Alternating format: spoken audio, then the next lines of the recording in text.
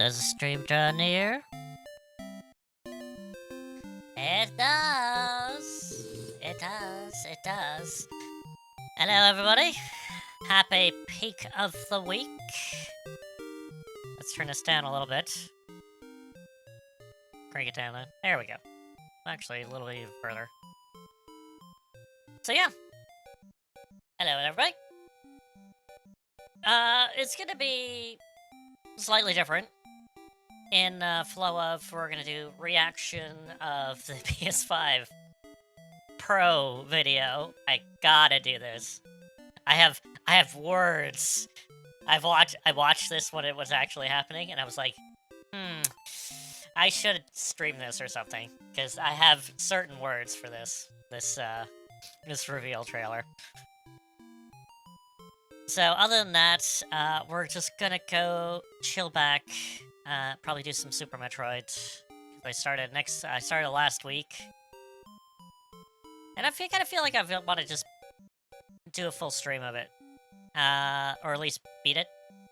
And then afterwards, if we have time, I'm gonna start, I guess, my next big-ish playthrough, which is, I just think it's StarTropics. So we're doing that. So that's the flow of the stream. So other than that, we are going with news. Obviously, the PS5, which we'll get into momentarily. But short, let's make a long story short. So, it is absolutely ridiculous, of how much it cost. It is absolutely bonkers. It's even more so. I live in Canada, and so it's even more. Like, if you want to get a disc drive with it, it is over like $1,000, and I'm like, no, absolutely not.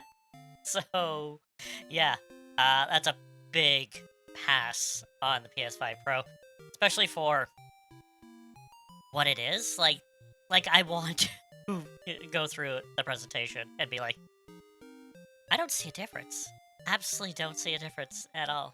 So, and the big thing is that I barely play my PS5 to begin with, so we'll get into that a little bit later. But anyway, Dragon, there is actually Dragon Quest news. Not with the 2D, HD 2D remake.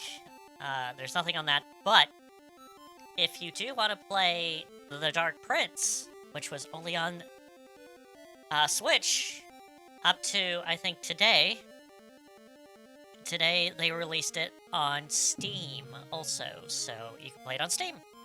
So there you go. So if you want to play The Dark Prince and you don't have a Switch, you can play it on Steam, which is probably going to run a lot better on Steam. So, yay. So there's that. And other than that, there was something else, but I should have written it down. But anyway, we're going here. We're going to get into the reveal trailer, and then we are going to get into Super Metroid, and then after that, if we have time, which we should, we'll get into some StarTropics. But other than that, let's get into turning this music off, because it's things, and go over to here, where you can see myself. Yay. Professionalism at its best. Absolutely great. Okay, so I want to make sure I got my chat up there. Yep. And there's that, because I'm going to be changing it a few times. But anyway, we're going to see this monstrosity of a video. Ooh, it's a good one. It's about 10 minutes long, so let's go. I'm going to stop frequently throughout this and comment on a few things. So let's do it. Because this Hi, is good. I'm Mark Cerny. I'm excited Well, hello, to be here to Mr. talk Shirley? about the newest addition to our console lineup, PlayStation 5 Pro, and how it advances gaming technology. But first, I want to take just a minute to look at what we put in the original PlayStation 5. Okay, I want to point out that with the last generation, let's say the PS4.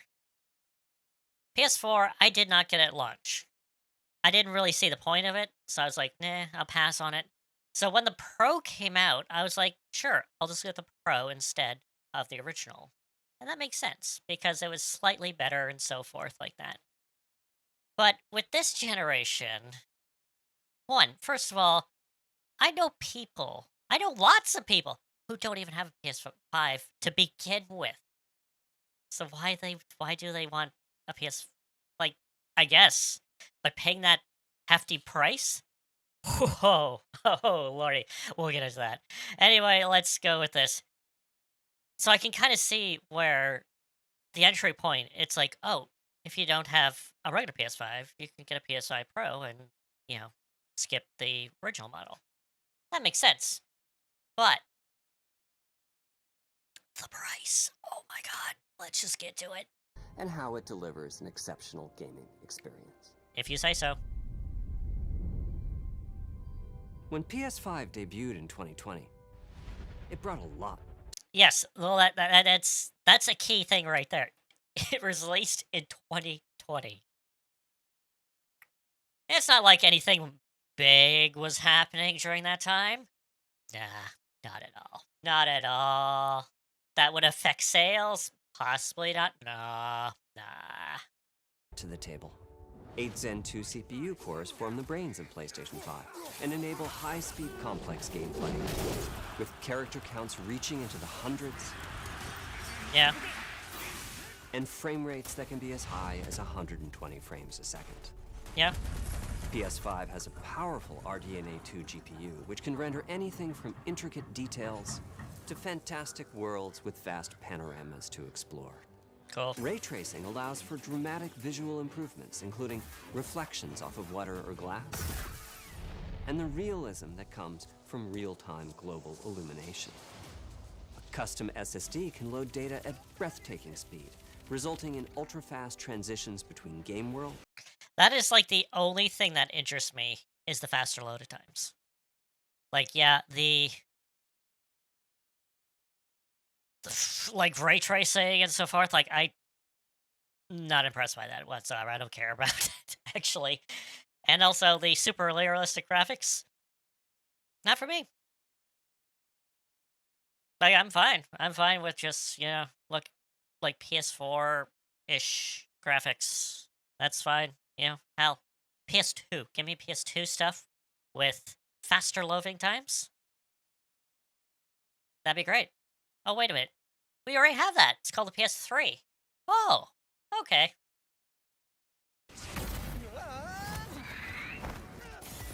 And data streaming rates so high that traversal speeds are essentially unlimited. If you say so, sir.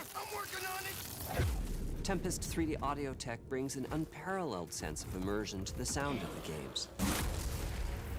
With audio so real, this might you be may good. not even need to see the enemies to know exactly where they are. Finally, the DualSense I also want to point out that a lot of these games they're showing are several like old games. Like there was what is it? The one where Returner, something like that. Returnal, yes, Returnal. I picked it up. I have not played it. Demon Souls, picked it up. Haven't played it. I don't know. It just doesn't interest. I don't know. Maybe it's just me. I don't know. But anyway, controller has haptics that let you feel through your hands what your character is experiencing inside of the game. yeah, that's neat. But how about the battery life? Are you gonna mention about that? It's wonderful to see such variety and richness of game experience. No, nothing about the battery life. Nothing about like it only lasts like less than 2 hours long, and then you have to plug it in because you have so much stuff going on at the same time that the battery just drains so quickly. Nothing about that? Okay. Experiences. Creators have made amazing use of the hardware capabilities, but when I talk to them, I do hear about their desire for more graphics performance. And longer development times and things that just don't pan out. Of course. The dreams of the developers are bigger than can be supported at 60 frames per second, and that leads to an aspect of modern gaming that we're all familiar with: graphics modes. Yeah. It can be a difficult choice for players. Not really. I'd rather have a smoother picture, a smaller, smoother picture than a absolutely picture that even my eyes cannot process. So yes. Fidelity modes emphasize the visuals, typically through higher resolution rendering. Don't care. These modes might also have enhanced detail or use more ray tracing. But the game Yes, I want to see what's inside every single bit of like in Spider-Man. Like I want to see inside every single apartment because I'm gonna look at that for maybe fraction of a second, and that I need to get that visual information at the highest quality. It's like fuck. Let games only run at 30 frames per second. fine. The visuals can be choppier and the controls less responsive. Performance modes emphasize Yeah, depends on what type of game you're playing. Also, frame rate and interactivity, typically choosing to run at 60 frames per second. Mainly by reducing the graphical detail. okay. Actually, can I? Okay, so I can't do it at 4K. Fortunately, my setup does not count as that. It might show a little bit better, but other than that, that picture looks exactly the same. Maybe like actually this performance one has more graphs, apparently. Has more graphs here, but less here. Which makes sense, because, that's what it is. Until those frame rates can be achieved. When asked to decide on I like that. They showed the picture, but the gameplay, they cut short on it. Interesting. the mode, players are choosing performance about 3/4 of the time. Remove Okay. I, I don't want to say for everybody, but I think a lot of people are choosing performance because they want the smoother transition. And again, you want the gameplay to be good. Graphics, people tend to be a little bit more lenient towards graphics if the gameplay is good. And that's why a lot of people do performance and not, oh, this high-end graphics stuff.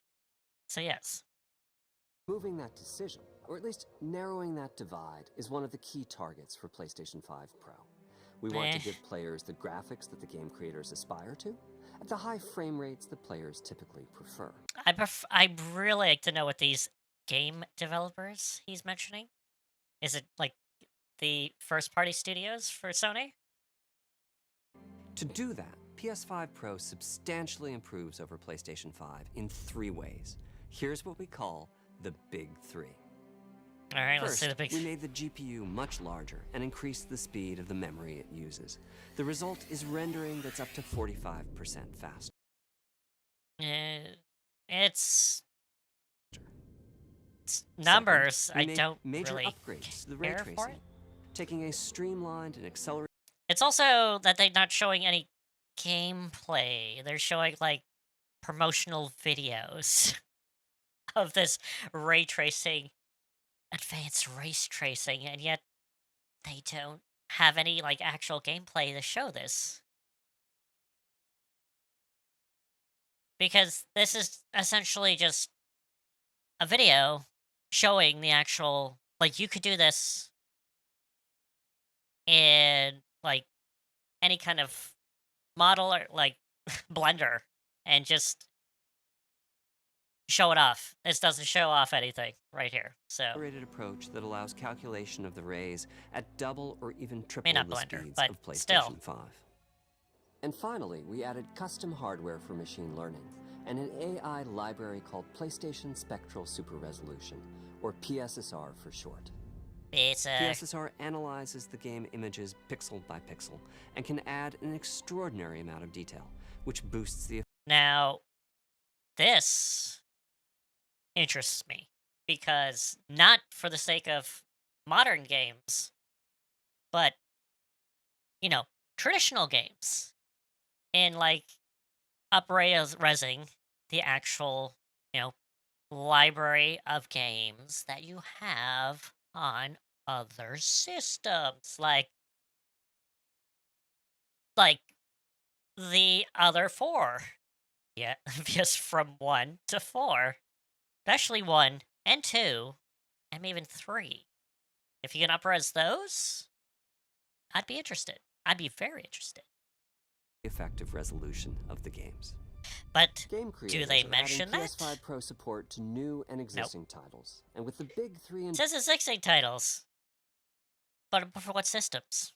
involved, the results can be pretty amazing, with graphics showing something like fidelity levels of detail, but at double the frame rate. Here's The Last of Us Part 2 running on PS5 Pro. It has huge amounts of detail and targets a super smooth 60 frames per second. Looks the same to me. Let's compare this to the fidelity mode on PS5, which is... Now they're comparing it the fidelity mode, but why don't they actually compare it to the actual one that they're targeting the frame rate, which is performance mode? And then show it like, yeah, this looks better. This looks literally the same to me. which is only running at 30 frames And per yeah, second. the and is Pro therefore is a much bit sharper. smoother. But again, why don't they show it in performance mode instead of fidelity?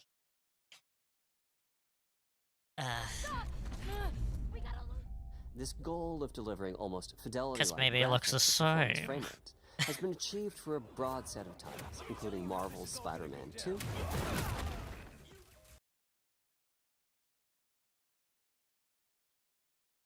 I'm looking at that and it's like it's looking and Ratchet and Clank Rift Apart. We can see that exactly the PS5 Pro is close to doubling the power of PlayStation 5. I don't see anything. Another way to compare It's the same the to two me. consoles is to look Looks at the PS5 same. Pro versus performance mode on PS5. Yeah, let's see both the of which performance target mode. 60 frames per second. Let's do it. What we see here is a difference in detail. PS5 Pro is much sharper and crisper than PS5. It's not by much. Holy cow, like that. Oh, you could see a little more detail in the distance. But other than that, I know it's a tower. I know it's a wall. For this, my favorite is the parade scene from Ratchet and Clank. Oh my god, let's go back slightly. Distant details are It's the same. It looks the same. much clearer. It's slightly clearer. Just slightly. Oh my god, it is. That's performance. My god, look at this performance. That's performance. I'm fine with this. It's the background. What am I going to look at this for, like, half a second? Not a fraction of a second. Again, a fraction of a second. And I'm like, oh my god, no, absolutely And not. here we can see Marvel's Spider-Man. This is a performance. This is a pro.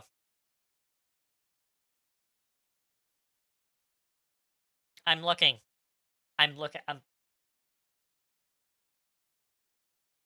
This guy has a different jersey than this one. But other than that, I can see the background. I can see the sign perfectly. What's different? I think it gets to this is the point where it's like you have to even like get a freaking magnifying glass to see the difference. And if that's the case, oh boy. Oh boy. Spider-Man 2 is noticeably higher resolution throughout the scene, including Yeah, I think you're making it bad because it didn't look like that the at trees all. and procedural cars. So overall, some remarkable improvement to the games. Uh, no, not remarkable. It's like very minimal.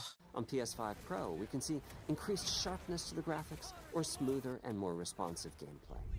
This is Yeah, but you just do performance mode on the regular one, and it looks fine. the big three showing their value.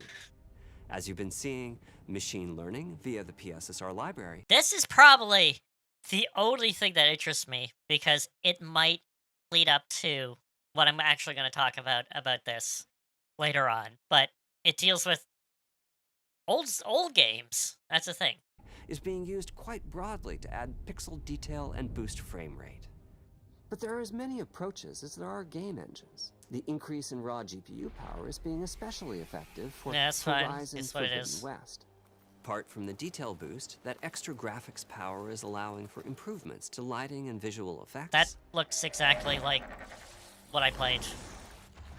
as well as to the hair and the skin in cinematics. Open up, guys. That Door looks service. exactly the same. Me. Ray tracing is finding broad usage as well. And again, they're using this promotional video for the show for ray tracing, other than actually showing it in game. I've actually seen like ray tracing in actual like Control. Looks absolutely brilliant. And yet they don't Well, do that. They do this particularly promotional when the video. games are focused on higher frame rates, the faster hardware in PS5 Pro can make a real difference. Allowing No. Gran Turismo 7 to add ray-traced reflections between the cars in gameplay, Yeah, but that's normal in the regular one while too. continuing to support their targeted 60 frames per second. That boost in ray tracing is also delivering big wins for Hogwarts Legacy. Like this is impressive, but I Allowing not okay. only for better reflections and a greater variety of reflective surfaces, but also for further realism in the casting of shadows. Yes, but I also hope you've enjoyed this run-through of the technology behind PlayStation 5 Pro. No, I Simply haven't. Put, it's the most powerful console we've ever built, and a worthy addition. You know, as it as it should. If not, it's like we made something, but it's far inferior to the one that we did before. Why do you call it Pro if it's inferior? Like, obviously, it's going to be better. Duh. To the PS5 family. Let me wrap this up by giving you a quick look at a number of games running on the new console. Any new ones?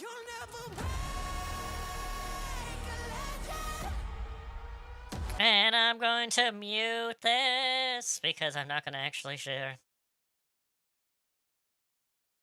Okay, first of all, I don't. The PS5 design is, I have to say, is a little eh. It looks thinner, so yeah. Looks exactly the same.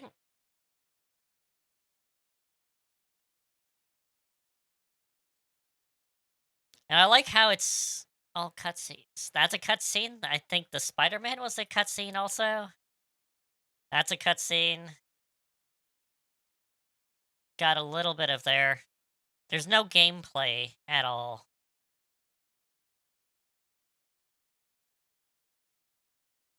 Nope, I don't see any gameplay.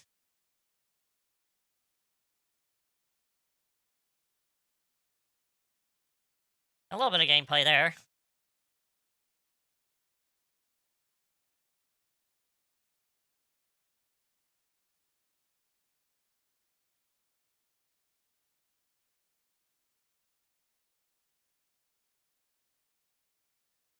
Eh?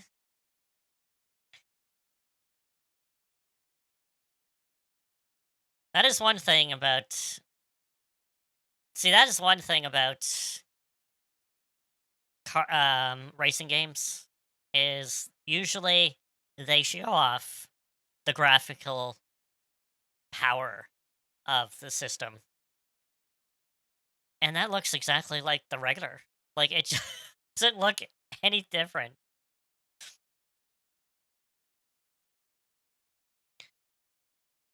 Like, this doesn't really display any of the actual functions that they actually did. It's like the load times, no, the graphics are there, and now the infamous thing of it's a ridiculous price. Absolutely $6.99, and that's US. Up here in in the Great White North, it's like $100 more, and that's without the disk drive. Disk drive is like an extra $100. So you're and that's without tax. Oh my god, it's like with that, it's like over $1,000. I'm like, nope, for that much in small quality. Like we're talking microscopic. You have to bust out that that magnifying glass to see the difference. No, absolutely not. Like going from PS1 to PS2, understandable. PS2 to PS3, you notice the difference, but it started to get into like that really being like, like, oh, yeah, okay, oh, here we go. Hey, Gremlin. Hello. I'm just talking about how ridiculous I'm reacting to this video and talking about how the price is not worth it at all. So, absolutely. There we go. Uh, yeah, don't bother. It is you just watch the memes, watch other people's video because it's far more entertaining to see the reaction. Actually, reaction videos would probably be so much better entertainment than actually watching the real video for this. It is absolutely it's ludicrous. It's ludicrous for the amount of upgrades in quotations that it does. It is ridiculous. And it doesn't come with a disk drive. No disk drive. No disk at all. Extra money. No disk drive. That's that is absolutely just crazy. Hey, Steve. Yep, I agree. I think that Sony is going to get absolutely backlashed with this because a lot of people are saying, "What WTF to this? Like, what is it? What like who is this for?" It's obviously not for the consumer, but holy jeez. Like, what is it? I was watching some reaction stuff, and I think the most point is by what's his name? The fighting man, the Maxfield Dune. He said that this system is basically for the content creators. That's all. And even then, they're gonna say, yeah, it's good, but for the price, absolutely not. Like it for the common person? No way. Absolutely not.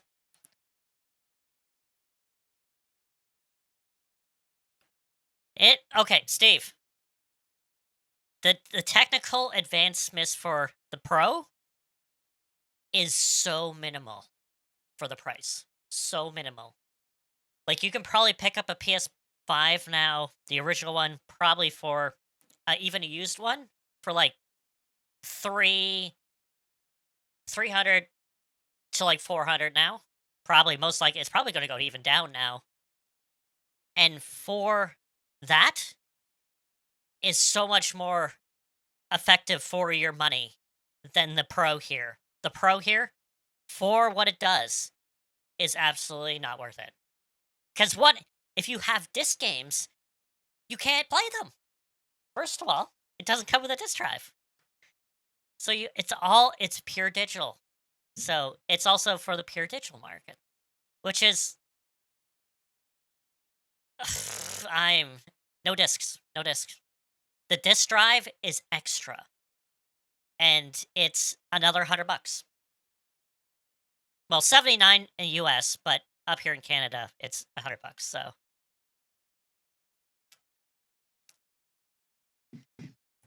like, okay. This is my thing. Is one that I did not get a PS4 at launch. I just waited, and the Pro came out, and I got the PS4 Pro because I was like, okay, it's what I don't know, 50-ish but more bucks than the actual original. So I was like, sure, why not? And that made sense because it was slightly better and so forth. But this one, oh my god, I cannot recommend if you do not have a PS5 to get this. I'd say just get a regular PS5 because the amount of quality you get for this compared to the original is not worth it. Absolutely not. Yeah. Like it but the thing is with the regular PS5 you can upgrade it. You can put like one of those not SSD. Well, it's not SSD. It's a form of SSD. And that is still extra money. But the thing is, again, it's on top of this. It's just extra money out of your pocket. And oh my god, like I would say just get the regular PS5. And the thing is, again, I wouldn't even say get a PS5 because the amount of games that are specifically for the PS5 is just not there. Like I barely play my PS5 to begin with. Like why am I going to get this if I barely play my original one? So, most of the time, and the thing is a lot of the games that are on PS5 you can get elsewhere. Like, well, Persona, let's say Persona 3 Reload.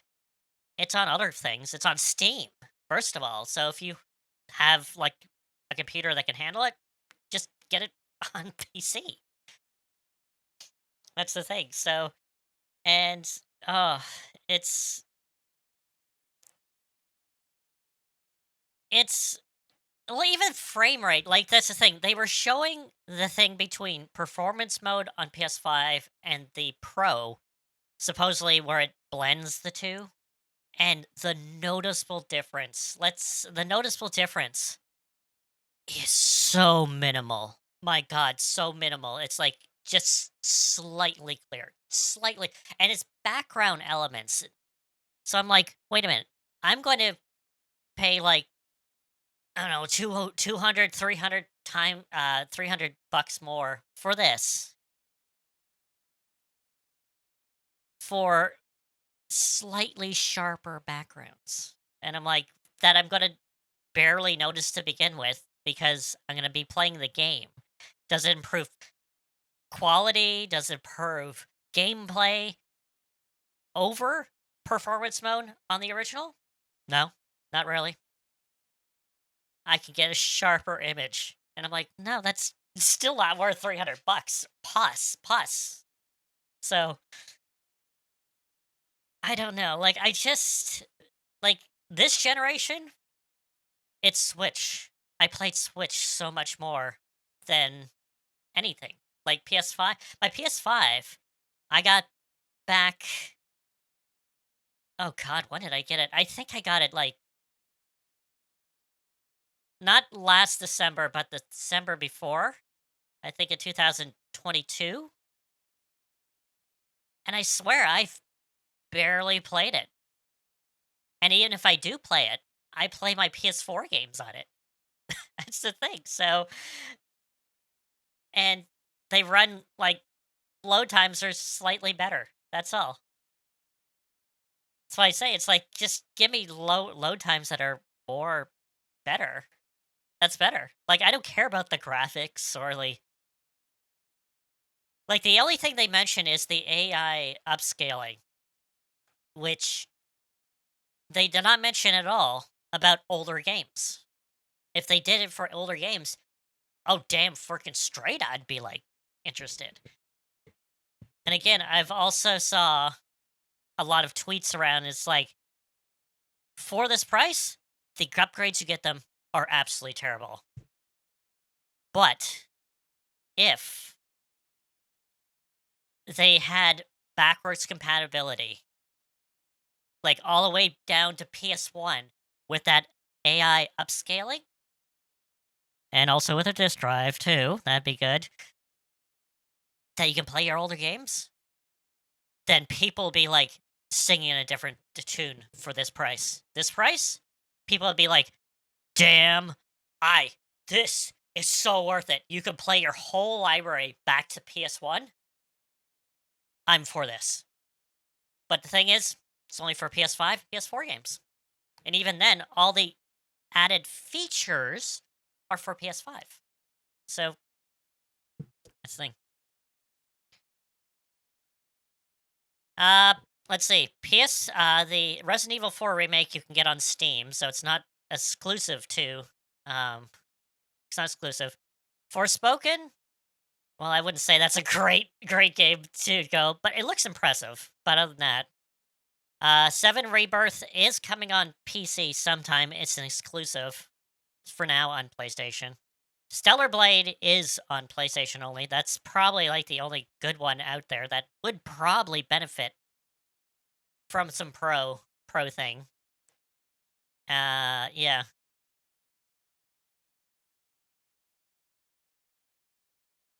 Yeah, no, also the thing is that Sony doesn't have any good exclusives. Like their studios, like there's the whole thing of what is it? The thing that just shut down Concord. Like that spent so many years in development hell and it lasted 12 days and that's it. And it shut down. But they shut down the studio because no one played it. And that took like years and years. It's so much budget to actually get there. And then weeks later, Astrobot. And everyone loved it. And guess what? Smaller team, smaller budget, and it became a success. So, and yet now Sony's going with like, let's make things bigger. And like, no, just release games. That's all. Make them, release them, don't have a giant budget, get a smaller team together, and make fucking sorry about the language. Make games. Software sells systems. Systems doesn't sell systems. Software sells systems. Games make systems. Oh my goodness. No, Concord was really bad. From like everywhere I heard, it absolutely just is horrendous. And that's why it flopped insanely, but and yeah, it's the thing, that's the thing. But that's why Nintendo is being absolutely like banging this time around is because they have the games, the software to back up their system. And they continuously bring out games. Yeah, they have their bangers, like the Zelda and, their first party stuff. Might take like like well, 3 to 5 years to do, but nevertheless, they still have stuff to come in and it like in between to keep people interested. Again, it's software that sells the system. You show the game. That's the thing. During this presentation, no new games. No new games to show off the system and its power and so forth. It's all older stuff. And I was like, come on, show something new. Show something in development. Show something that shows off all the stuff you actually do. Nope. So why am I excited about this? If they're showing off like old stuff. Like they're showing off Horizon Forbidden West, but it looks exactly the same as like the regular PS5. So again, I don't know. I have no clue. So, like I said, what is the deal with the PS5, PS4 Pro, PS5 Pro?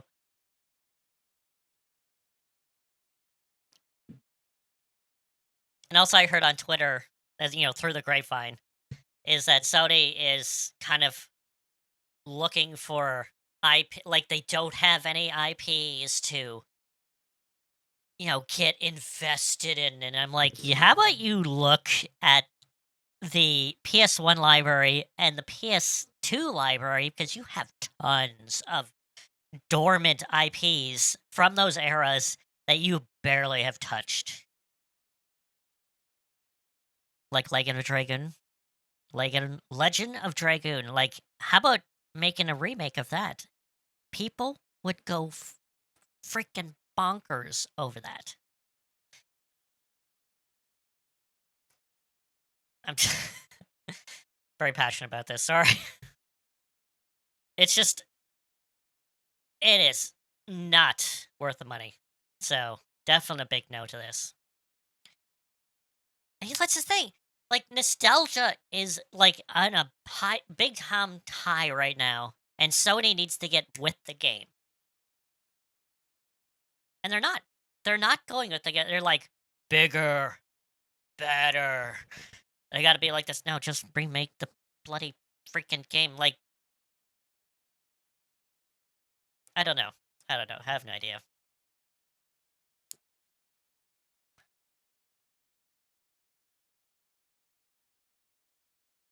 Yeah. No, that's the thing. They need more games like Astrobot, where it's easy to pick up. The gameplay is good and easy to pick up. Not these like big, stunning, absolutely like I'm okay. I'm playing Visions of Mana right now. That game is not visual like it. I think it's on PS4. It's a PS4 game, and it looks absolutely stunning. It's what it is. It's about aesthetic. It's about yeah that thing in the background. It doesn't need to be full resolution. It could be like what is it? Like holy like Monolith Soft has got this down to a T of making things look absolutely stunning. And it's on Switch, a far inferior system, quote unquote, to the PS5. And yet Monolith Soft got it down. Oh my god, like I swear, like I think that's why the Switch actually is well, no, that's one of many reasons is to actually get these high technical games to play good on inferior quote unquote hardware, the Switch. Like what is it? Near Automata. You look at that game, you play it on PS4, you're like, no way this is gonna go on Switch. Like, no freaking way. Released on Switch. On cartridge, not cloud, cartridge. Plays perfectly fine. I swear, they have worked magic with that game to make it work on Switch. And that's innovation right there. Is to make games like that are intensively like graphic intensive to make it smooth gameplay to play it on a inferior quote unquote inferior hardware. And that's why I say quote unquote because Nintendo Switch is amazing still. That's the thing.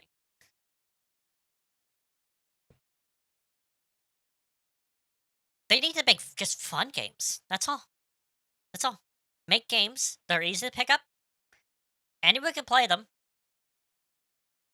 And have this, you know, easy to understand, difficult to master type of thing.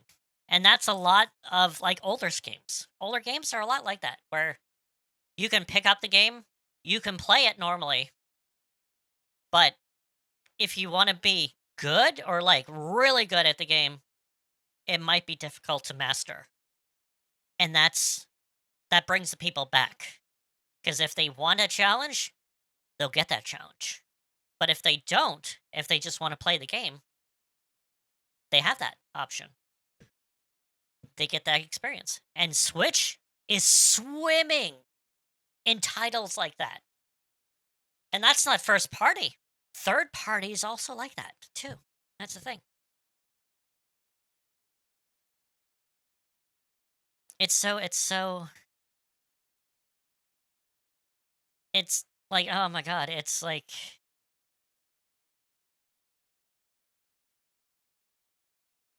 well, Switch has its long games also, but nevertheless, it does have its long games like Xenoblade and so forth. But they do have a lot of smaller games too, so there you go.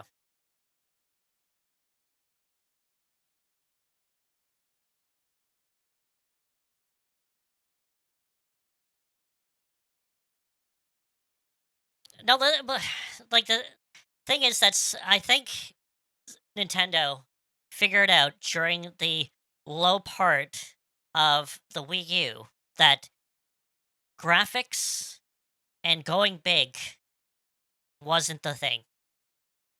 They needed something else to vibe with the audiences, the crowds, the general public. And the Switch was that.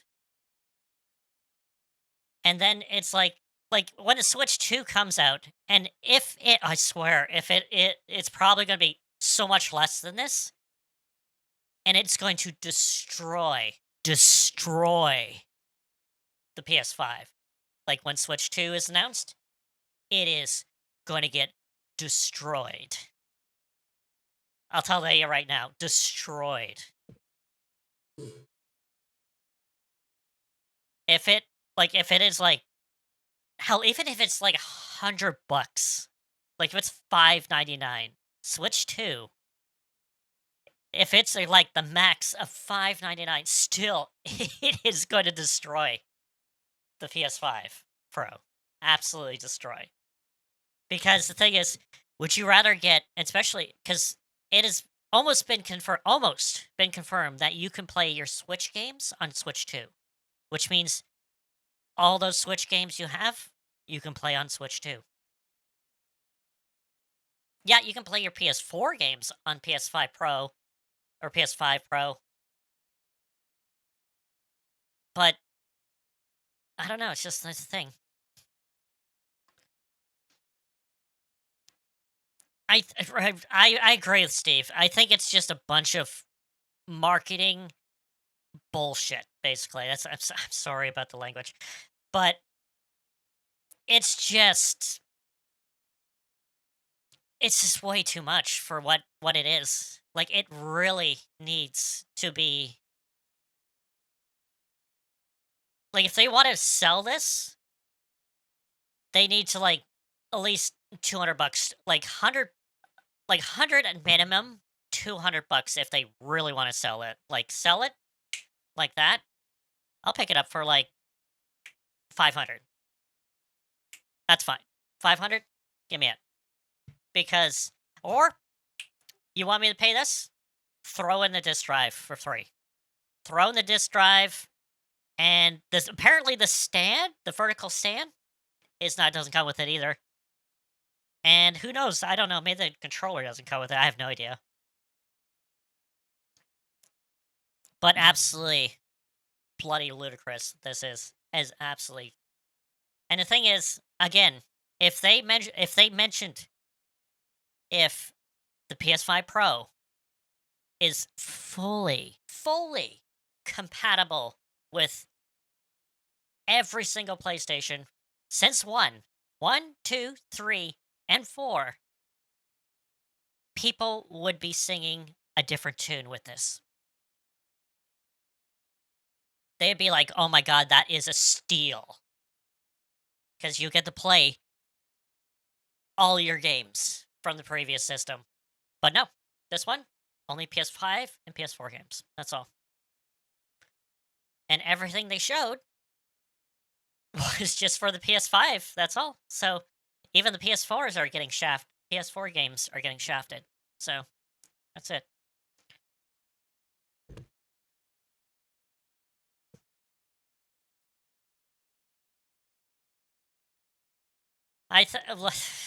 Well, we'll see because this is still recent. I think Sony's going to be really. They might be stubborn and be like, okay, you don't want to pay for it, and the people who can, are going to buy it. That's going to be a very bad thing for Sony if they just say, okay, well, tough luck. You know, if if it doesn't appeal to you, so what? And that's going to be really bad if they take the criticism and be like, oh shoot, okay, maybe we can. Oh, what is it? Oh, it reminds me. This reminds me of some E3 presentation. I think it was for. I think it was for the Dreamcast back in the day. And then they're like, it was some ludicrous price. People will be like, oh my god, like, what is this? And then Nintendo was revealing the GameCube, and they just literally went up to the podium, said the price, and that's it. And people freaked out and cheered because it was so much cheaper than the actual. I believe it was the Dreamcast. I think it was the Dreamcast or the original Xbox or something. And then Nintendo literally was just like, yeah, this is our price, and it was so much lower. And people just freaked out and absolutely bonkers. This is what it feels like it's gonna happen because Sony revealed the price of the PS Pro, and then who knows, like this month, next month, if the Switch 2 actually gets revealed, and if it's lower, this is dead. There's just no freaking way that anyone would just be like, why? Why am I gonna get this? And oh, yeah, that's Steve. That's the thing. If you look on like Twitter, there's this meme going on where it's like, here's the PS5 Pro for $699, and here's something else you could possibly get for $699, and it's so much more better. Those memes are going around, and I'm like, I love it because it shows how ridiculous this price is.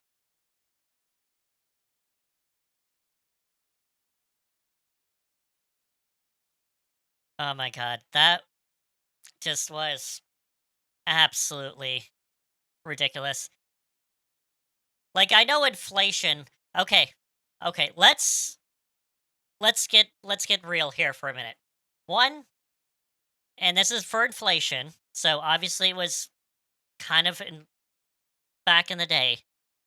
So when the PS3 came out, I got a PS3 80 gig, which means it's backwards compatible with PS1 and 2 and 3 games. And I paid about like 600 for it, and that's inflation. So it'd be more obviously today, but I paid about 600. But again, what really grabbed me was the backwards compatibility for it. I can play my PS2 games on it, and I can play my PS1 games on it. I didn't care if I played PS3 games. There was nothing interested. I was at the time like, that's it. That's what interests me. But here, I don't know, just I would say like Forbidden West, but Forbidden West is on Steam also. So even that is like I'm like, eh, like I can't even recommend that. There's like I'll get a PlayStation for Forbidden West. No, you can just get on Steam. runs a lot better.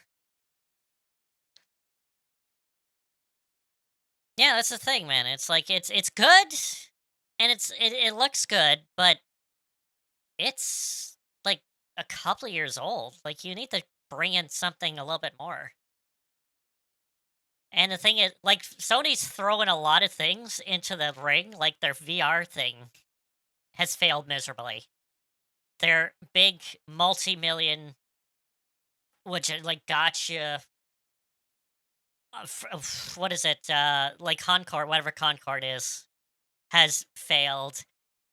And they're like, "Oh, we'll just bring Astrobot." Astrobot like doing absolutely amazing, and they're like, "Oh," and then they throw this in the can. It's like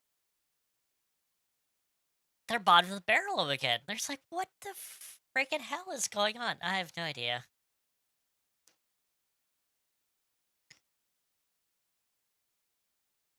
It, yeah, that's kind of what it is. But I'm just saying the thing is that again, it's the software that sells systems. Like anything, like any kind of game throughout the actual ages, it's like, "Oh, I really like that system." Why did you like that system? Because of the games. PS5 just doesn't have that. Or anything that's kind of there isn't a lot. Like, you know, like the system is it came out in 2020. It came out in 2020. And even then the first like 2 years of that, you could barely get it. And it's like this like it just was terrible. It was just terrible. That's the thing. Oh my god.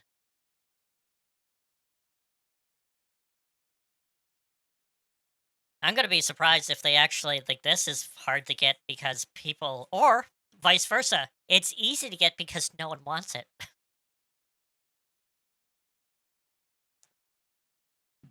That'd be hilarious actually. The original PlayStation 5 was incredibly hard to get because of obviously the times, but also that you couldn't find it anywhere. And then, the Pro, you could find everywhere because no one wants it. That'd be hilarious. Exactly. Gremlin. Exactly. That's the thing. You gotta have a banger title to go with your system. This one, nothing. Nothing other than just old games. Yeah. No. How about throwing something like we're developing this top of the line game that you could only play on PS5 Pro. And the thing is, it looks great, but it plays amazing. Nope, nothing like that in this presentation. It's like, oh, just the system.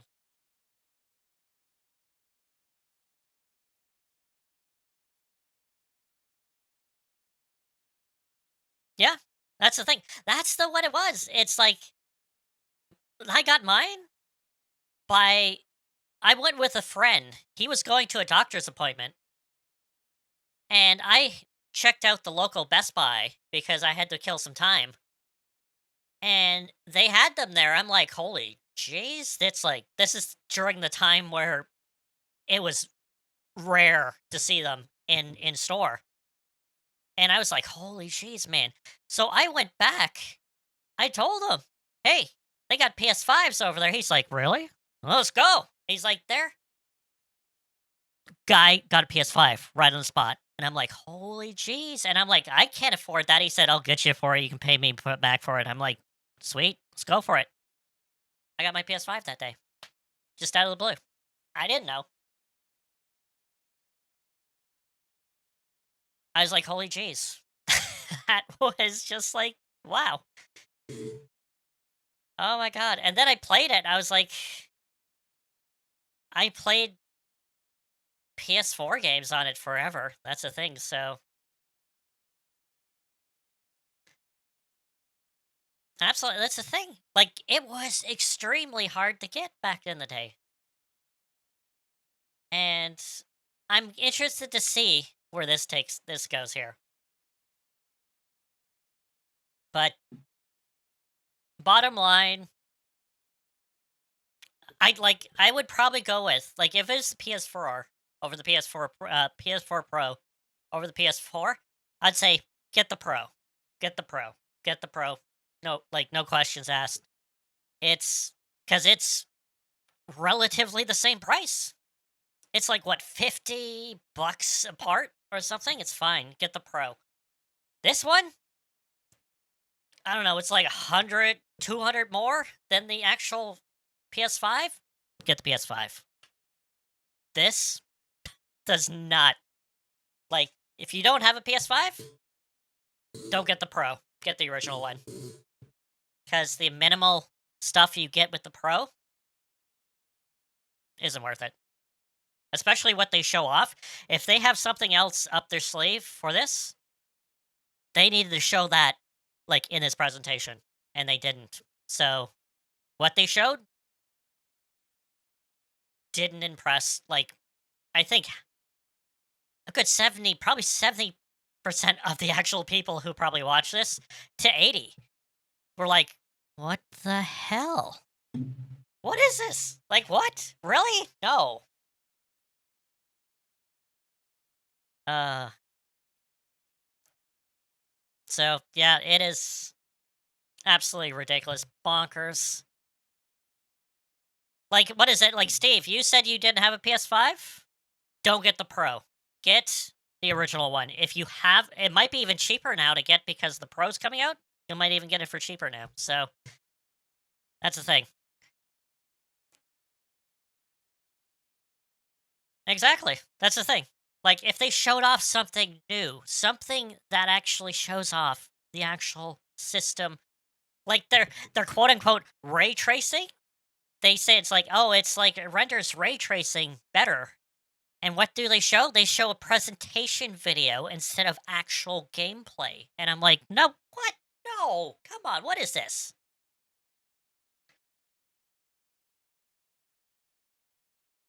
Yeah, same. That's the thing. That's the thing. That's the thing. Good. Don't get this. Don't upgrade to this because it is not worth it at all. That's the thing. Like, definitely not. Like, like watch the video. If you have not watched this video, watch it and say, "Wow, that impressed me." And I guarantee you, I would be like, "Really?" I would say, "Okay, that's the thing." But the common thing was like, there's absolutely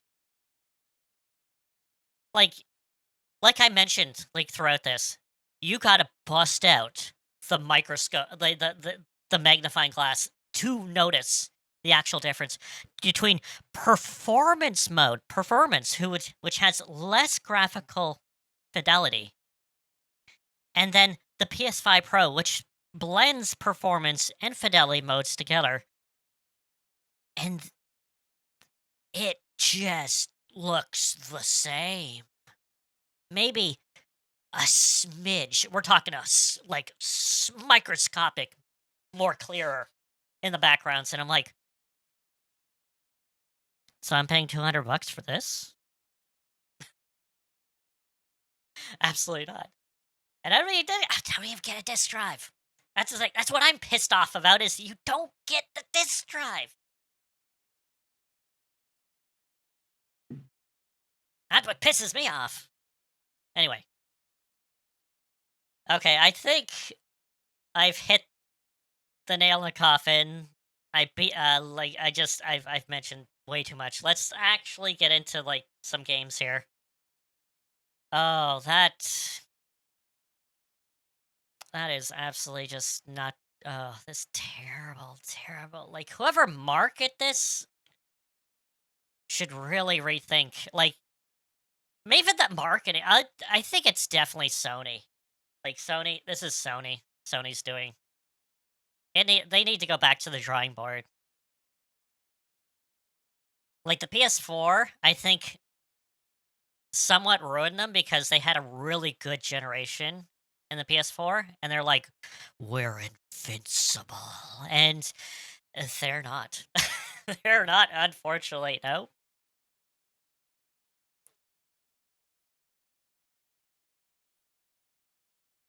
Oh my god, it's just a thing. It's like no packing game, no not like throw in Demon Souls or Returnal or something with the actual system. Like throw in a game that Control. Throw Control in there. Control looks awesome on PS5.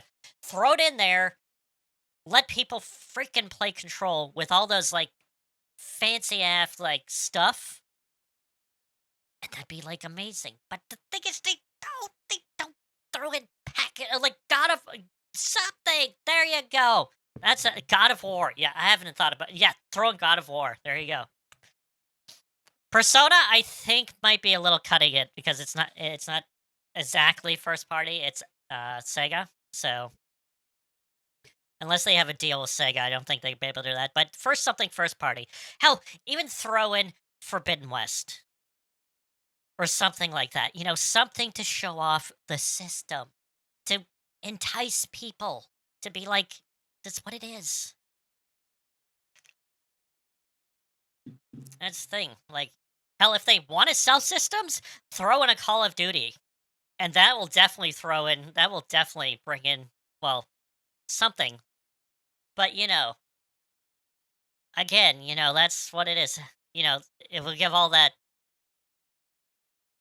I don't know. Actually, Call of Duty is not specifically on PlayStation anymore, is it? No, I don't think it is. It was at one point in time, but Forbidden West would be. That's the thing. It like Forbidden West would probably be the best. That or Ragnarok, like that. Those, if you want to throw in both of them, there you go. Entice the deal. Make people be like, "Hey, PS5 Pro," and hell, you don't even have to throw in the physical game. Put it as a digital download because they have no bloody disc drive. Digital download for Forbidden West and Ragnarok. I'd be like, that wouldn't be bad actually. That's not like it's not the best deal, but it's not bad. Like, instead of like this is garbage. Like this, don't get this at all. Like, it is absolutely just like,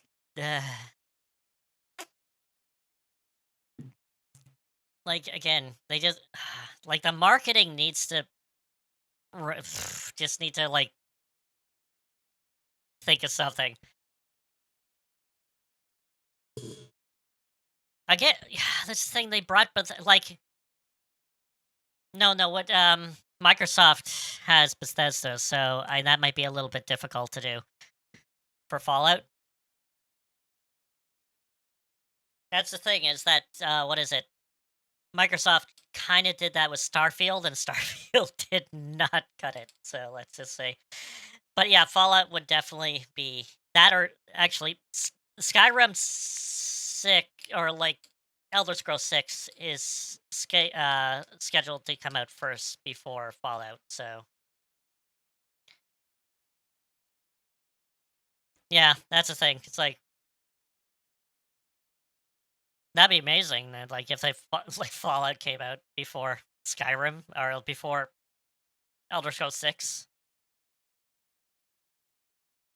That's the thing. So that's the thing is that again, Sony doesn't have a lot of first party stuff to be like sell the system. That's the thing. So you can't really be like, yeah, well, just get a thing, like that. Nintendo has a lot of IPs. So they can just be like, oh, let's throw Mario or Zelda or Metroid, or they have stuff to sell systems. Sony has what? Horizon. God of War. What else is Sony? Astrobot, I guess now. I don't know if that will sell systems though. It should, like, you know, well, not for that price. Astrobot is more like Final Fantasy is just exclusive right now. That's the thing. They're not specifically for PlayStation. It's just that PlayStation has like a ball and chain around Square right now. And as soon as that ball and chain go there, they're trying to break out and actually bring out the market, which again brings up to the thing I mentioned before early on is that Dragon Quest Monsters, the Dark Prince, which was on Switch only, is actually on Steam now.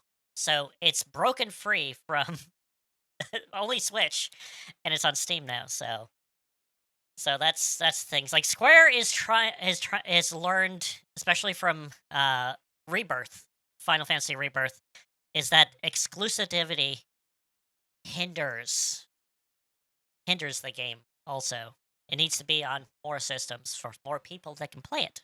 That's a thing. Like, just imagine Switch 2 coming out, and you can play Final Fantasy Remake and Rebirth on it with maybe like relatively lower graphic or whatever, depends on the system.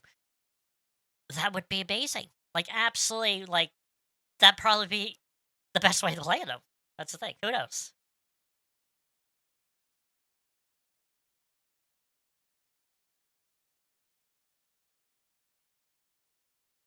Well, that's the thing. It's like Sony back in the PS1 games, PS1 days, and the PS2 days. Like, PS2 was amazing. And then they just got a big head after that for the PS3, and something similar like this happened. PS3, way overpriced. Did not have to be that overpriced. Put too much things in the basket. It's like history is repeating itself right here. This is like almost like the PS3 launch. Absolutely. That's the thing, man. It's like that's why I say that Switch 2 will destroy this.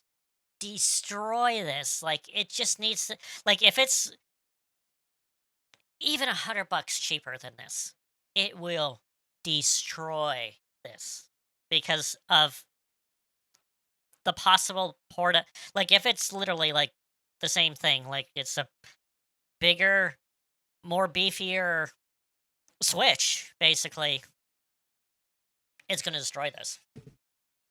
That's the thing. That's what it is. Uh, I think I've mentioned and ranted on this way too much, but let's get into some games. Uh,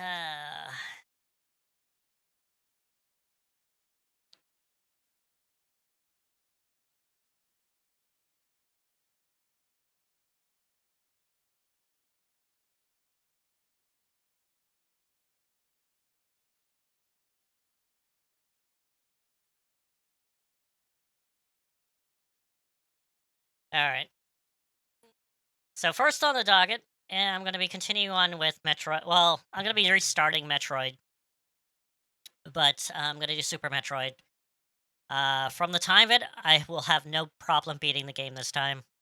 And then if I have time afterwards, I'm gonna get into some StarTropics.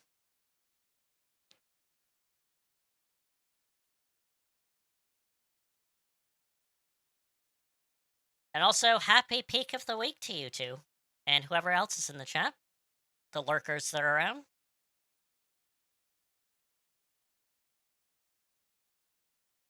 Peak of the week. Yes, peak of the week. All right, let's do this. And change that. So that goes here. Let's go over to the game first, and then go here. Bring my thing up to here. And there we go. We're gonna do some Super Metroid. See, that's what I was hoping that Sony would do, is be like, hey, you know those old games that you can play that you can't play anymore? Now you can play them. And if that happened, oh man, I'd be like, here's my money. It's the Fry meme. It's like, take my money right there. Because it's what it is, man. It's what a lot of people is gonna do. Like, it's what it is. Anyway. So, we're gonna do some Super Metroid. It is gonna be a casual run. Actually, I should probably put that in the actual thing because I don't want people to be like, oh, is this a speed run or so forth. We're just gonna do casual run of Super Metroid. And we're gonna unpause. And here we go. So, I'm not gonna do the intro again because I did save last time, and once you do that, you automatically save at the game, the start of the game. That's why I said it's like, at this point, make sure you do a save and then even maybe copy that so you can always start past the prologue. So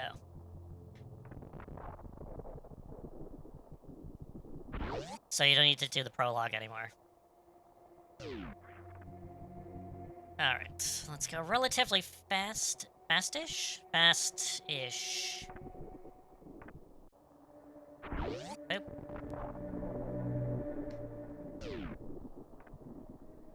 Go down. And then move. Nope. Here. There we go. Good stuff.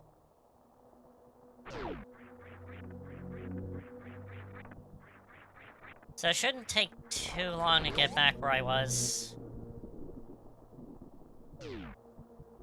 But I kind of just want to get...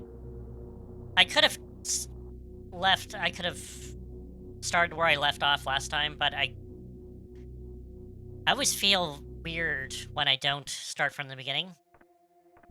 Because it's like, oh, what did I get? What didn't I get? Type of thing.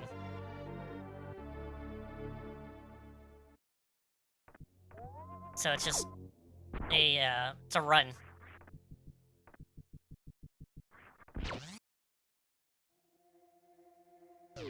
Boop, boop. Go down here. Guess I could get that. Get missiles.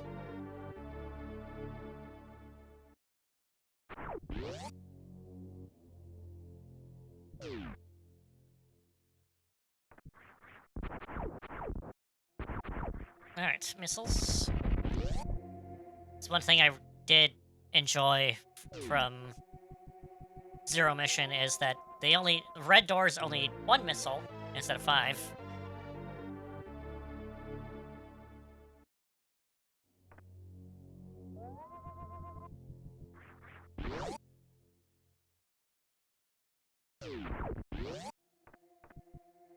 Now that reminds me, I do really want to play sometime. There's a fan game called Metroid Planets, which is essentially a remake of the first Metroid in the first Metroid style, but it plays so much better. Smoother, everything, basically. So, it's a fan game also, so. But it does look like Metroid 1, but it's a lot smoother. I gotta bust that out sometime.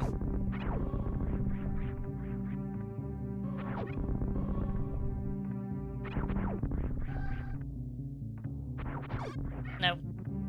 Nope. Up we go. Up we go. Up we go.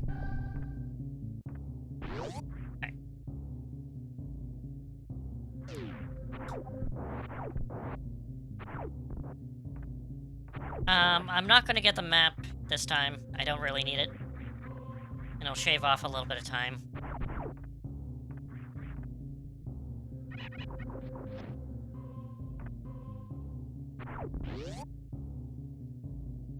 So, I'm not really essentially speeding for this, but I'm gonna get things that I need, and things I don't really need I'm not gonna get.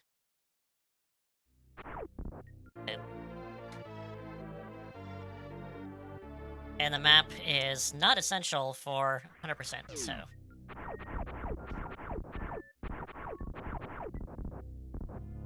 Come on. Statue's coming alive!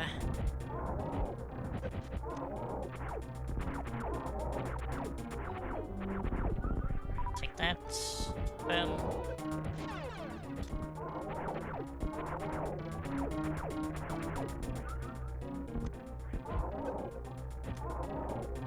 And he has no hit!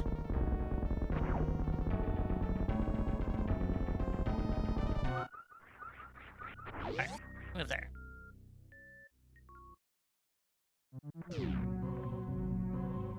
Ignore those guys. Boop.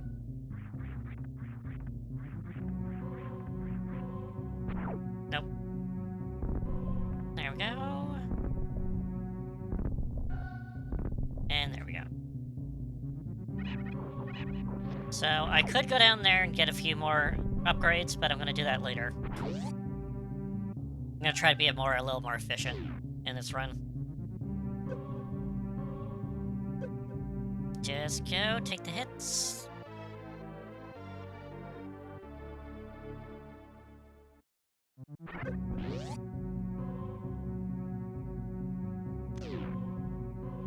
Boom. Boom. Boom. Boom. And boom. Alright.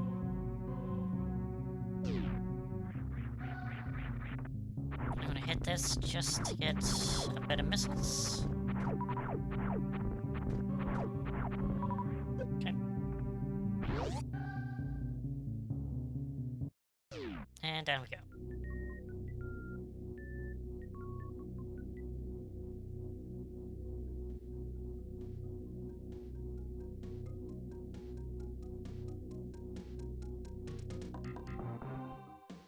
Love the music, Burnstar. Don't go in there yet. Don't need the map. Don't need a save point. We're going here.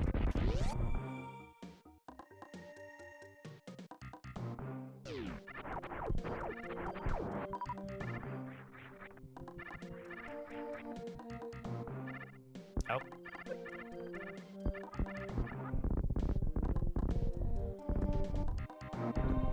And here.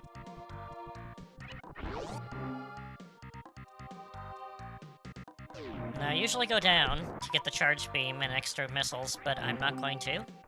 Going up here first.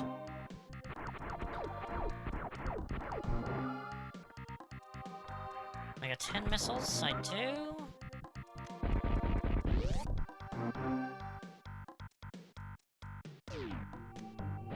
Boom. Boom. And one more. Boom. There we go. Up we go. Now we got the slowest boss in the game.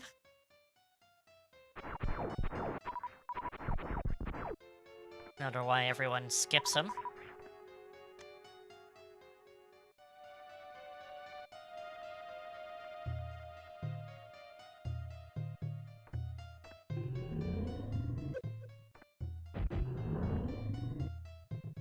Just hide in the corner. He can't hit you. None of the other things can actually hit you also, so...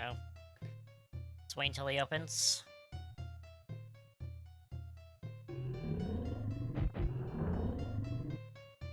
It's one mechanic I really don't like in games, where it's like you have to wait for a weakness to reveal itself.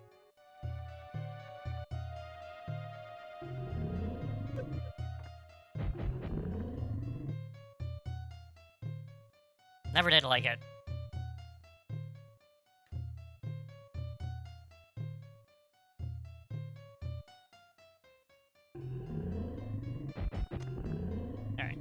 get more missiles. Oh, let's go here.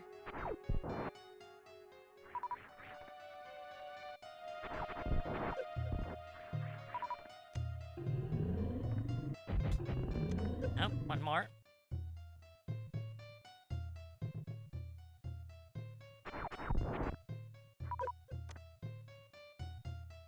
Come on. Alright, he's dead. Ignore that. Jump. No, jump. Oh my god. Jump and jump. There we go.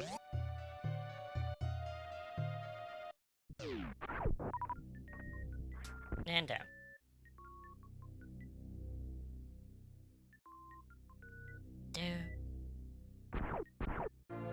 And super missiles.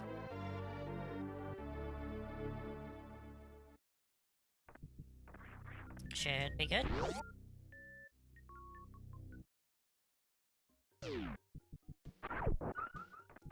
Nope. Nope. Nope. Oh.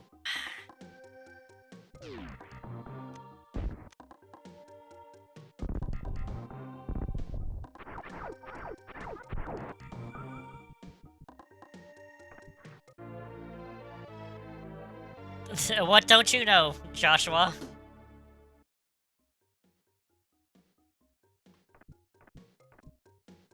And hello, welcome to the stream.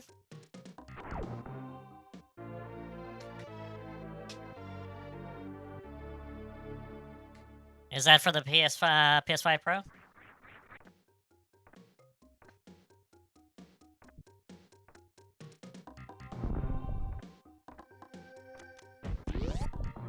Yeah, it's crazy. I had a whole little bit before this where I checked out the reveal trailer and just absolutely talked about it way too much.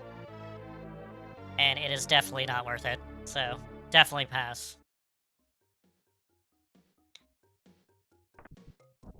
Oh. Oh, there we go.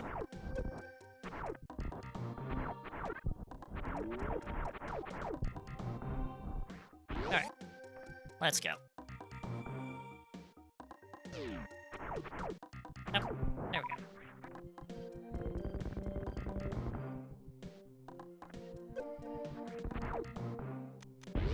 That's what I was saying. It's like no disk drive for its system? Absolutely crazy. I don't care about the vertical stand, but again, no disk drive. It's like, what are you gonna do with all the games you have already on disk? It's like, just toss them?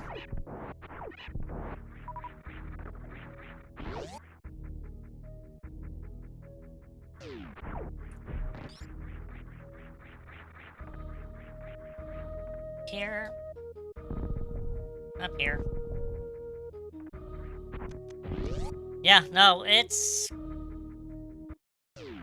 close to, like, yeah, 900 to $1,000, like, depending on where you live. So, like, for me, I'm in Canada, so if I wanted to get the, hypothetically, of course, if I wanted to get it, and the disk drive, it would be around $1,000 for me. And I was like, nope, that's a hard pass for me.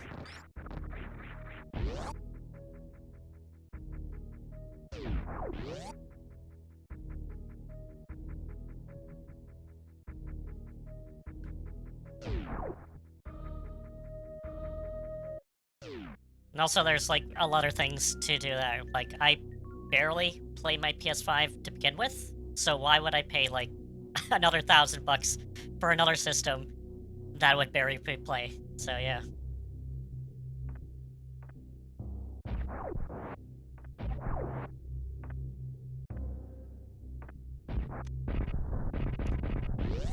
I don't know, like, it's just...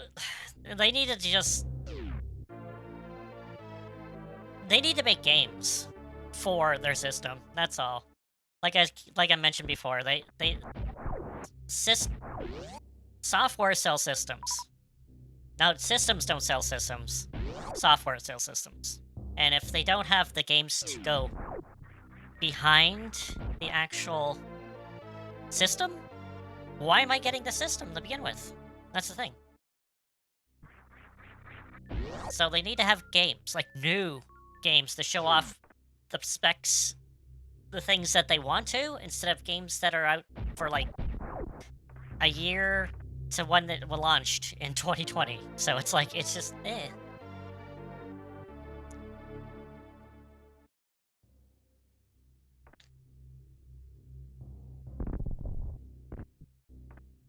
Oh, that's the thing, man. It's like, that's what I said. It's like, you need, like, get the regular PS5, because one, it's gonna, one, be cheaper. Two, you might get it bundled with something, so you actually have a PS5 game to go with it. And you'll have a better experience. Simple as that. So, yeah.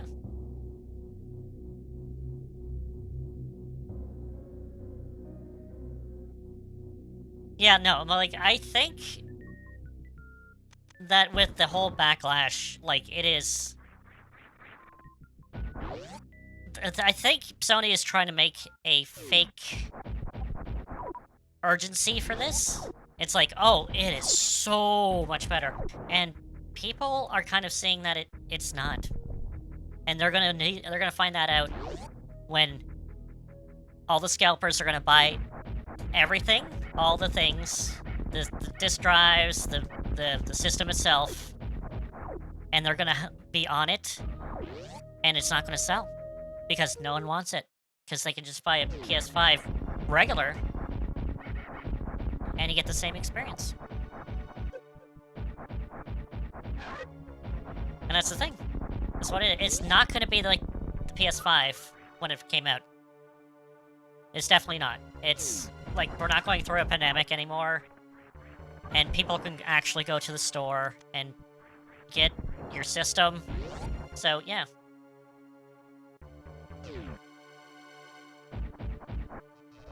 So, yeah, that's the thing. It's like, and like I mentioned before, that, that when the Switch 2, or the successor, is going to be announced, it's going to destroy the PS5. It is absolutely going to be destroyed. Because it's going to be cheaper, and it's going to be what people actually want. So, Sony is just going to have to learn a harsh lesson in everything. Marketing, specs, everything. Like, hell, even Microsoft is kind of getting that now because of last generation. Their system, what is the Series X, just did not work. And Sony was the quote-unquote winner of that generation, or this generation. And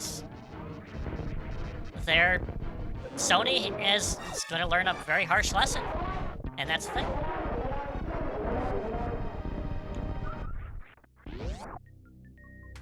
And Nintendo learned that harsh lesson during the Wii U era, where they wanted to go big, and they all that, and they're like, well, this is working.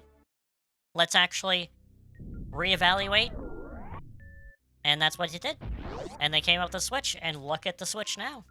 That's the thing. So, they need to just go back to the drawing board and look at their past failures, their past success, and how the market is today.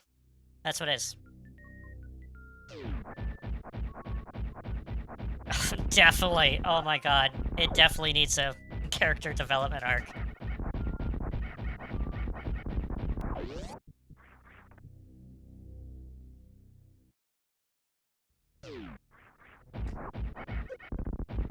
I think Sony's just getting way too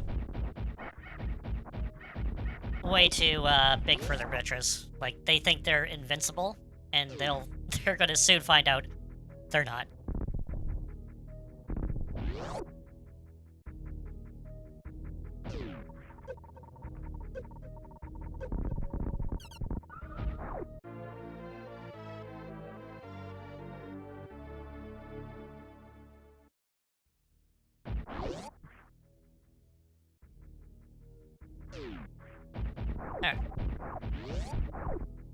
Alright, Craig's down. Time to go through. I like how I'm playing like a Super Metroid and talking about PS5. Absolutely great.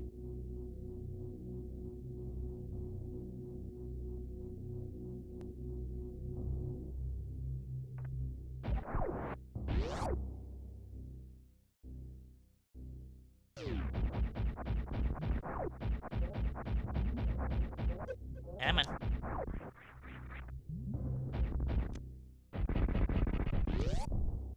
Also, I want to point out that when the PS4 Pro came out, that PS3 games, last generation games, were ceased to be. They'd not do any more PS3 games once the PS4 Pro came out, definitely. But with this generation, studios are still releasing PS4 games. PS4 games are still going strong. That's the thing, it's like, why am I getting a PS5 for a PS4 game? And essentially, you can still get deals for PS4 and like Black Friday, which is coming up. Oh my god, they're gonna get destroyed at Black Friday. Sony is gonna get absolutely destroyed with the new system. Because it's it's not gonna be for sale. If they're hoping that, you know, it's gonna sell during Black Friday, like, only the absolute diest of hearts and the ones with deep pockets are gonna get that. Oh my god.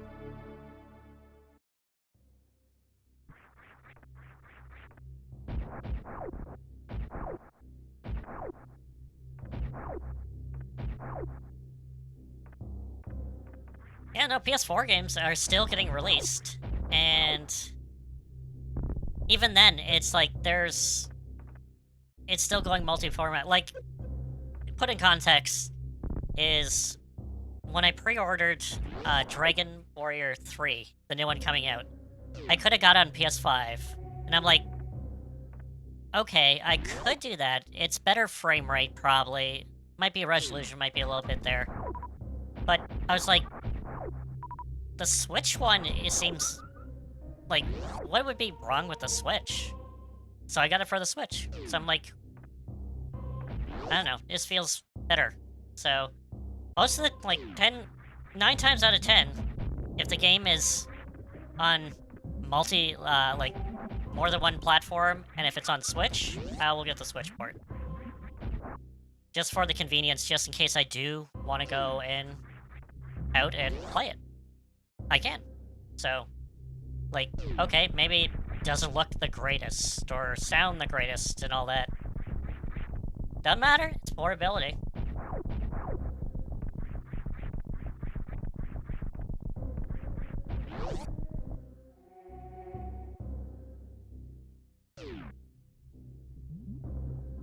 And then also, if, like, you know, I want to play something else, hey, guess what? I have tons of stuff on my Switch already to play, also.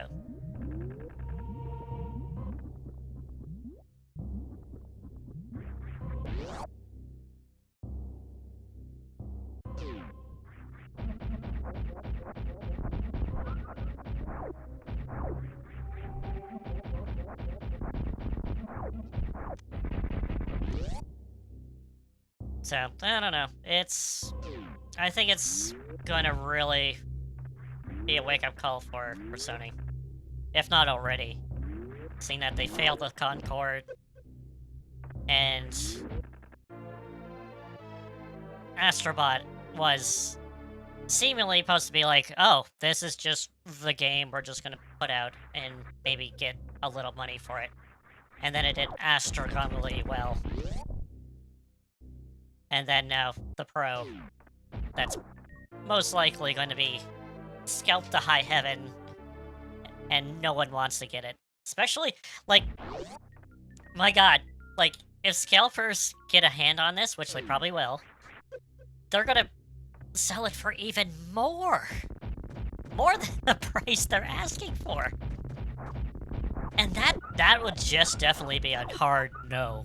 Absolutely not. Like $700 begin with is steep. Just imagine if scalpers, man, scalpers would freaking go up like 100, like $900 probably just for the system itself. And it's like, absolutely not. So, definitely see this forecast in the system, and holy jeez.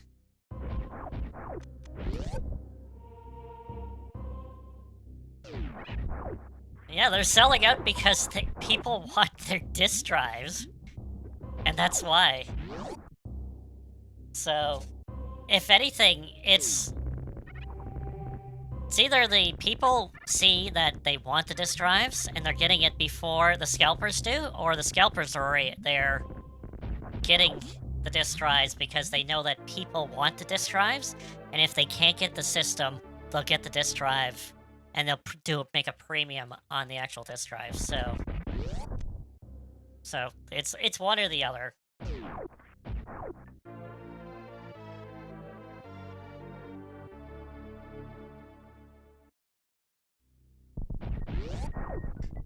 No, I think it's a 2 terabyte actually, in the new one. It's still not even that big. It's like, I think it's only a 2 terabyte in the Pro. It's not a 5. That'd be way too expensive. But I guess it has an option to throw more memory into it. But that's, you know, extra expensive. Expenses.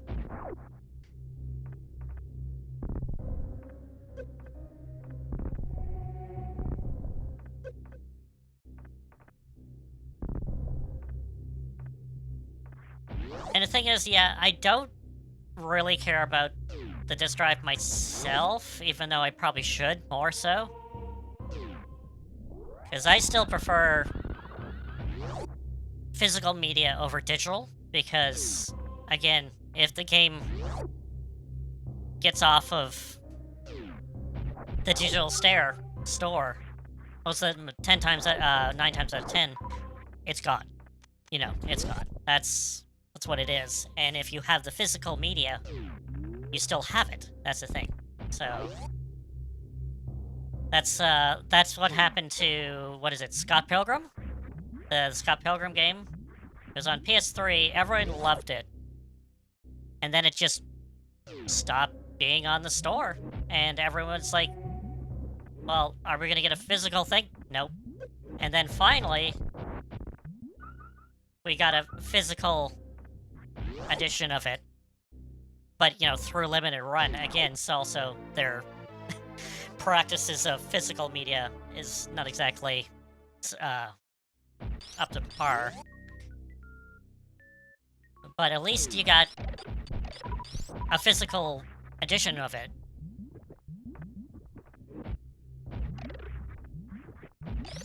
And then it's like, and it's still, you can still get it for a reasonable price also. And you still have it. So that's the thing. So I always prefer physical media over digital media. But if I had to, I would play digital media over physical media.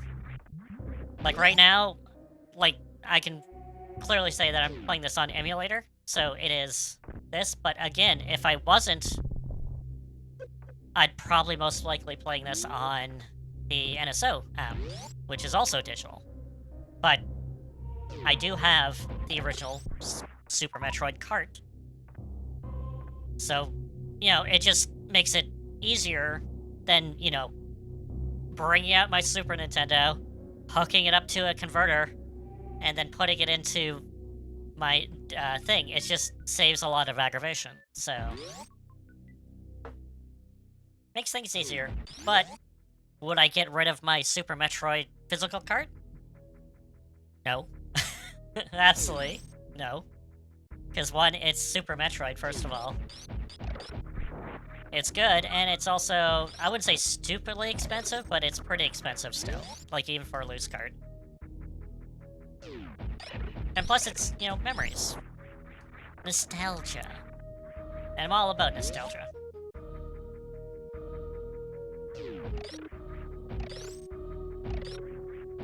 So the thing is, yeah, if you have older games from, I don't know, like probably the Wii era downwards now, just hang on to those. Like, just hang on to them. Even if you don't play them. Because first of all, you have the physical media of that, just in case you do, in the future, maybe, like, get some kind of system that actually runs them. Or, you know, I guess it's also, you know, I wouldn't say an investment, but it will go up in price, so... most likely.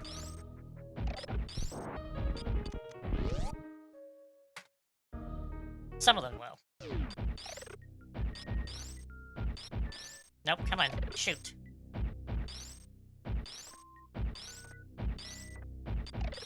Oh yeah, oh my god. Not just the Wii, but holy cow, PS2 horror games are absolutely bonkers now, also. But yeah, also, Wii horror games are absolutely crazy also.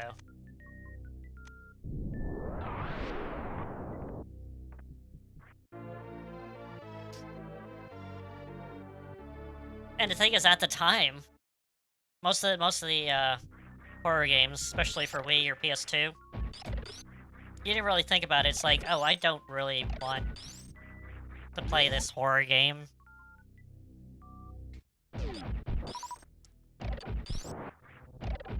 Like, an example is one of the like super ludicrous price PS2 horror games.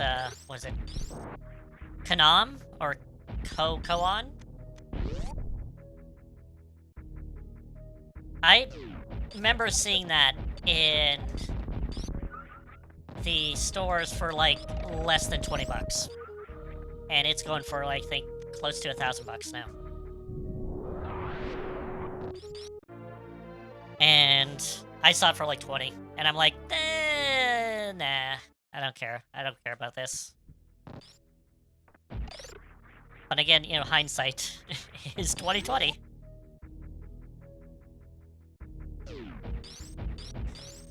Where am I going? Up here. Because I need to go through. Yeah. Like most of the Silent Hill games are absolutely bonker price now.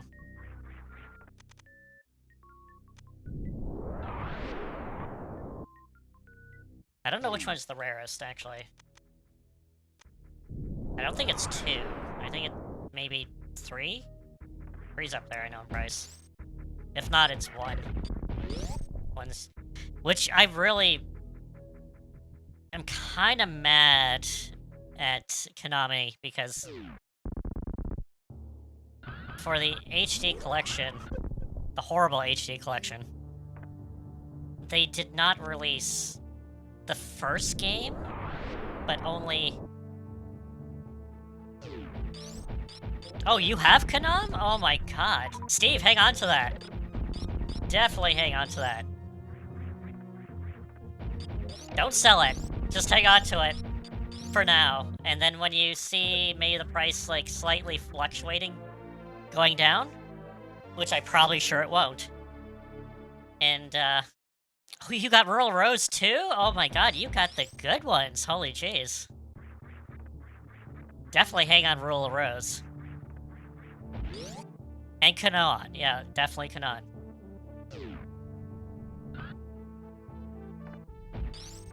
Because holy jeez, those two are up there. Especially, I think, if not 1 or 2, or in the most... Just hang on to them. Like, that's the thing. Like, monitor them, but just definitely hang to them.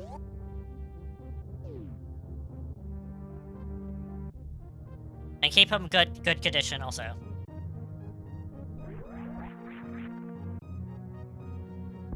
Because the thing is, I would probably got Rural Rose, but I never saw it around. So I was always kind of like, oh, I kind of, because I heard about it, and I'm like, oh, I kind of wanted to get it, but I never actually did, because I never saw it around in the wild. And on the other hand, come on, I saw it all the time, and I'm like, I'll get it eventually. And that eventually never did happen, and then when it eventually did say, oh, and then it was too expensive, so. And the big thing is, like, I don't really care if I actually get it or not now.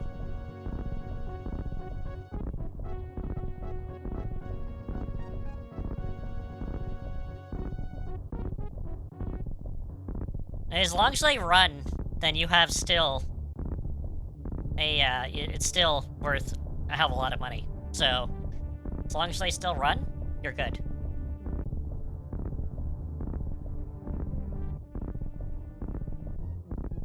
So just keep them in relatively good condition, and then you're fine.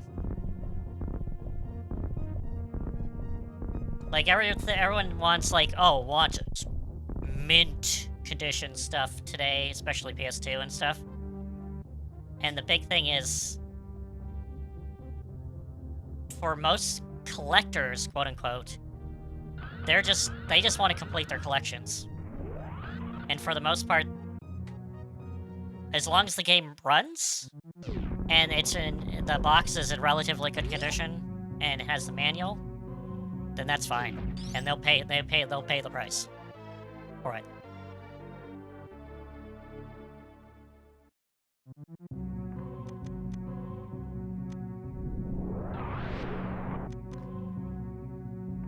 Like, I'm not into game collecting, but I am aware I have a lot of, I wouldn't say hidden gems, but I have not sold a game, let's just say, since I started buying games, I guess, back in the NES era, so I have quite a few.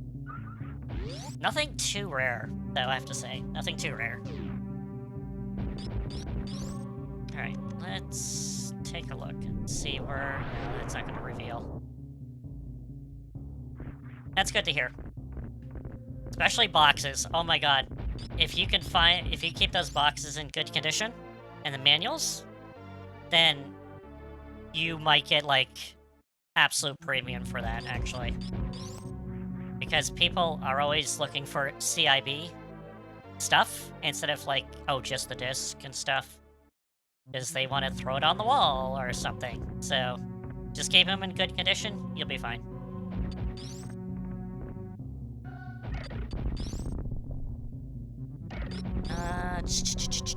Yeah, no, we'll go here.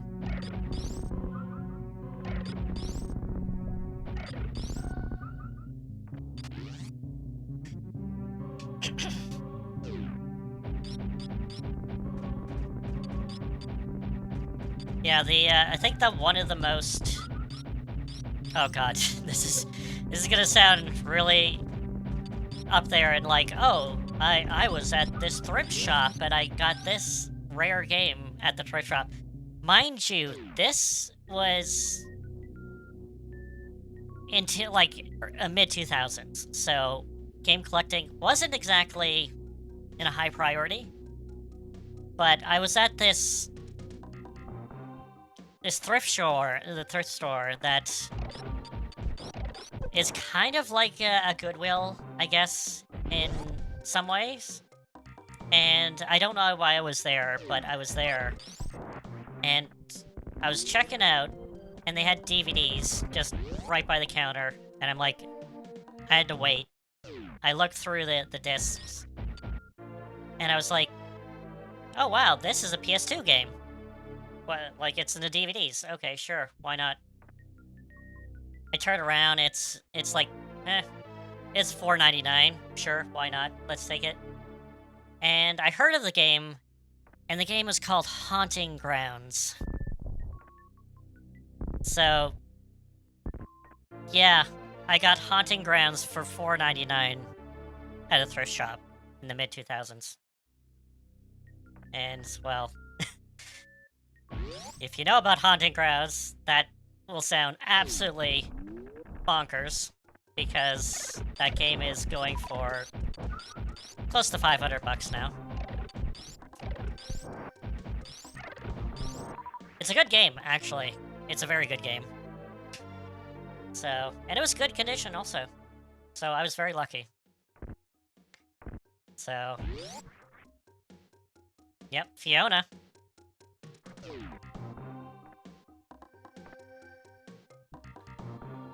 Oh, Gremlin, it is definitely not good to invest in games. Absolutely not. You ask any collector out there, it is definitely not a good investment to go in games. Because it is definitely like the stock market. Because games go up and down all the time. And you gotta have to see the foresight to be like, oh, okay, this game might actually, be valuable one of these days. And sometimes not at all. Like, I used to kind of think of like that a little bit. So, I had picked up the super special edition of Persona 5, the original, the Premium Heart Collection. And I'm like, oh, this is gonna be like super duper valuable someday, and not really. Not really at all. It's about the same that I paid for it back in the day, so it hasn't gone up in price at all. And it's mint, it's in box, it's all that, and it has not got any value whatsoever, so...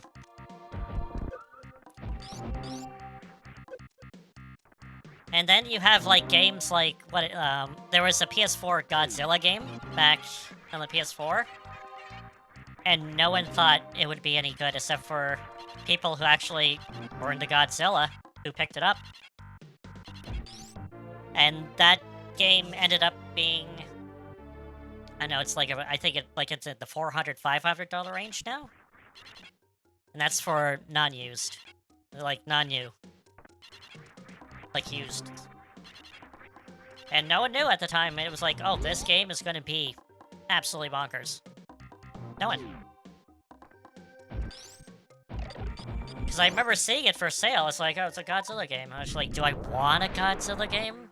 And it's like $30. Nah, it's fine. Maybe I should. Who knows? That's the thing. So, if you're getting into game collecting, most collectors would be like, just collect the games that you want. And once you do that, you're fine. And I'm also for that too. Most of the games that I've have is from my childhood, and that I already have. Like, I have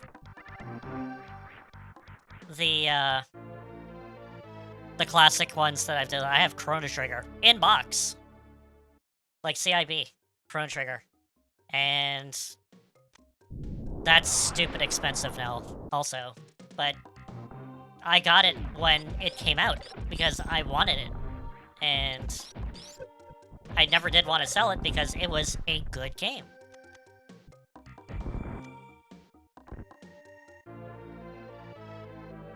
And Final Fantasy 6, or which is 3, I have 2.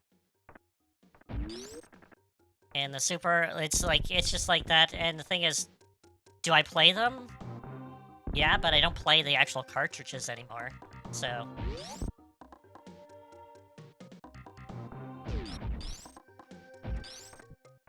I guess I could do that. But, yeah, again, it's like, if you want to go into collecting, especially game collecting, also, don't break your budget. Like, don't get, like, mid-condition of Pokemon Red, because you have, like, nostalgia for it, and it's like, oh, I want an in-box, CIB, sealed copy of Gen 1 Pokemon Red, and I'm like, that would be kind of insane. So just go with, like, hey, I'm playing this game. Just, if you want the original one, just get, like, a loose cart, and then you can play in your Game Boy. Because, again, if you're gonna play the game, if you're gonna get the game, play it. That's the thing. Well, sort of. That's most of the time. That's, the intended thing for playing games, is to play them. Especially old ones, like, especially ones that have, like, a nostalgia factor to it. It's like you had this game, and then something happened to it, like it got stolen, or you sold it, you had to sell it or something, and you wanted to get it back just for, like, nostalgia purposes. Then yeah, that's good. But the thing is, if you're going to do it just to get the game itself, just get the game. Because you don't need the box, you don't need that, just get the game. Oh, I need to go up there, actually. Need to go up here. So, yeah.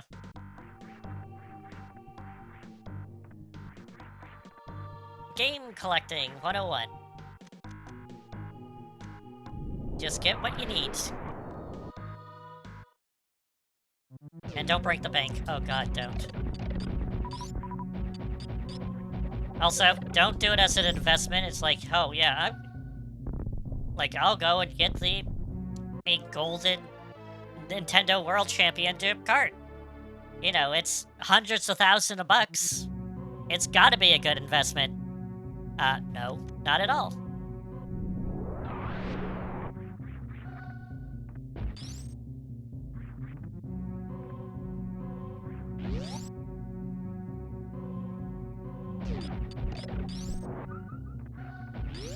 Also, if you do want it, like, if you want to play the game, and emulation is not an option, like, you're like, I don't want to emulate this, I want to play it on original hardware, and so forth, there is also the option of repros. And repros play exactly the same. And they cost a fraction of most of the time of these things. So, get a pre-pro.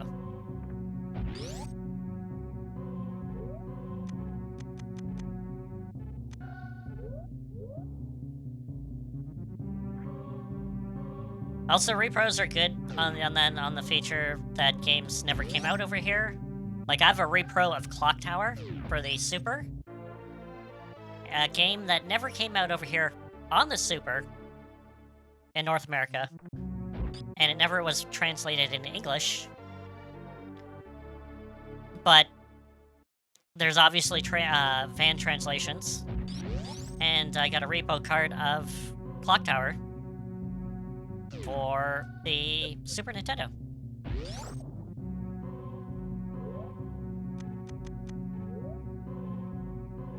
Of course, repros have this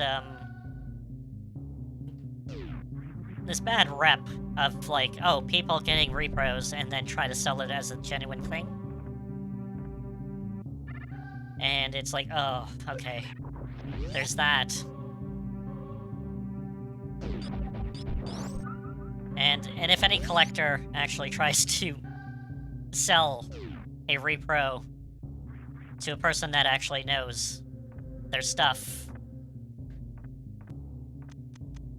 it's gonna be very, noticeable that it is a repro.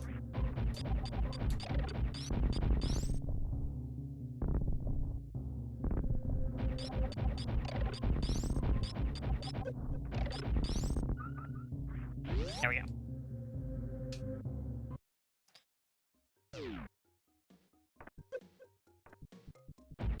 But I would say, yeah, just, well, not necessarily, like, I wouldn't say it's game collecting, because even now, I don't say I game collect. I just get games that I want to play eventually someday. And that ended up with a lot of games, basically, that's the thing, so... That's the thing. So, but again, it's like, I get all these fancy new games, and I'm like, yeah, let's just play some Super Metroid. I'm good with that.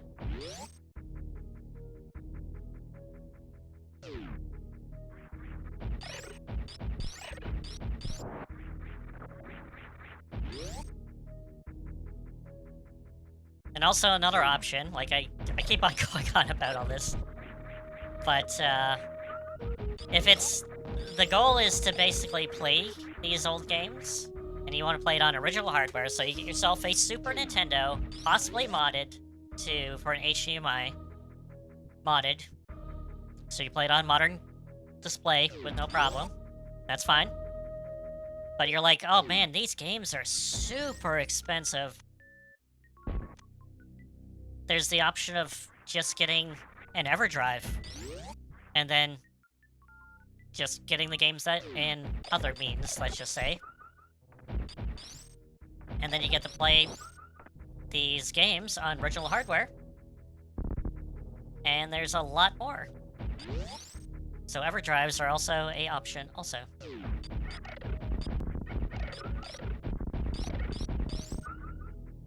And that's not essentially emulation, because it is that you're playing on original hardware. The game itself is not legal, and again, it's a legal gray area, but still. You get that authentic experience from playing on original hardware.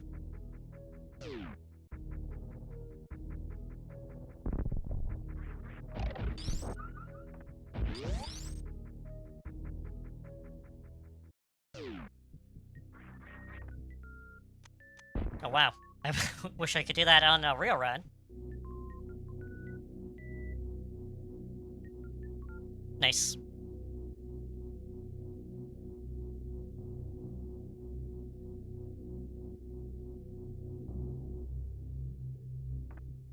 Beep, beep, beep. Where am I going? Oh yes, I know where I'm going. I'll go down here.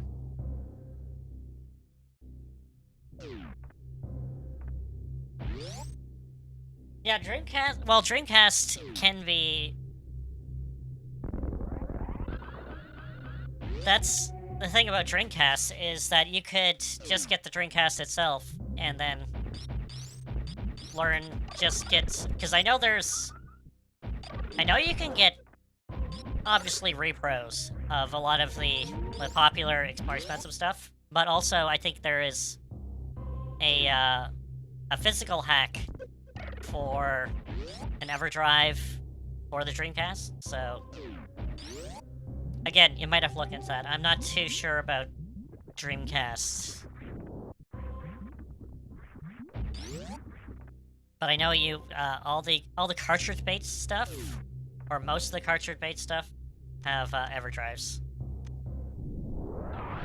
Nope, I need this, not that. There we go. But Steve, if you're gonna want to get into Dreamcast before you make the plunge, I would definitely look in with other means, if you can get my drift. Before that. And see which games you actually want to get, if you do want to get Repro Market, or if you can check an EverDrive out. Look out in other means in the emulation market. So you gotta get a sense of what's around, if the game is worth it, if it vibes with you.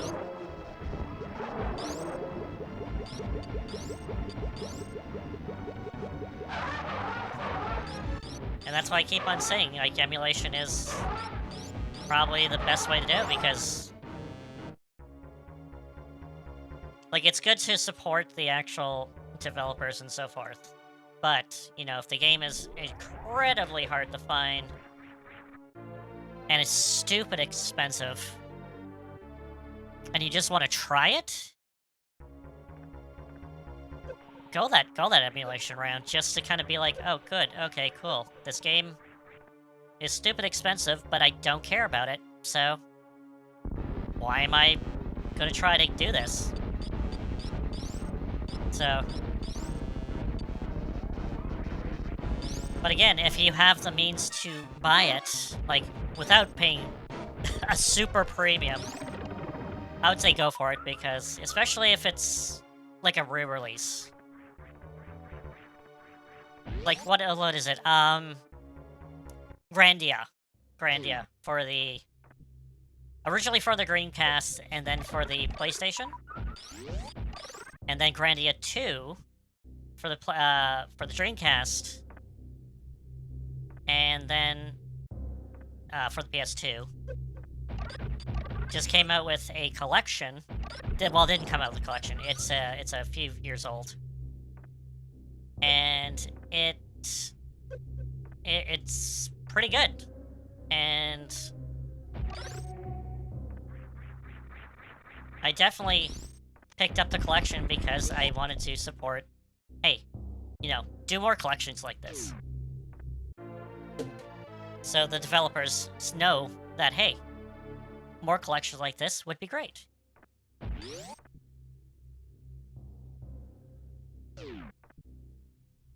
That's the thing. That's what it is, you know.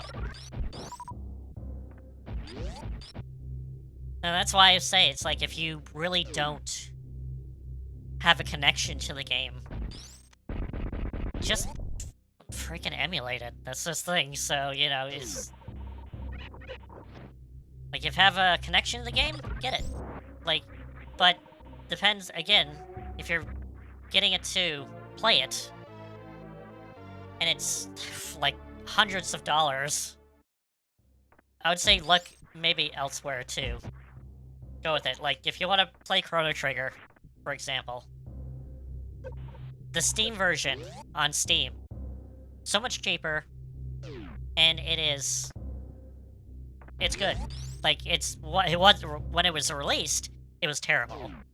But now it's actually pretty damn good, and possibly almost the definitive version to play it with. Even more so than the Super Nintendo original. And that's what I'd say. If, like, the games are played otherwise, if you want to play the Super Nintendo version of Chrono Trigger, definitely emulate that stuff, because, you know, paying save that's $500 to $700 for a loose cart is absolutely bonkers. So, and definitely not worth it. Even though the game is great, but still, definitely not worth it.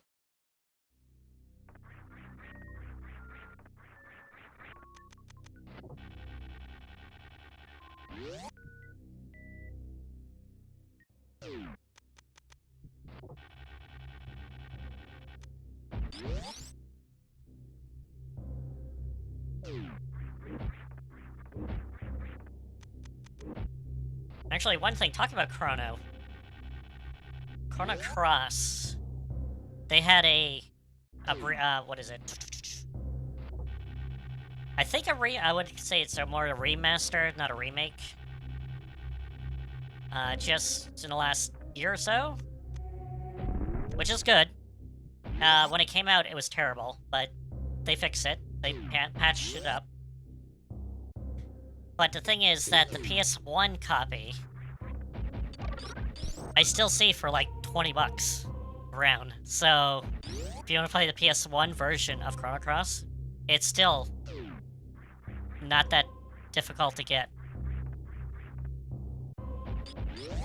But at this time, I would say just go for the remake or the remaster.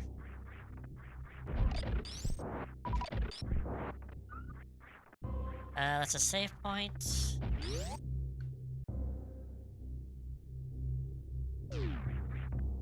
Alright.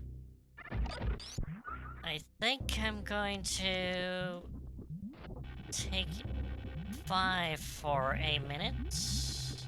And just as soon as I get here. Yeah, this has been a very informing stream, I have to say, with saying don't pay for overpriced things, especially if they don't seem worth it. I like that. It's good. It's a good message.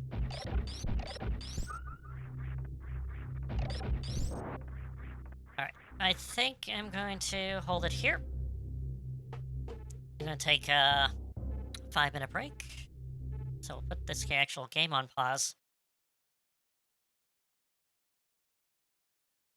Okie dokie. I'm taking 5 to 10.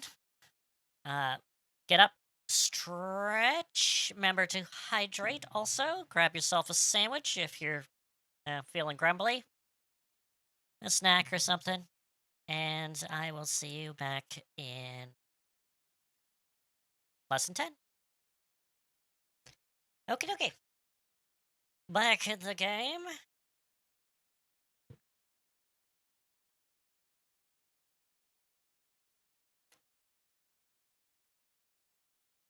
What's with that, Steve? It's Chrono Cross?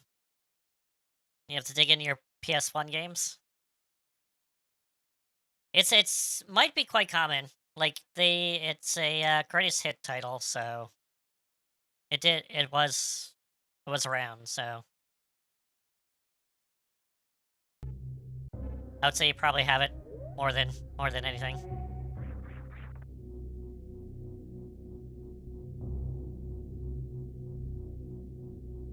Actually, if you were into Squaresoft games during the PS1 era, you probably most likely have it because it was one of the classic ones to have.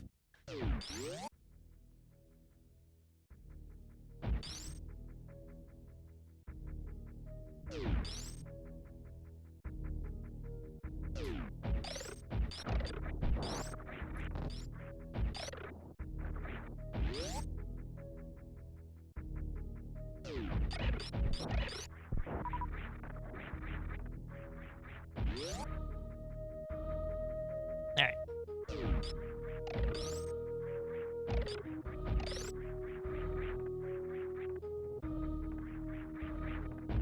Oh. Big question is oh, I could get this. Might as well.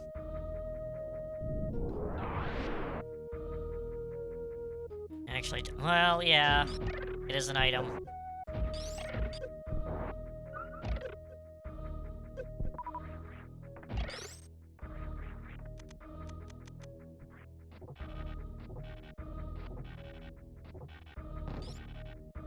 Swinging Spider-Man, Spider-Man.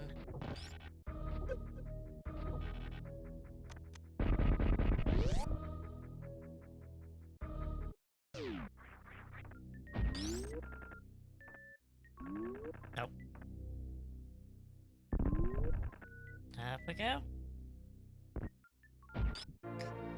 Got the X-ray scope.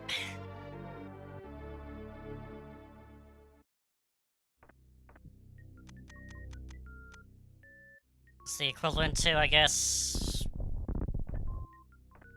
Oh god, what is that thing in Dread? That... allows you to see... hidden things? I can't remember what it's called.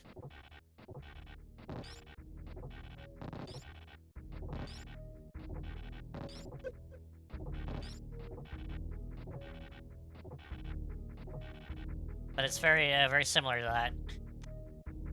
Except it's, item in this. Upgrade.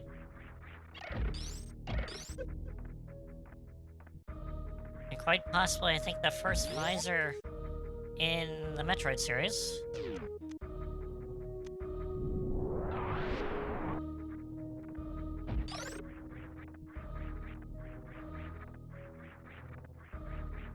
Yep.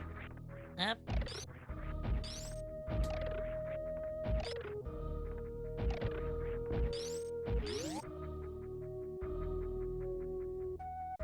Oh.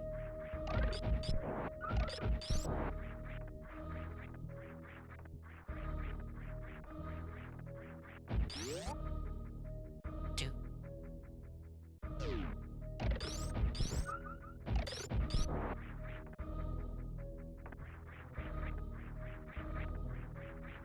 There.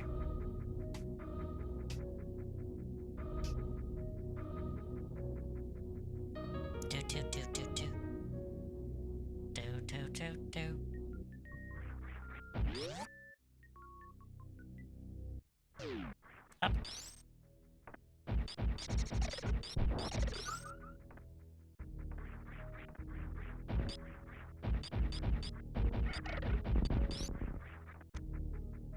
Bam.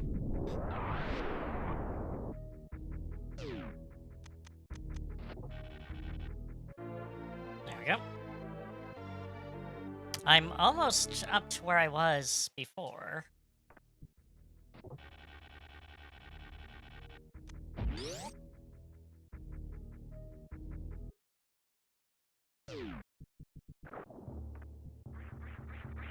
As I'm getting up to the wreck ship, I'm gonna buy Phantom pretty soon.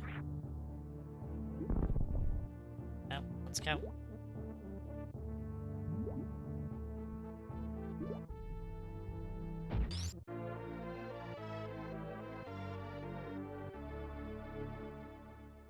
Actually, come to think of it, I don't think I've ever, especially recently, I don't think I've ever done anything other than 100% Rent. It's been ingrained in myself here.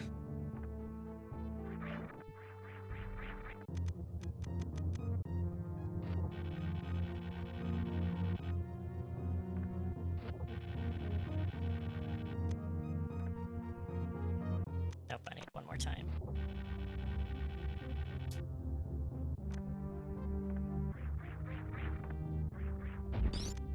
Well.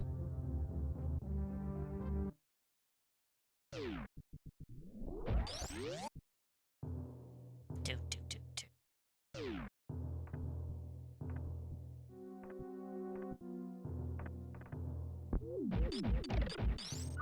Ghosts. I absolutely still like this, where I can walk on spikes because they're not actually moving. They're not turned on, so they don't affect me. I find that incredibly hilarious still.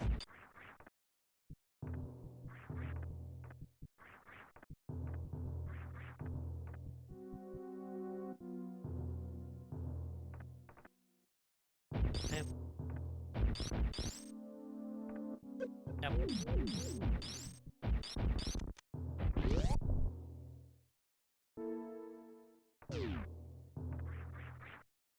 Spooky.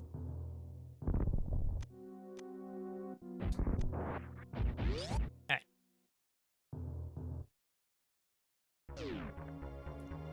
Bip, bip, bip, bip, bip, bip, bip, bip. Do. Alright.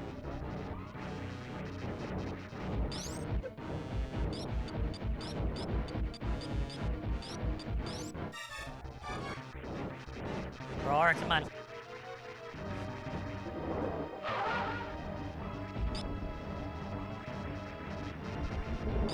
Nope. Roar again.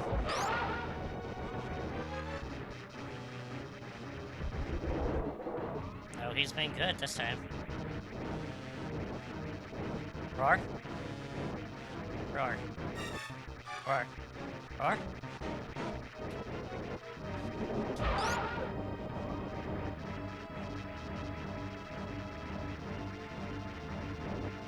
Nope.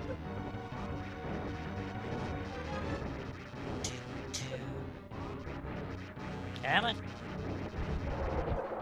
Nope. Of course I hit.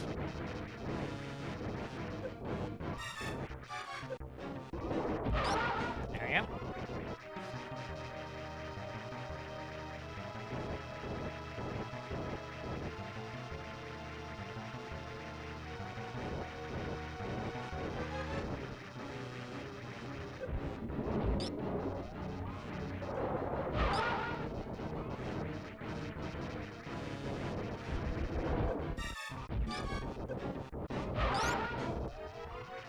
I actually did notice that he actually goes in a figure eight.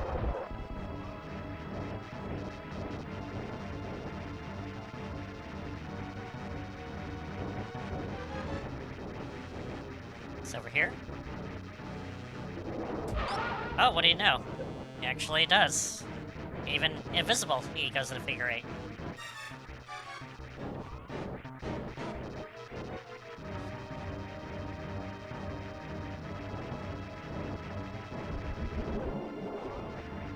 Should be here, then over there, over there.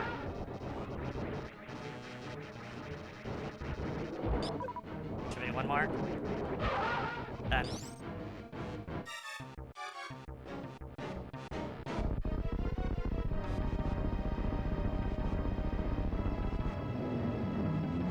There it blows up. Nifty. Cool beans. Now the power's back on. And this is where we left off last time. So, everything is slightly new.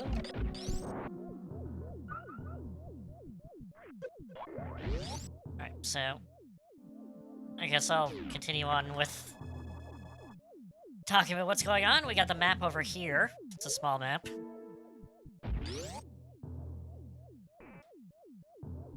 So we got everything here. We got the Buh-Bye robots. Buh-Bye. Buh-Bye. Buh-Bye.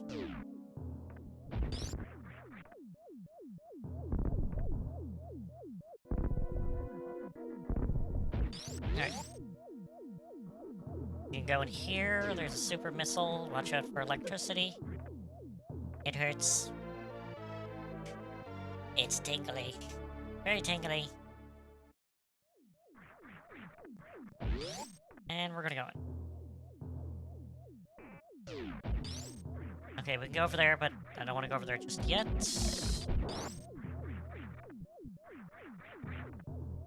That is another way we can go, but not yet. Or do we? No. Save point.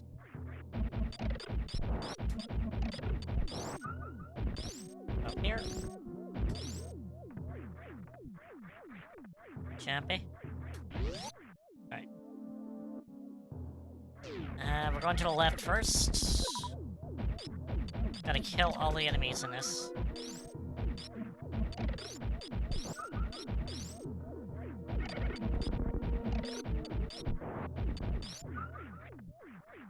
And then we go to the left.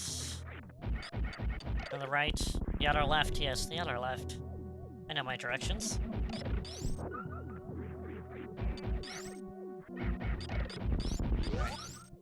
I'm gonna do this just so I don't have to do it later. Open this door, so it's flashing. It can be opened. And once I come back in here, it's gonna be all blue. And I can just open willy-nilly.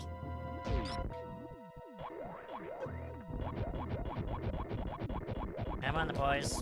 Back up. Back yourself up. Back yourself up. Come on.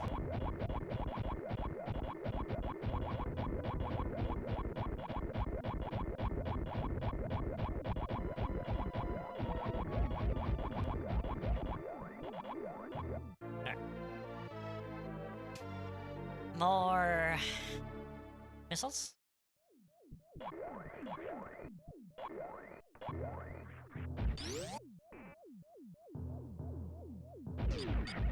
And seeing I opened all the doors, that's available, and I don't have to kill any enemies now. I can go through here.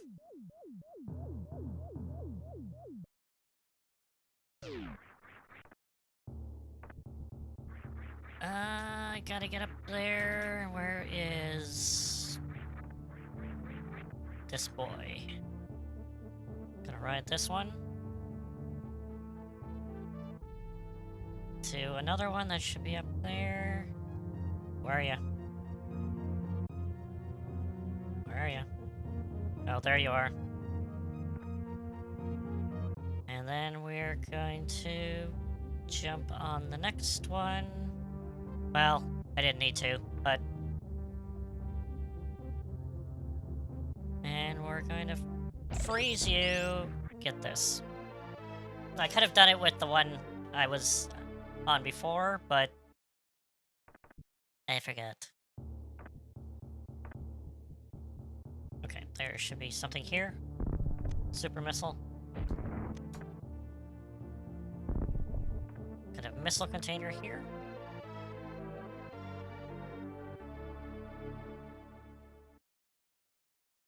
don't go down there, because you're gonna have to do this all over again if you do. Because we're going up here. And I believe we're going on this one? Yeah, nope, this way. Yes.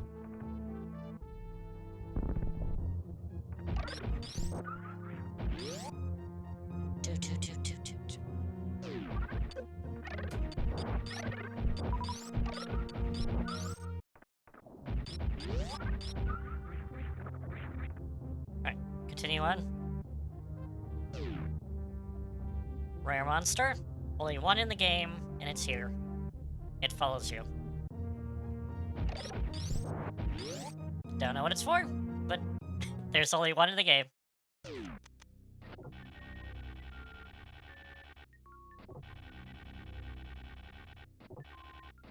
Nope. Nope. Yeah, just take the hits. A statue.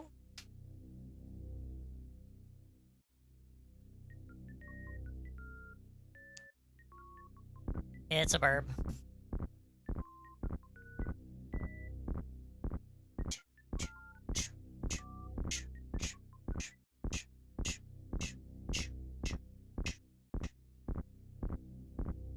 And there we go.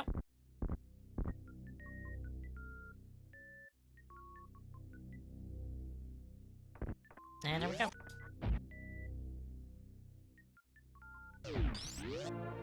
We have a gravity suit. And we can be purple. Pink, purple, red, both.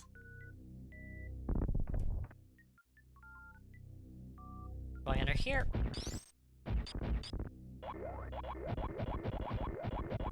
Gotta push these guys back into here.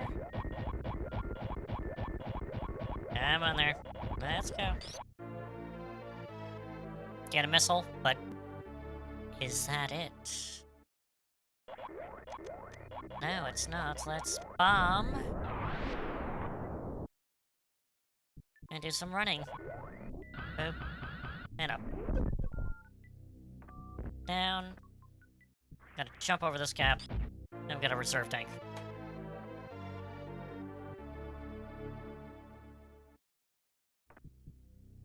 Going down, and more down.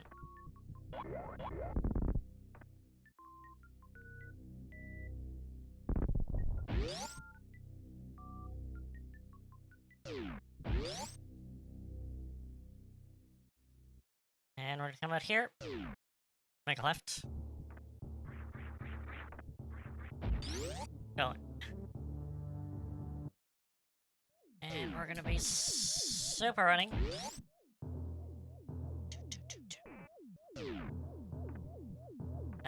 What is in here? I can't remember what's in here. That's that. Oh, give me a second. Okay, that's where we need to go. So this means that down here is... this is the one I keep on forgetting about.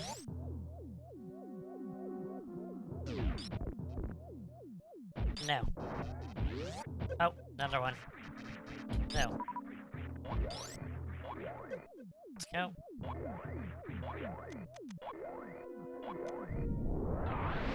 And... Sir, I need to go down there. There we go. Super missiles.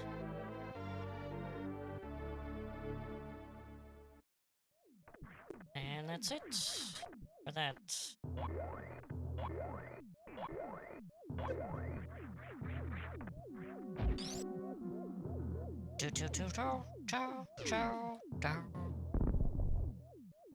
Right, now we go back where I was, up here. And I think that's most of the wrecked ship, if not all of it. Most of it.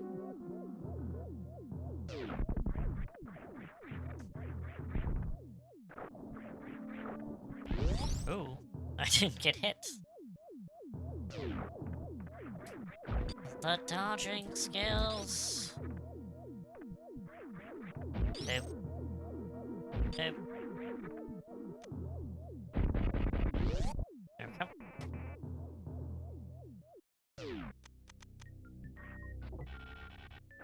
Nope. Well, I can just do this. But I do need to do this to get this.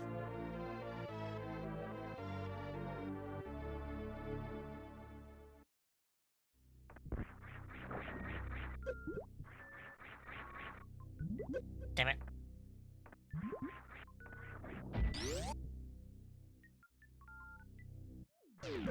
Ow.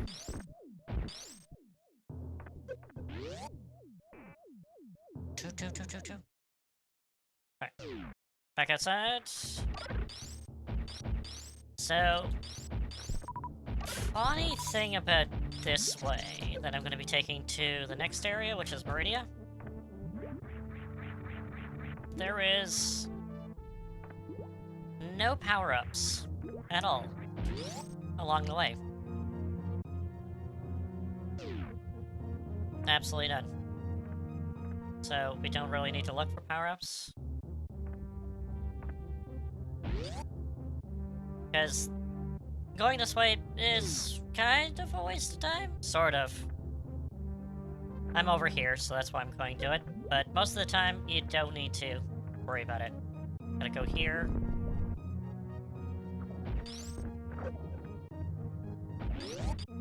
Because where you gotta go is in the next area, is Meridia.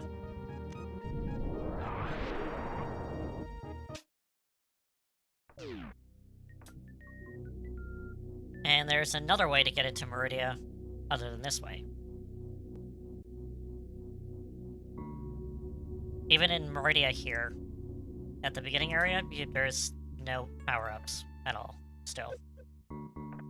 Save point.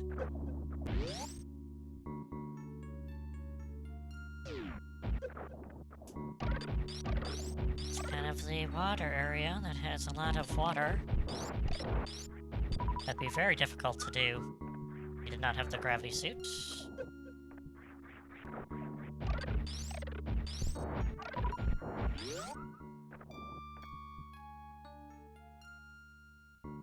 And here. And we're gonna sink itself in the sand.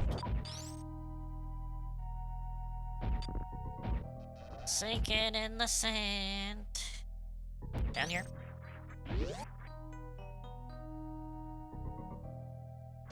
Alright. Boom.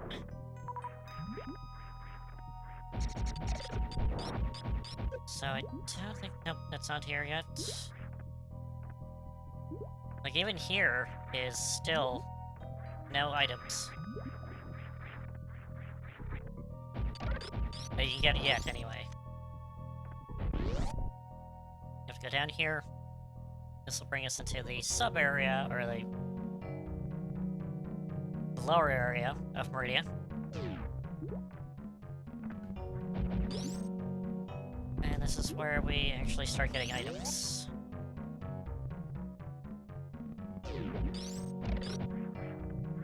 Freeze those two. It's incredibly difficult with all the sand coming down. Damn it.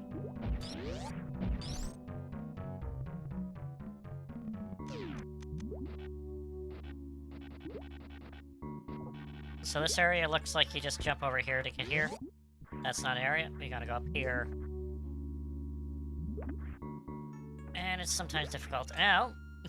This is... You can do this two ways. You can wait until you get space jump, and then come up here. Or you can just wall jump. Wall jumping is a little bit better. But if you can, then sure. Get your bombs ready. Because we need to be fast. Because we need to blow up this wall before this guy does it, because he's going to assist us through this area.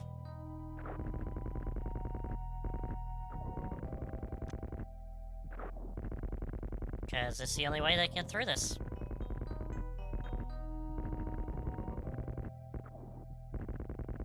Beep, beep, beep. I see so many, like, blind playthroughs of where this guy is destroyed and people are like, how do I get through? And they never do. Most of them, I never do see them actually get through this. They're like, oh well, I guess I come back later. They never do.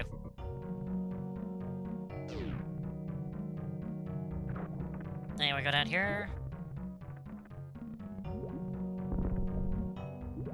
And this is, I guess, an optional item. You don't need to get it, but it makes things a lot easier. It's the spring ball, so we can jump as a ball now. Jumpy.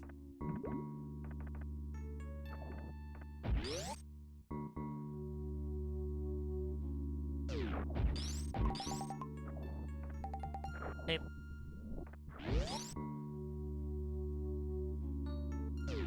Also, if you just hold the button, you'll automatically jump, which is good against those crumble blocks. Because those crumble blocks, well, they crumble when you go on them.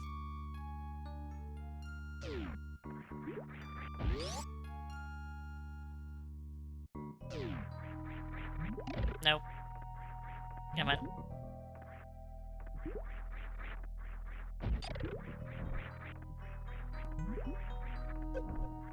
The sand is incredibly hard to jump in.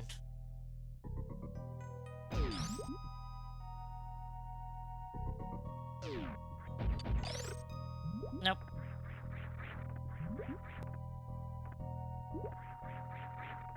So you might have to fight in the sand just to get out, but I wouldn't jump in place. I would kind of move forward or backwards to get height. Or if not, you can just sink in the sand, go all the way over to the thing while you're here, and just go that way.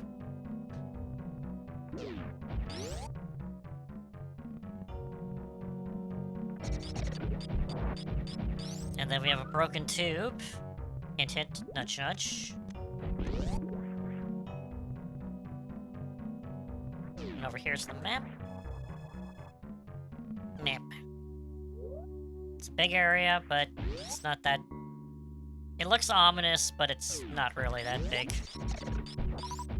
It's just a lot of big rooms. And here, we're gonna go somewhere very familiar. And this is how you're supposed to get into Meridia. And you could actually get into Meridia. Now we're back over where we get into Norfair. This is the elevator to Norfair. And we came by here earlier. And Burnstar's over there. And we got to bomb this. And then move. Then a broken tube. Hence, the visual cue from the other broken tube. It's like, oh, that tube is broken. Can we break this one?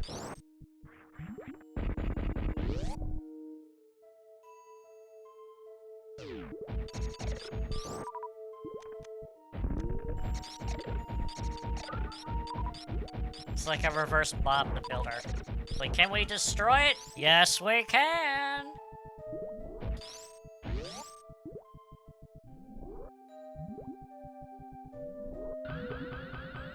Okay, am I gonna do this? Maybe... Yep. Nah, I have to... So, getting the Send Missile Tank, you got to... Shine Spark up here. And there's a way all the way down here. So Q is this point right here. You got a Shine Spark in the other room. Hold it down, and then go up right where this plane is. For that missile trade. Missile power-up. The first of a few Shine Spark puzzles. Not as bad as Zero Missions, though. Oh my god, Zero Missions is crazy on the Shine Spark puzzles. Way too many. Fusion's not bad with the Shine Spark puzzles. It's a few of them, but not as bad as Zero Missions.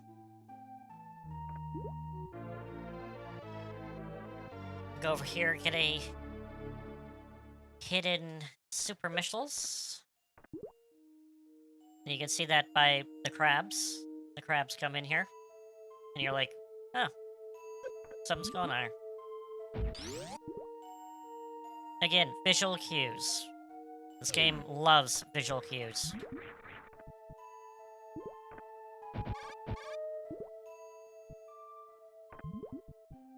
That's what happens in Zero Missions. You gotta, like, sometimes be so specific on the right tile or thing that you need to do. And you're like, no, man, I can't do that. And we got Turtle! Turtle, wake up. Wake up. Wake up. Wake up. Hey. Wake up. Hey.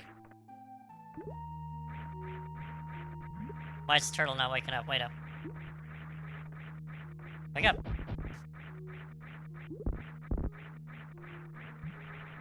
I like these turtles because you can jump on them and they're like Koopas. Turtle's not waking up, the big one. And I need the big one to wake up to get me to the top area.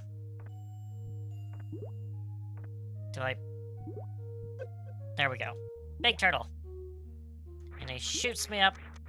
And I gotta go here. And energy tank here. But yet, there's also a hidden missile tank here also. That is incredibly, like, I would not have guessed it's there. And it's right up there. One right here.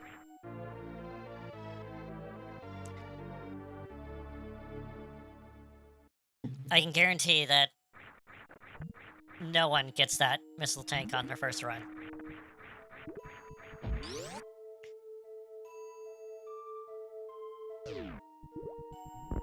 Boom. Also, these pink space pirates are immune to pretty much everything, so don't.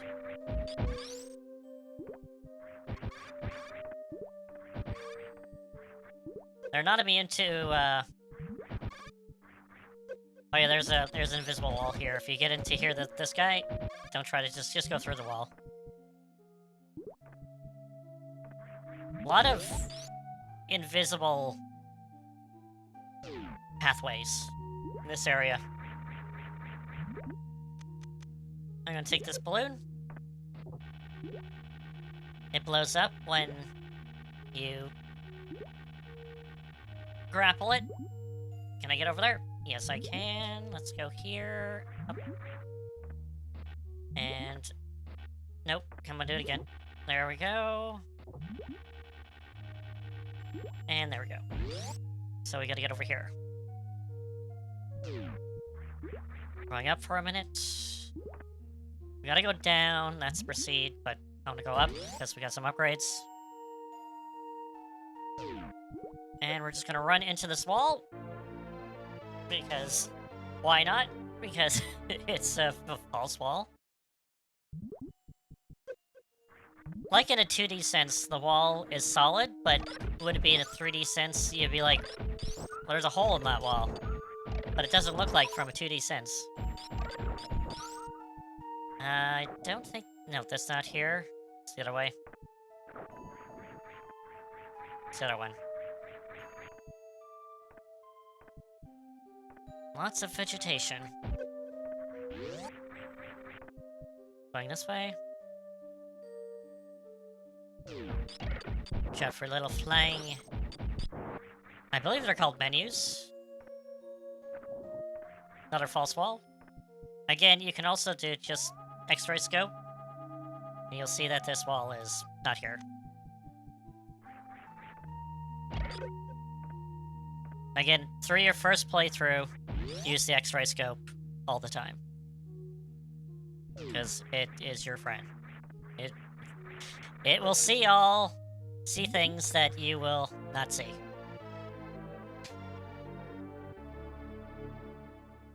That's why I really like first playthroughs, because a lot of people don't know a lot of this stuff, but what I would love to see is a second playthrough. Like, a playthrough right after the first one, where all the people that play it, to get all the things that they learned throughout the actual run, and be like, oh, let's try this here. Like, I didn't know it at the time, but I could do this earlier, like wall jumping. And then you could see them actively improve their run. Like, from maybe, like, 8 hours to, like, 5 hours or so.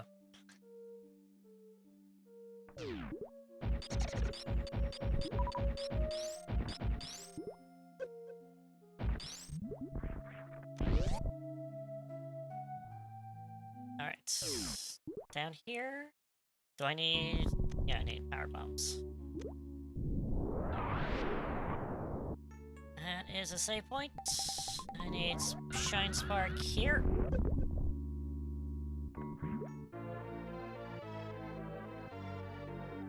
Also, I want to point out, I'm doing all this without a map, without a guide. I'm collecting all this. It's all in the head. All up here.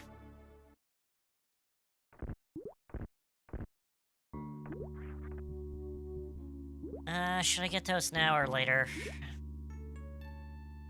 I'm gonna get it later. After I get a certain thing. Just be a little bit better. Alright, let's go for this way. That's how you can tell that... Oh no! It's Metroids! But are they?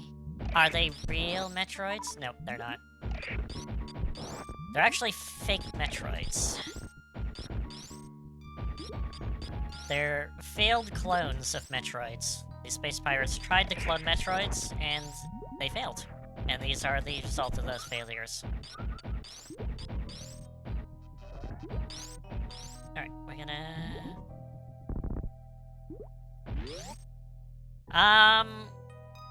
Oh god. I've played this... Oh god, constantly since it came out, so...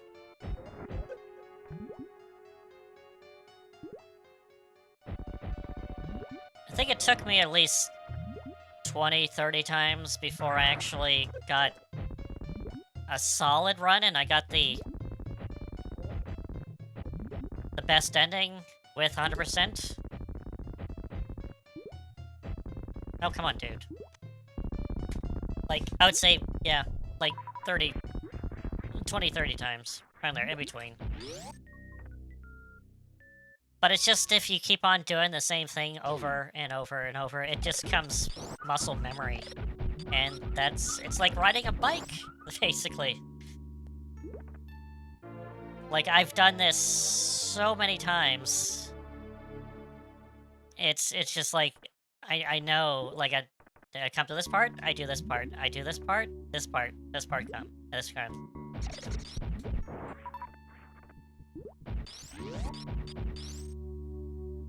Yeah, no, that's the thing. It's like, Link of the Past is another one where I'm just like... Wait a minute, do I need to go up here? No, I don't. That's just a missile. But yeah, Link to the Past, another one. Like, it's just... It's a comfort game where you can literally just do it and be like, turn off your brain, just do. Because that's what I'm doing right now. It's like... Would I be able to do this and talk to you and... talk about, like, all sorts of other different things while trying to focus on a game that I'm not familiar with?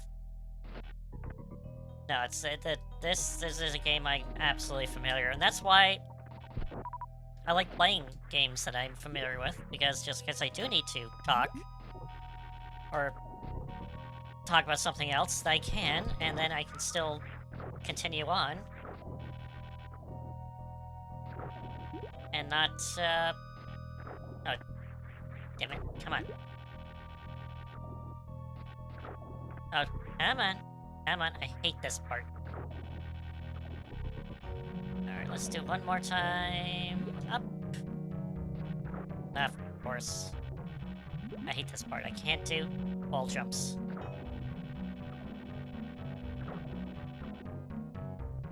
There we go. Jump! Jump! Samus, jump. Come on. There we go. Could go up there, but that is a save point with a missile and energy things. Again, spikes aren't moving, so they don't hurt me. I like that in this game. It's like, if they're not moving, the spikes aren't moving, they don't hurt me. And we're gonna need that because we go down here. Okay. So, give me 2 seconds because I want to make a save state here. Just a quick one because this is, the third boss, Dragon. One, you want to do missiles to get rid of these on the side because they fire at you. There's 3 of them. Also, there's Dragon's gonna be coming soon. There he is. Or she is. It's a she. You want to hit the stomach?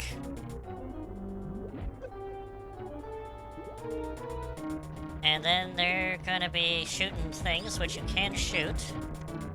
And when you're here, you just want to pummel it with missiles. Gets a little faster. So the big thing is that if you get one of these gray things, you get grabbed, and you can't get out. But if you wiggle yourself enough, you can actually get out of it. A lot of people don't do that. They just get grabbed, and they're like, how do I get out of this? And take tons of damage. Nope. Nope. Nope. Nope. Get out.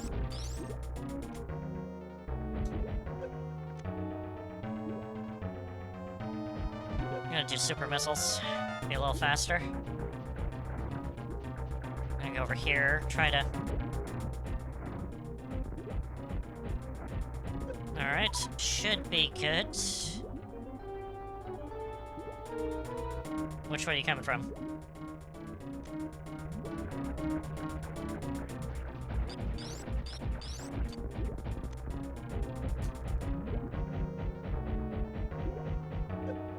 Okay, close to being dead. Yeah, man.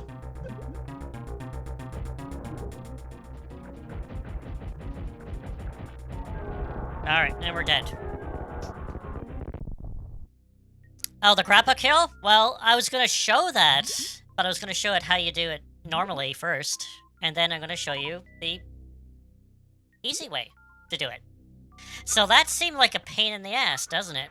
Just kind of going like that. It's like, oh. Only if there was an easier way to do it. So let's load up. Let's load up it again. Let's do that a little differently this time. So let's get rid of the things on the side here. So they're coming here.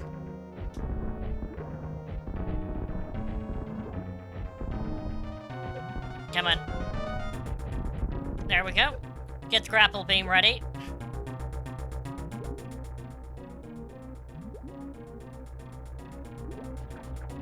Oh, there we go. Also, hello Storm. Welcome to the stream. Sorry about that. But again, you want to wait until you get to a certain point. Get that grapple beam ready. And then we want to grapple onto here. And just take a couple hits. Instant kill. Done. Now which way is more better?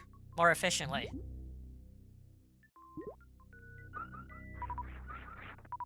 So yeah, there's the grapple kill. A lot more efficiently to dictate. It take like a few energy tanks of damage to kill it a lot faster, and then you kill it instantly, like almost instantly. So there you go, an easy way to kill that boss. Or you can do it the normal way, which is a little more painful, but is doable still.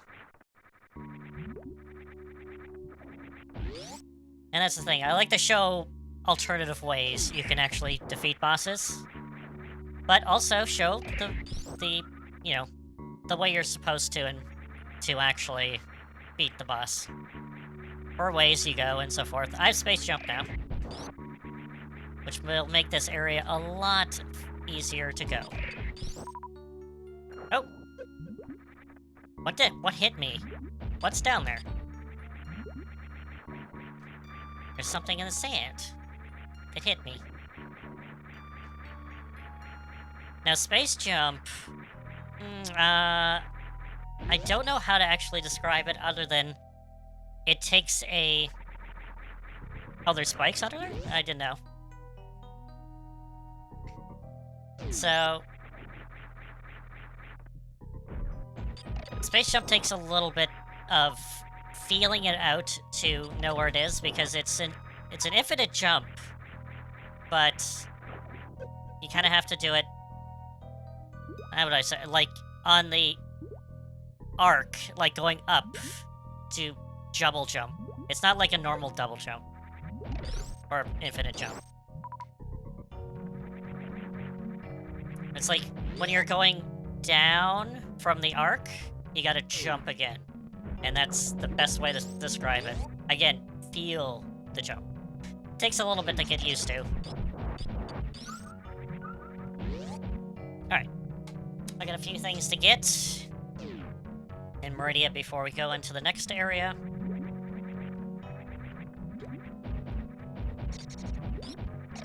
There we go.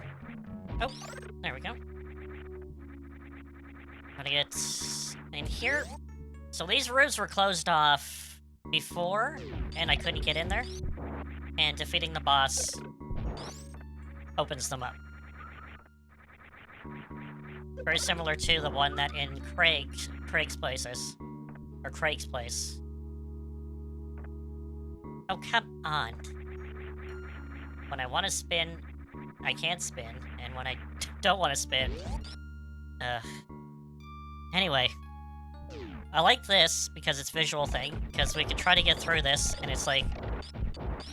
seems like a little bit of a pain to just go with it. And plus there's these guys, which we can't get rid of. So, how do we get a beam upgrade? The plasma beam. So with the plasma beam, we don't have Spazer anymore. Well, we do have Spazer. We can turn on Spazer, or we can turn on Plasma, but you can only have Spazer or Plasma at the same time. So these guys, Plasma, absolutely shred these guys. Where are they? On the other side. Freeze.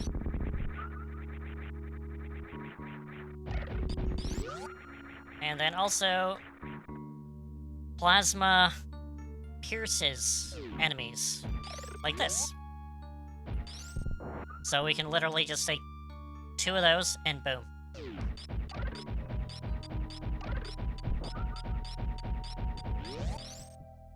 Wish it was fire, like in Prime, but yeah. What are you gonna do?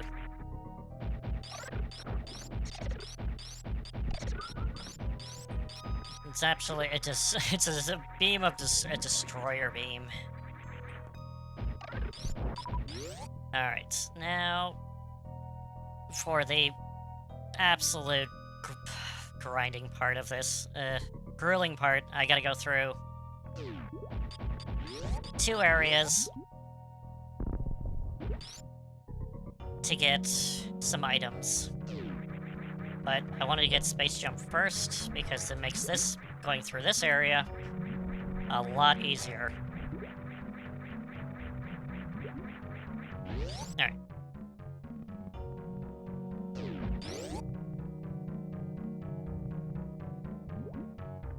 Down here.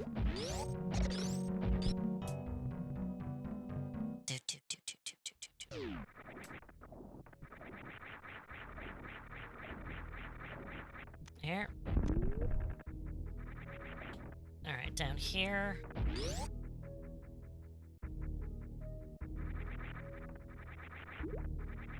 Up.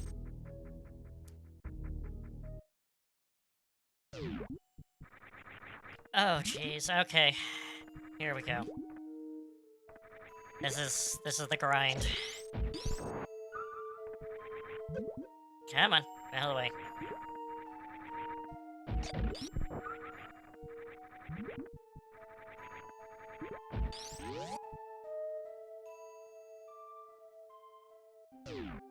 And it also makes this area a lot easier too.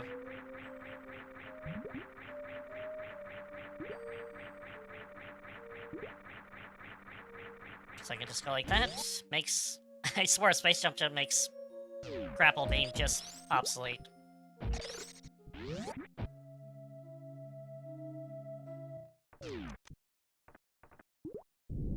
Alright. So we need to come back to this room 2 times. Once now, we gotta go down here. Do I want to go here, or do I want to go to the next room? I'll go to the next one. So we're gonna go in the sand.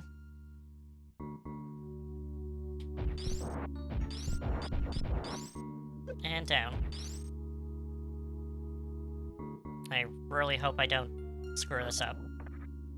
Didn't. Good. Also, Spring Ball would be good for this part also. Because we gotta make sure we gotta go crumble blocks. But if you're a Spring Ball, it's good. Makes things a lot easier.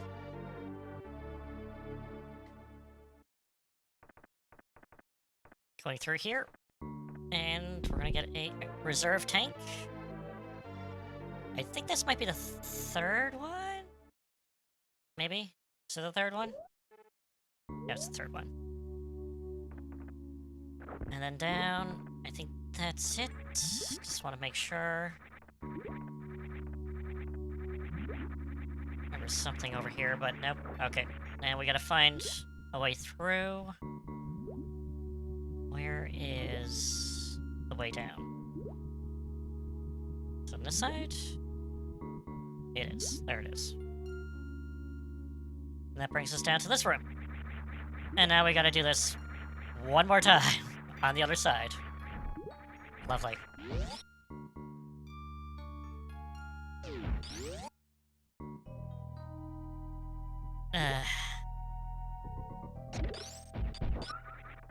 Again, if you're playing this in NSO and you screw this up and you accidentally fall down, I'd rewind so you don't have to do this all over again. It is absolutely grindy. Ugh. Just going back.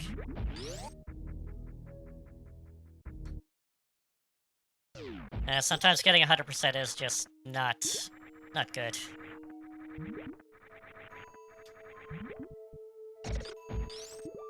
Up. And up. And up. And up. And up.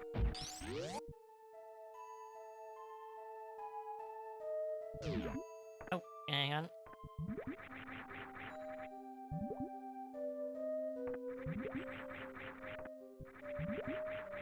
Up. And up. And up. And up. Alright, here we go. Here. And there. And going with more bombs. Alright, this time we went to the left, now we go to the right. The right bit, which is this. I also like the bouncing of the ball on the head. I always find that amusing.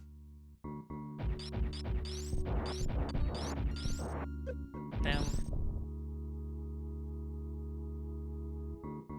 Alright, now this is the one that had that's the missile on the side. There it is.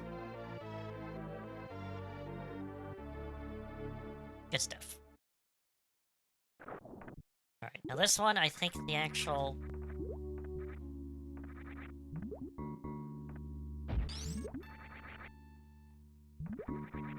Oh yeah, no, okay, this is the one that I need to go up here. And then we gotta shimmy our way here. And we got a power bomb.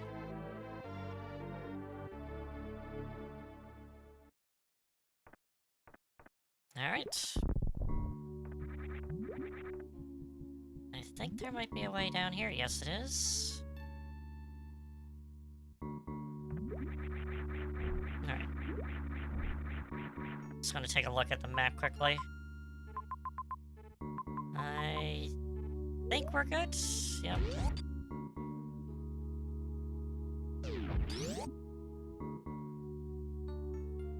Hopefully my memory's not failing me. I would be surprised if I missed, like, one upgrade. And watch it be one upgrade I missed somewhere.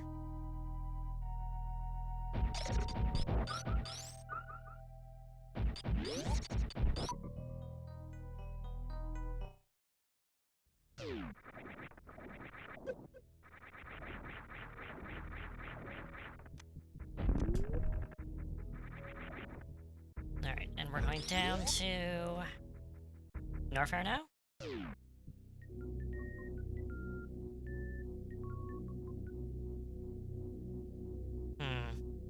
Just need to... Alright. And now we're gonna go pay Riddles a visit. And also get a nice lava bath, also. File save points. File.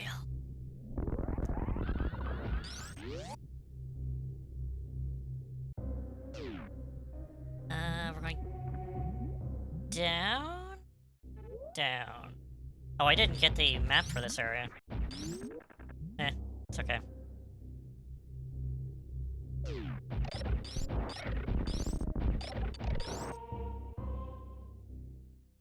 I think it's this way. Energy, don't need it. Well, I could do that, or I could just spin. Spin, spin, spin, spin, spin. Spin. Yep. I'm right where I want to be.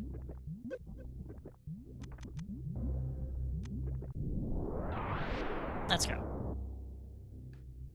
And now we're gonna take a nice lava bath.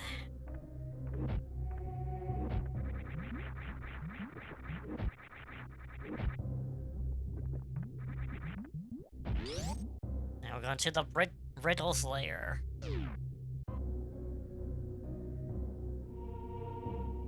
Get hype, it's the music, it's Riddles music.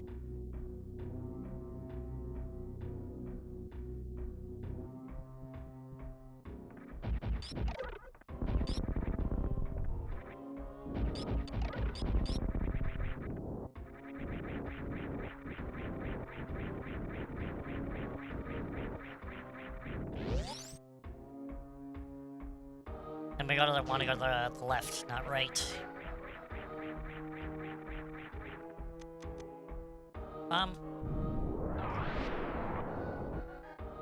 And this is like acid, I'd assume, like lava acid-ish. So we can't go in it. Not like the lava.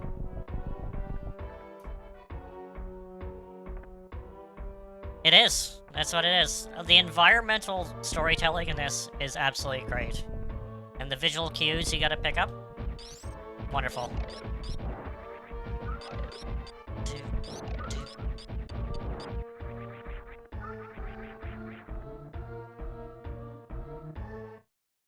Oh. Now here, there's crumble blocks. Here. Right there. All along there. Best way to do this is spring ball. Just hang on to the button. Boom. Boom. Boom. You got it. So if you try to space jump or, you know, go like that, you might fall. And you're gonna have to go all the way around to get it again. Just use spring ball. It's best. And we got another Trizo. This guy I want to show off. So if you try to shoot missiles at him, he actually catches them and throw them back at you. It's great. Of course, you can just, like, spam missiles. Best way to do them is just the, charged up, plasma beam.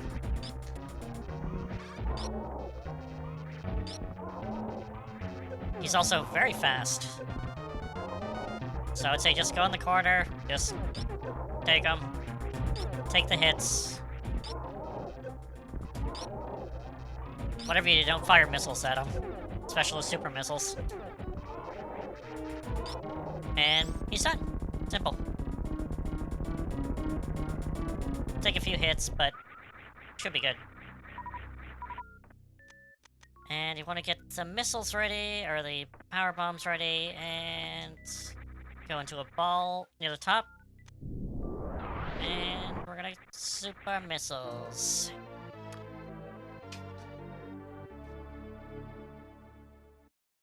Nice. And that will bring us to, I think, the last actual upgrade, which is the Screw Attack. Screw Attack! And we got this. I think that's for energy. I don't need energy. I think that's all the upgrades. Yep. Not exactly sure how many missiles or super missiles and power bombs I have, because I've been using them. And this is a nice room to show you what the Screw Attack does by getting rid of these Rippers.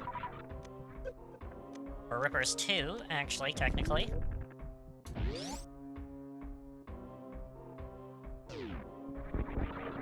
Now, Screw Attack is, like, one of the iconic, like, weapons. Or items. It's just so super oh, damn it, come on. It's, like, super powerful. There we go.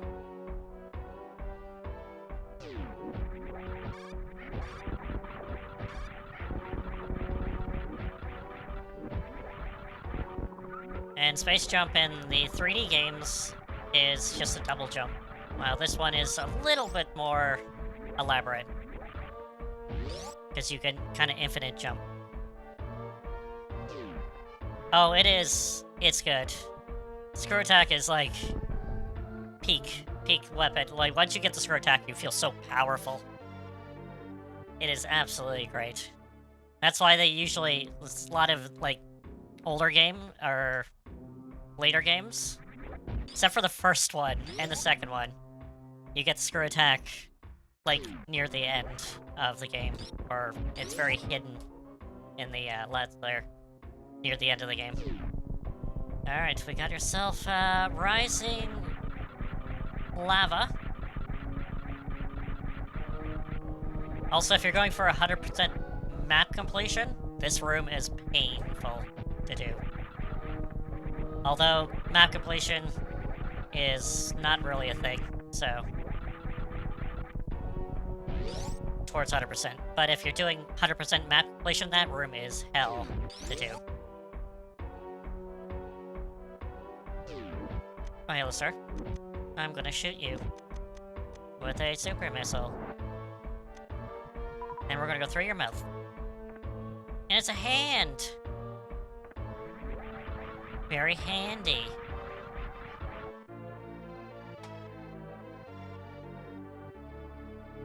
I think I'm missing something here. Because this is usually my second last energy tank. I might miss something. Oh, damn it. What did I miss? I'm trying to think where I, like, would have actually missed.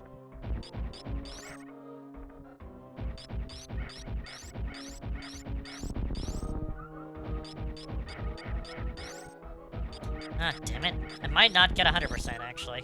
I know! I told you, like, I missed something. My memory fails me.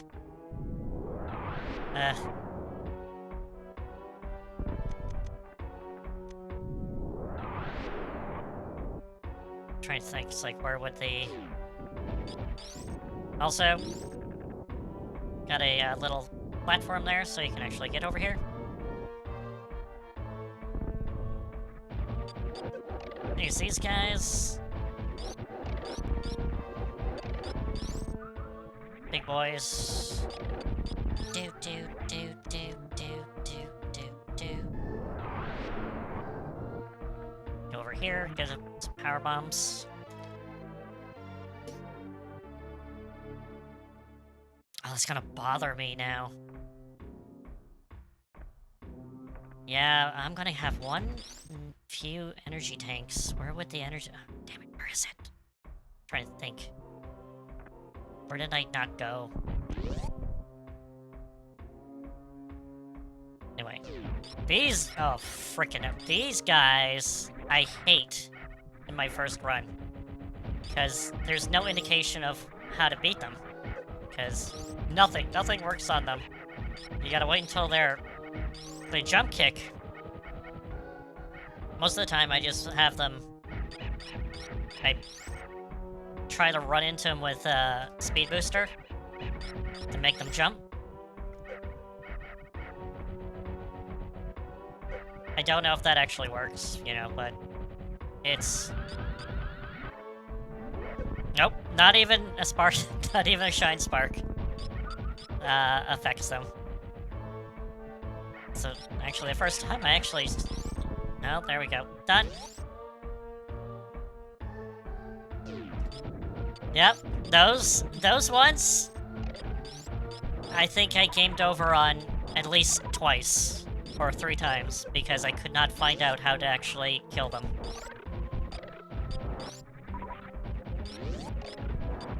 They were very difficult to deal with. And this area is very similar to how we fought Ridley in the first one. And then we have Riddles himself. But he's hiding in the darkness. But there he is right there. We can see him. There he is right there. Right there. I can see you, Riddles. Bah! Just pound him with super missiles right at the beginning there.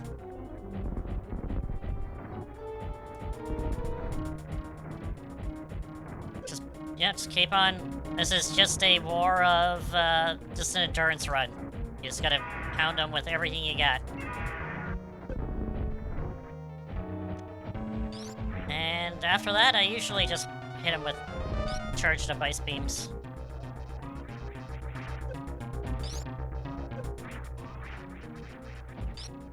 Come on there. Get down here, Riddles. There you go. Oh, he's dead. Okay, killed him. And Riddles is dead.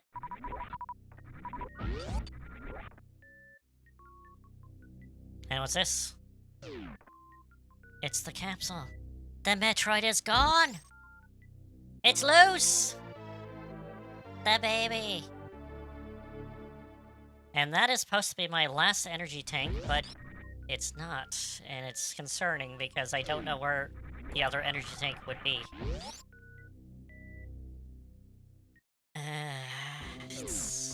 Oh, don't tell me that's like the last...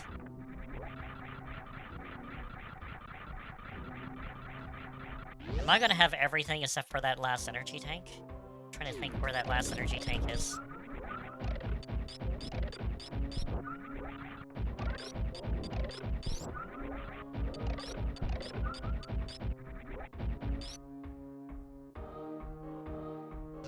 Alright. Great thing about this is we don't have to deal with these guys.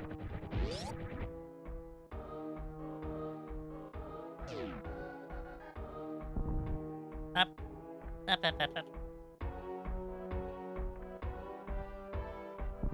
Now, one thing, I'm definitely going to get the best ending, because I think it is under 2 hours still. The only thing is that I might not have 100%, which irks me.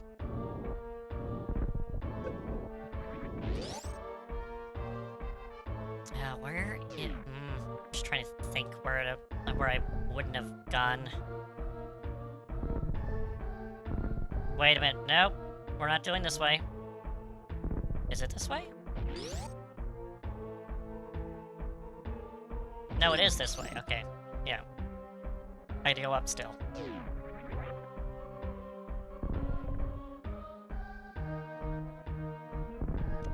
Where?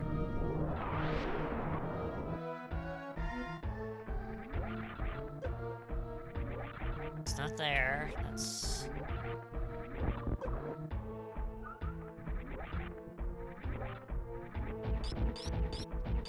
And we go this way. And I got that energy tank.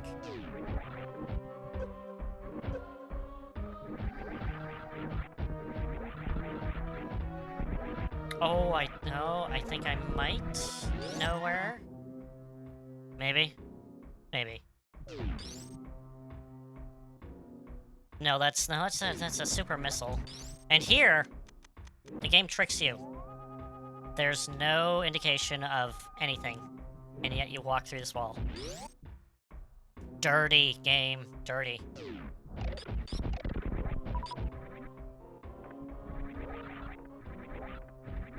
That threw me through a loop so many times. When I first played this, I was like, how the hell do I get out of this place?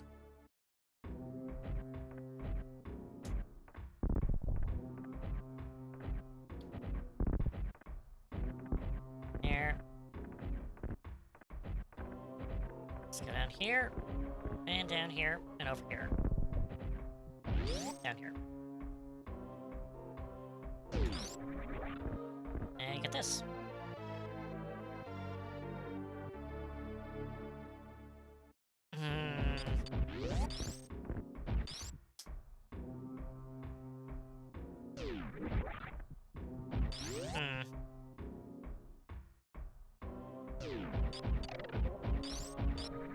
Boop. Up we go. We're here.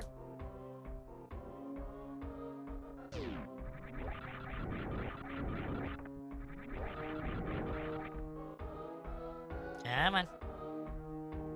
Down. Over. And we're bombing here. Boop. I like these random rooms that you would have no idea to come in.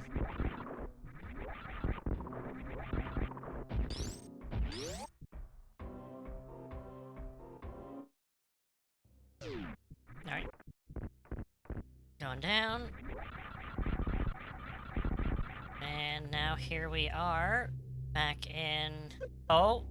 Wait a second, No, that's a reserve tank. Is it? I did that. I haven't done this over here, so let's do this. What's this? There's something I... Also, we got conveyor here, but goes in here.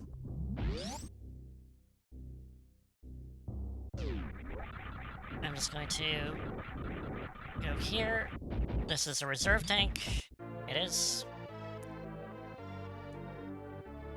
And that's my last reserve tank. And we also got missiles. Dirty game. Dirty missing.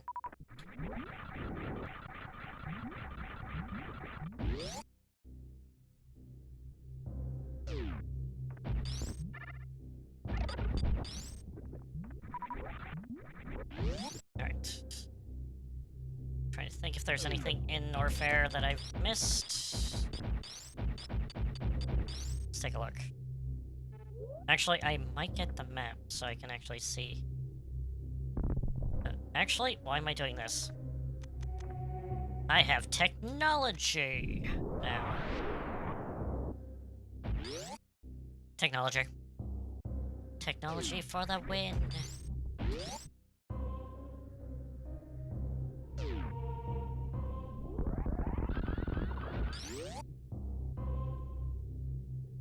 Okay, so I have all the power bombs, I know that. Because there's 50 power bombs. And I got 48.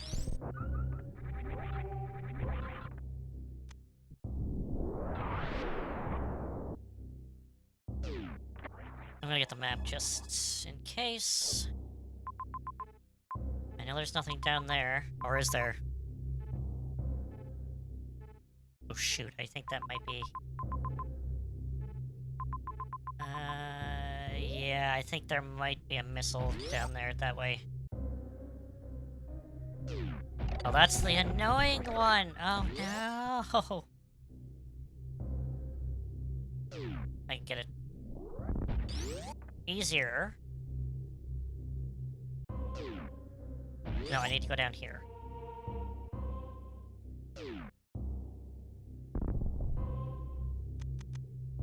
Here.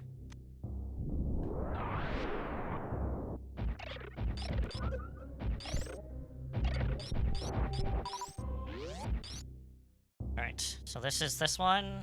Yep. Ball. Ball. And ball. Easier. Very much easier.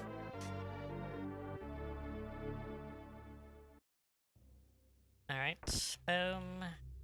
I don't... Well, I guess I could... Nah. I could go up, but I'll just go along this way. Back up. Anything else down here? Nope, nope, nope, nope, nope, nope, nope, nope, nope. That looks to be fine.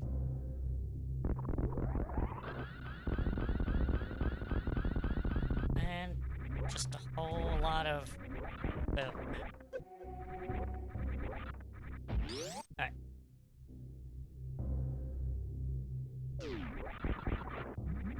Oh yes, I have immunity to lava.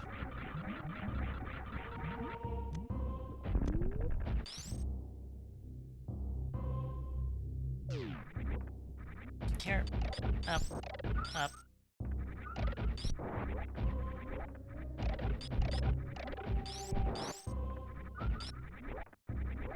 Alright, let's go up.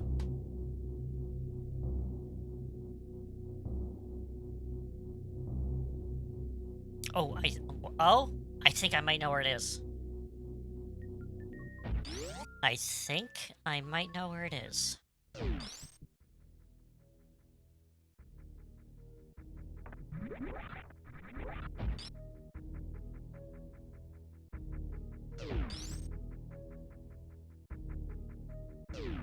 Let's see if I'm correct.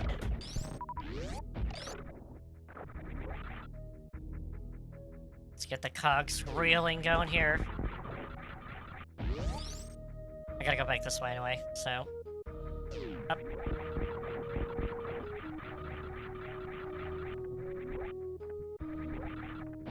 Up.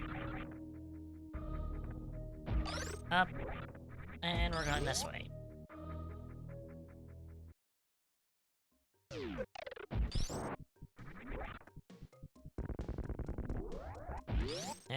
I knew if I did things in a little different order that I would forget what's what. Should've stick with what I usually do.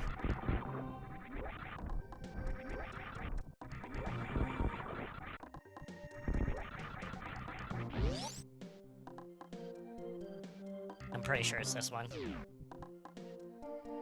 I already did that one down there. And yep, it's this one. I'm pretty sure the energy tank is in this one.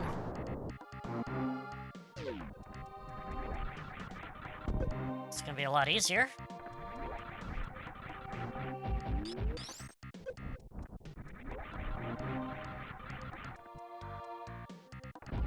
Nope. Nope, there's one more. Let's go. There we go.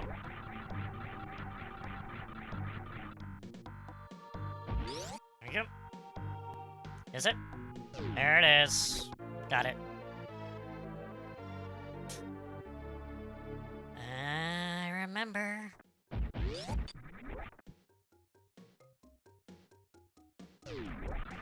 I got full energy. Reserve tanks are full. Power bombs are full. I'm not sure about missiles or... I know super missiles are not.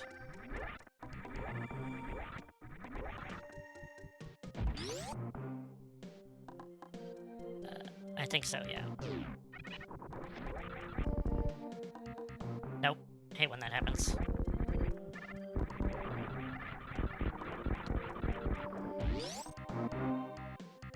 And I've already done down there. I don't need that. Don't need that. Map. Do I need the map? Probably not. Alright, I think there's just... one? Couple more?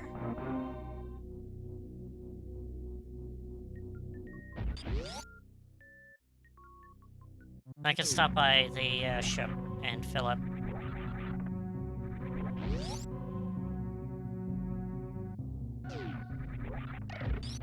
There, there, there, there, and there.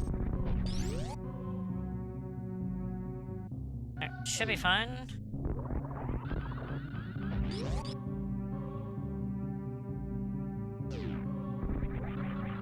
Okay, first, down here.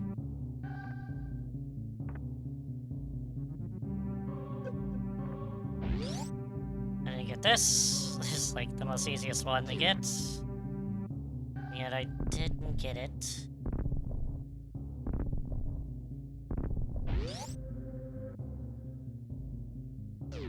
This one.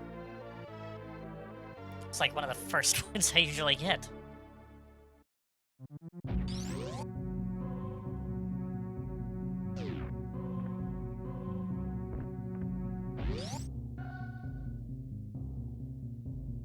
And that's the map.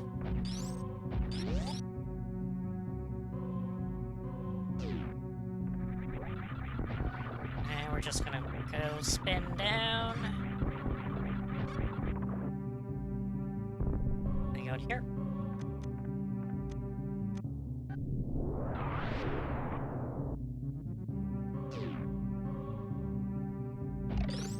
There we go. And up. And that should be the last super missiles. Should be. Question mark. Actually, I should have got the other one before I did this, because I have to come back up anyway. Oops.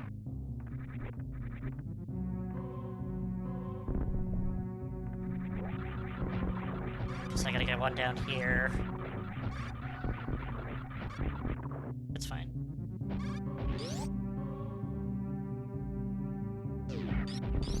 So I can get this one.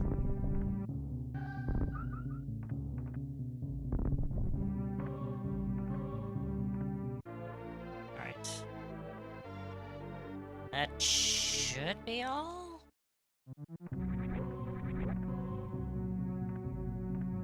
Guess we'll find out.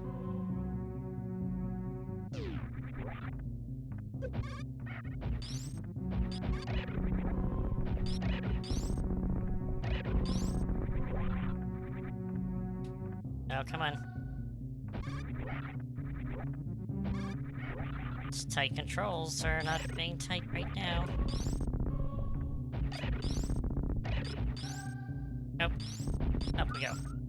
Up, up, up. Okay.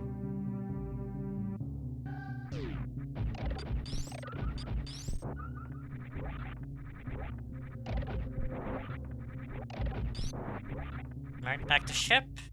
And if we have all the things... We have all the missile tanks. Should have 230 missiles. 50 super missiles and 50 power bombs.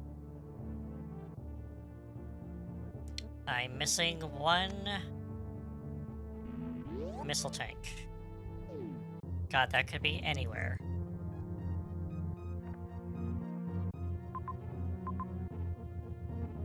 I have no idea.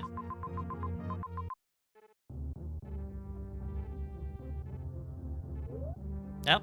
I guess I'm gonna go with 99% then. Because I do not have any clue where that missile tank is.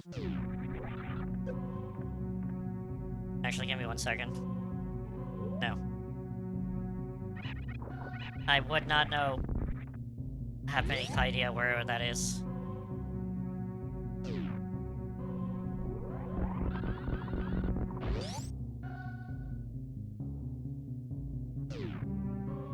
I'm trying to think, and I'm just like, I do not know. Did that, I did that, I did that. It's gonna... Of course it have to be, like, one off. It's fine. It's 99%. Fine. I'll wait for this to go.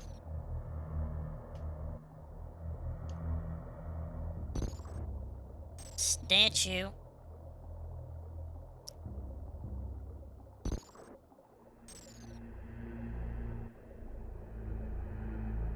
And boom.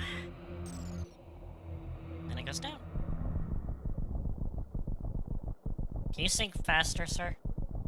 Sink. I'm trying to think where the last missile one would be.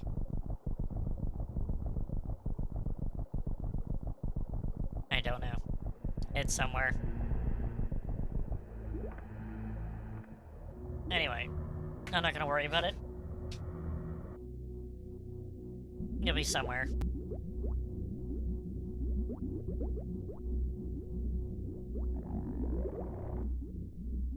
Alright, so here we are. Last area, Torian. Where we have real Metroids.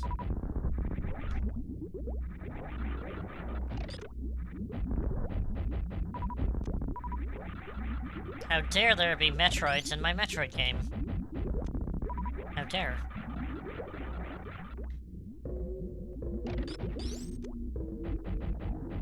So for Asum, it's, I think, 3 or 5 missiles for him? I'm pretty sure it was 5, but... And if you get a Metroid on your head, you want to use bombs to get them off. Very important. 1, 2, 3, yeah, it's 4, 5. Yeah, it is 5 missiles. Just like the original.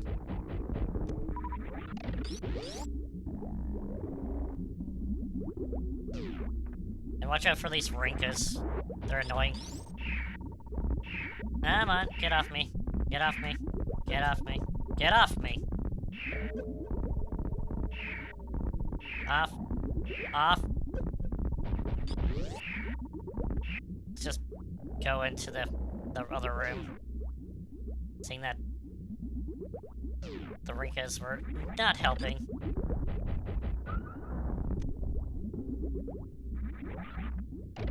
Nope. I know I'm pressing that button.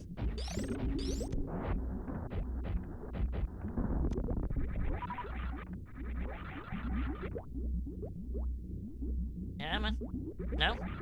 No.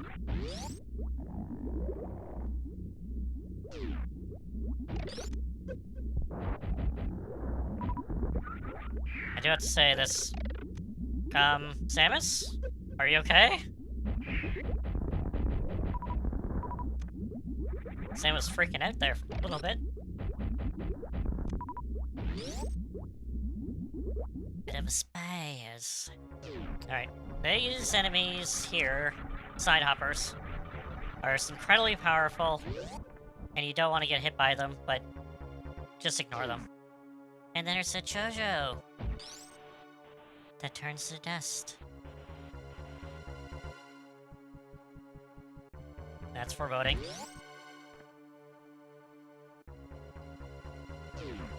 And then there's monsters here that just turn to dust also. Oh my god, what could this be? Oh. Oh, that's a big one. He's sucking things dry. Oh, that's not good. Nope. can't get off this one, you cannot get off by missiles. I think you can't even use anything. But it's story-based. It's the baby. Man, you've grown up. It's the baby. It remembers me. And it's gonna go. So yeah. It's the baby. I'm definitely going in here. Because we got energy. Beautiful.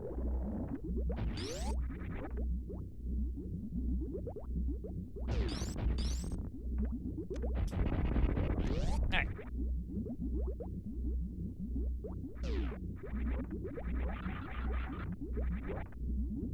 Man, just thinking all this sand is probably like dead creatures. They've been sucked dry. It's a little horrifying, actually, to think about it.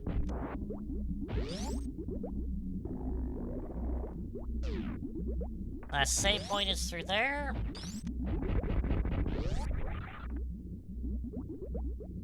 And here, we have a very Metroid 1-esque room with Xenobites. You just keep on hitting them. And if not, they will regenerate.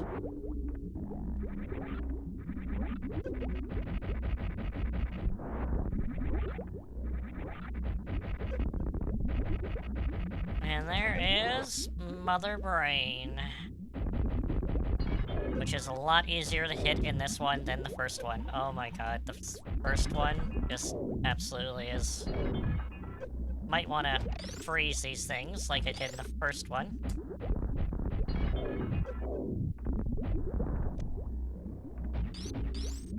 Freeze, freeze, and freeze.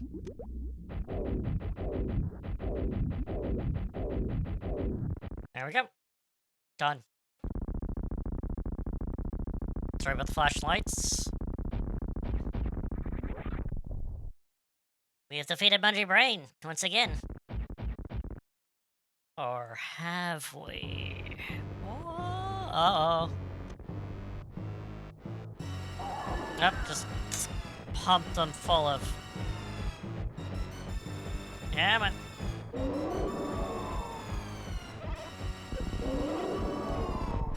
I'm just gonna keep on firing super missiles at you.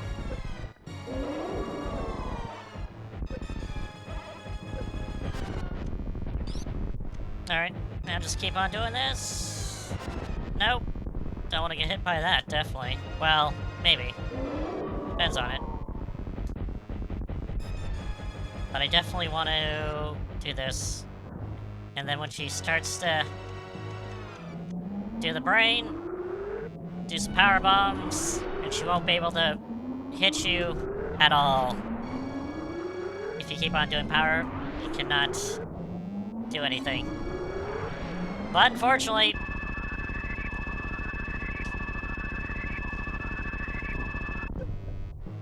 let's do it again. Let's see. Bam. Bam. Bam. Bam. Ouch. So you'll be able to move around if you have more than three energy tanks. But if you have less than 3 energy tanks, you won't be able to move.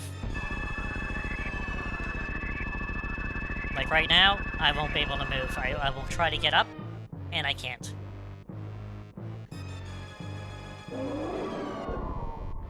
And then story sequences will take over once you get to 100.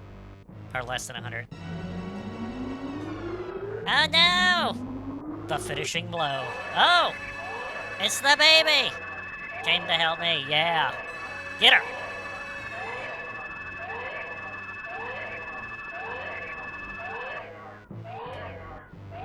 Mother Brain, you're not the mother.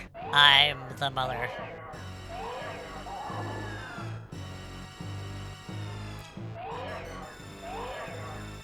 There you go. Suck her dry. And now, you just, like, you just literally need to go over there and just touch her, and she'll turn to dust. And, no, it's the baby. It's like, I gotta heal you. No, Mother Brain is back. And she's pissed. And the baby's protecting us.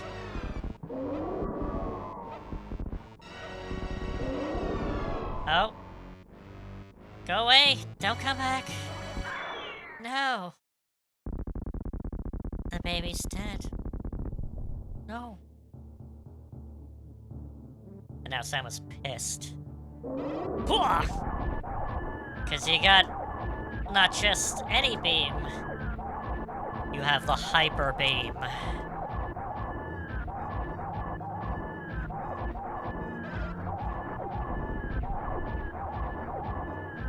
Because if you go to your status screen, as you can see, beam, hyper beam.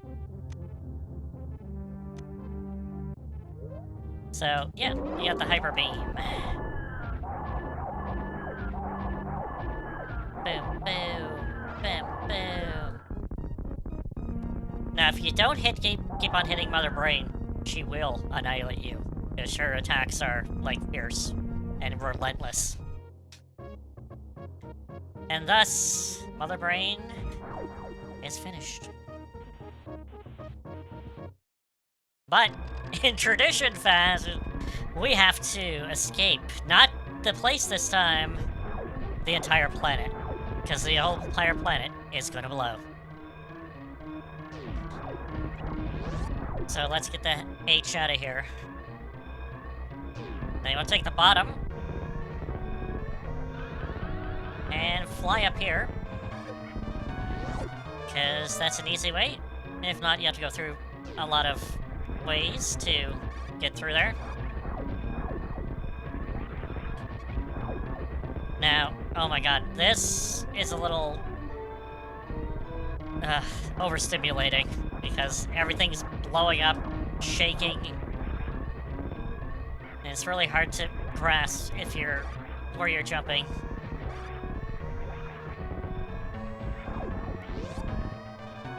Exactly. Well, the beginning of Other M is the sequence, that sequence with the baby, with Mother Brain. Except in, you know, Other M graphics. So, Other M takes place after, right after this one.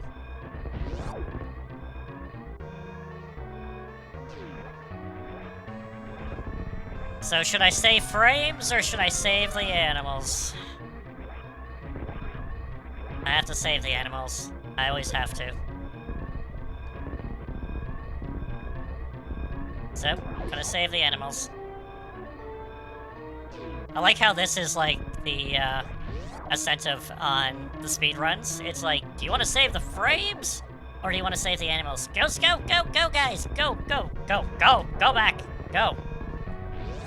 There you go. The animals are saved.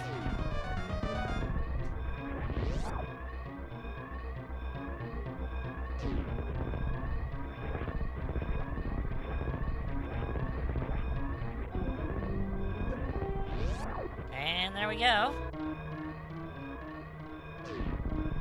Time to go on the ship. I'm getting hit by steam. And there we are. Time! As the speedrunners would say.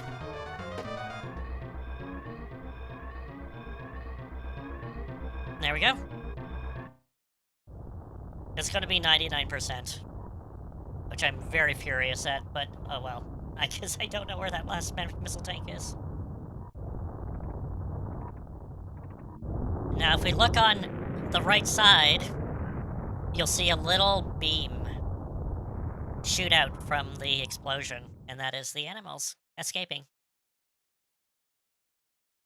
It's on the right, so just take a look and you'll see like a little boop. And that's the animals. The mission was complete successfully. Clear time. 150. Oh god, 2 minutes.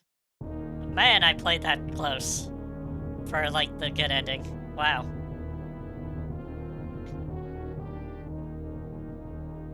And that was Super Metroid.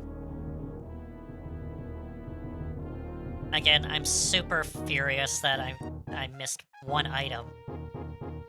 As far as I know, anyway. But yeah, that's more or less 100%. I just need to remember where that last thing is. And there we go. That is...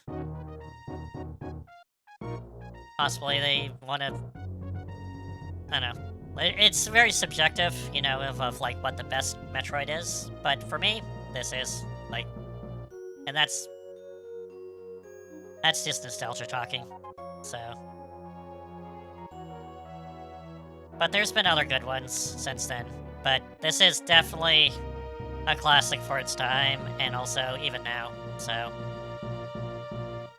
Definitely has some good stuff.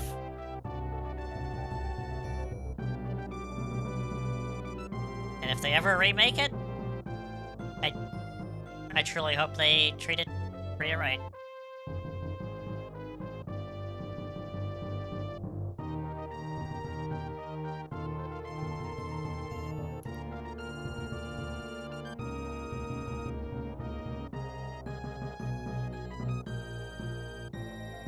Oh, you like the...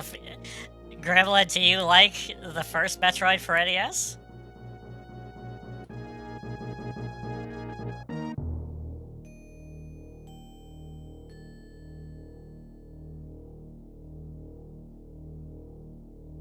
Because if not, I'll show you alternative fan game to play other than that looks like the NES, but doesn't feel like the NES.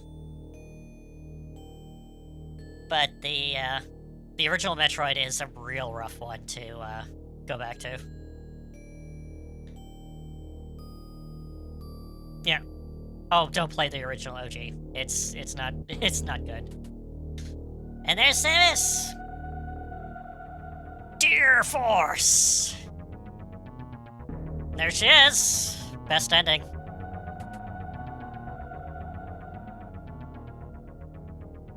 And guess what? No Zero Suit. Pre-Zero Suit.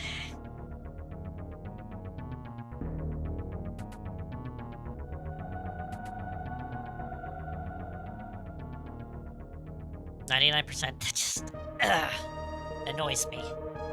Just one off. I had one off. It frustrates me. Grr.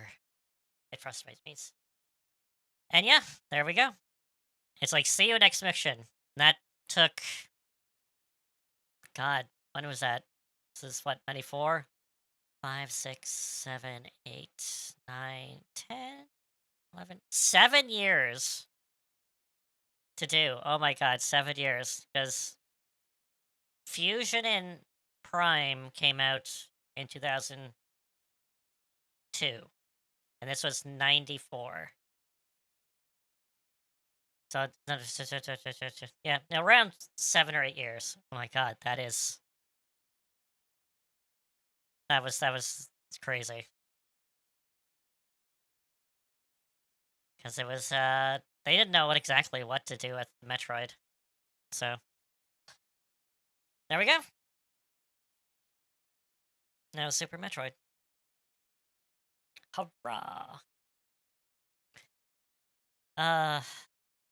And that brought me to the end of, oh my god. I wanted to at least start StarTropics, but that kind of, I don't know, I guess I could do a half hour of it.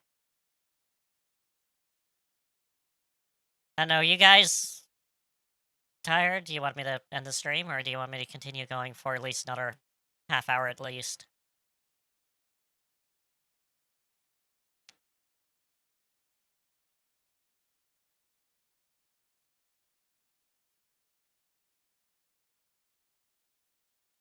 Oh, Steve, I got the best ending.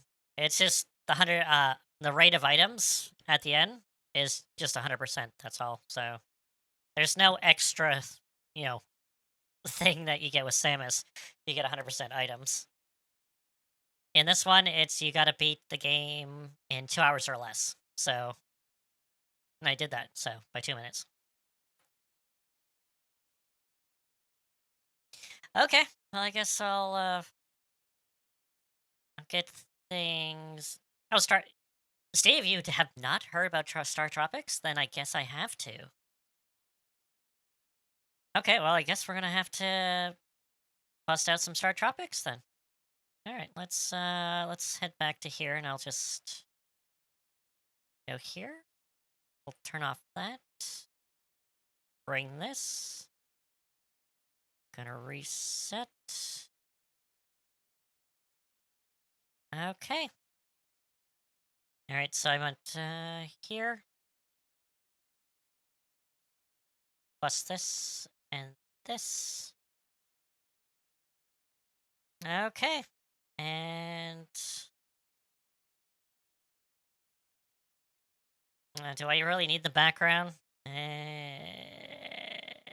Nah. Maybe. Now, give me 1 second here. Boop, boop. And boop. There we go. Okay, so here we go. Okay. I'll go for at least a half hour, maybe an hour. No more than top of the hour for me. So that's because I need to get up early in the morning tomorrow.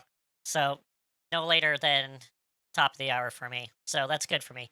Okay, so this is StarTropics. It is a game from 1990. This is also, I believe it was American made. And it was only released in North America and Europe. So, this is not a Japanese. Well, I think it was Japanese developers working in America, but it was American made. So, it is. Do I not have. Hang on. Oh, good lord. Okay, give me 1 second. I gotta set up my actual controlling scheme. Did I not do this? No, I did not. Oh, damn it. Give me 1 sec. My buttons don't work. And that is not good. Boop and boop. Alright. Does that work now? Okay, let's go. Do it on the fly. There you go. Alright, StarTropics.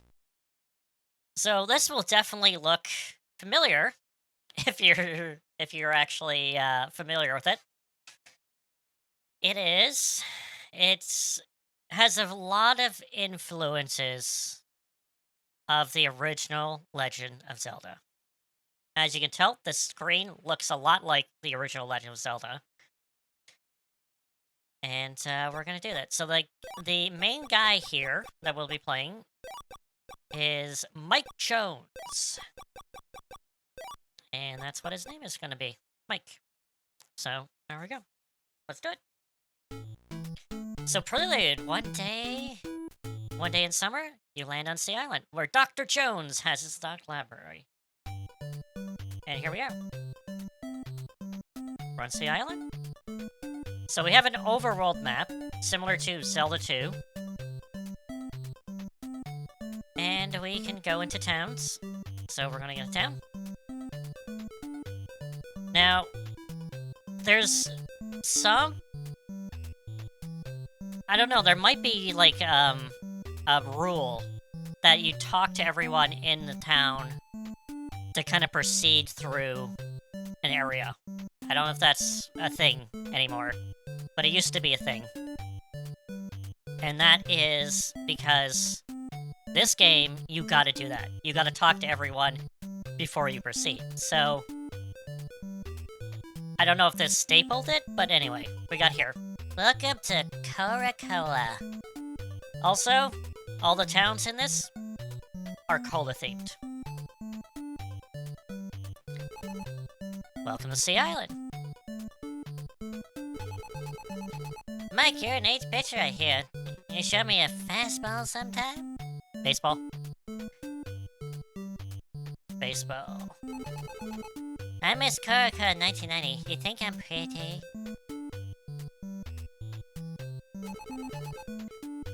Have you met our Chidyef? He's waiting for you. It's very basic. It's not like the most deep plot. Mike, you actually told me about you. It feels like we're old friends. Really? Okay. It's a pig. We gotta talk to the pig also. Hello. Oink oink. He shows me his bum. Pig bum. No, I have to hurry. I'm gonna roast a pig for your welcoming party. Okay. But the pig is good. He didn't do anything. Why does he have to be roasted? Your uncle, Dr. Jones, is very nice. They call him Dr. J. Oh, last week I missed Dr. J. He was very busy solving some strange puzzle. Oh, really? Okay. Last night I gazed up at the Southern Cross. Oh, this is a guy. Suddenly I saw a shooting star.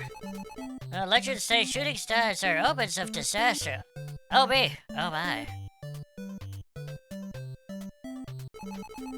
I heard you were coming. You want to go fishing? Maybe. We'll see. A second. Where do you come from? Where do you come from? America? Very cola themed. Who are you? Stay away from here. Okay, well, I think we talked to everyone. We gotta go talk to the chief, who's in here. Hello there, sir. I've been waiting for you. I'm the chief, Caracola, and I'm good friends with your uncle.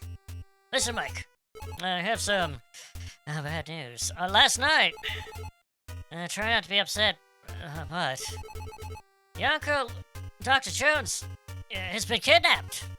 Abducted, not kidnapped. Same thing. We must keep it from the other islands so they don't panic. He must be the best hope for us and Dr. Jones. What do you want to do? You want to help? No. I don't want to. Sure. Good. Good, you're brave. Take this island yo-yo. You may think the yo-yo is just a toy, but it's very powerful. Mike, you're an ace pitcher. Use it! And we got ourselves a yo-yo. So, fun fact. This is on the NSO. NSO NAC under the NES games. There might be a slight change at this part, because yo-yo is apparently copyrighted in Canada. So they don't want to use the word term yo-yo because they don't want to go with royalties. So it's renamed Star in the NSO and any time after the original release. So, fun fact. Mike, it looks like there's people around here, but in the dark below, many monsters appear in this fair for years. Don't let him get you. Mike, the fate with your uncle's in your hands. Find the tunnel in the village and head to Dr. J's laboratory. Alright, sir.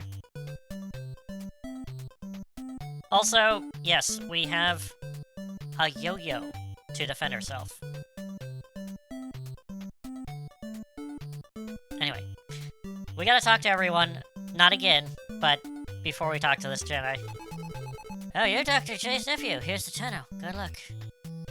And we go in here. And brings us to the next stage. I'm the shaman of the sister of the island chief. Your uncle was abducted and found some secret for lost ruins. I have a great hope of succeed in rescuing Dr. Jones. And just like the Northern Star, the island sailors look to the Southern Cross.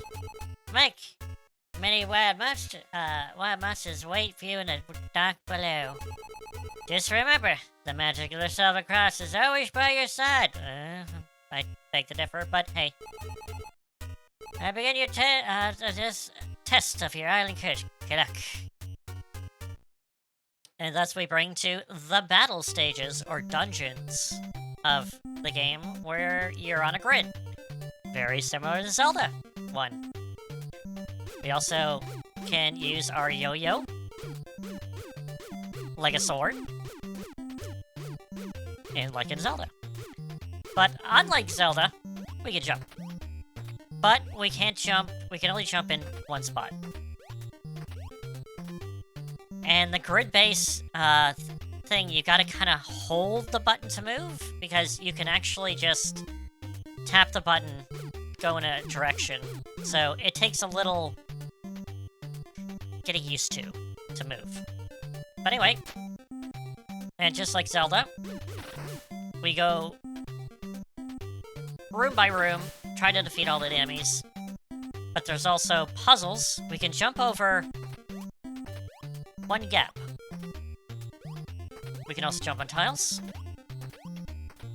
just to get kind of feel of the controls. We got ourselves slimes. Also, I'll mention what's at the bottom of the screen in a moment. Alright. So the bottom of the screen, going from left to right, we got our yo-yo, and we got 3 spaces. We got our hearts, which is very similar to Zelda.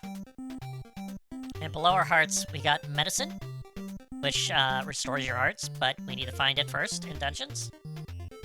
And beside that, we have stars, which you get from enemies, and 5 stars equals 1 heart. But we can also get hearts to restore hearts. But, you know, I don't know why they put stars in there in the first place. Kind of useless. And besides that, to the right is our lives. We have 3 lives. Also, when we press start, Mike holds a sign says pause, which I find incredibly hilarious. And we can press down, we have magic items. So, that will come in handy later on.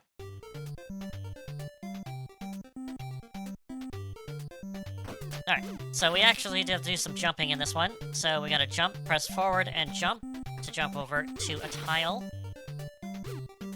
Most of the time we got it to defeat all the enemies, but also some tiles will reveal switches. And we gotta sometimes press the switch to proceed. Another star. Also, enemies take sometimes more 1 hit to heal. These rats take 2 hits. They're also very erratic in their behavior, so watch out. Come on. Boom. And we, like I said, we can also get just hearts straight up.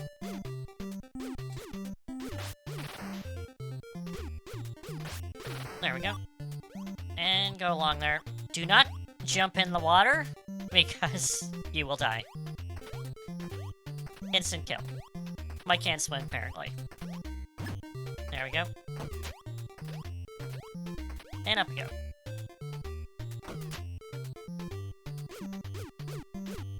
And most of the time, when you get in a room, you can't go back in another room, so make sure you got everything in the room before you proceed. Oh, damn it. Nope!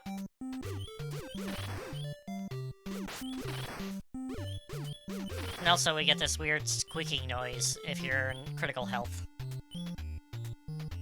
Which I do have to say is a little bit better than the beeping noise in Zelda. Only by slightly, though. Alright, lots of tiles.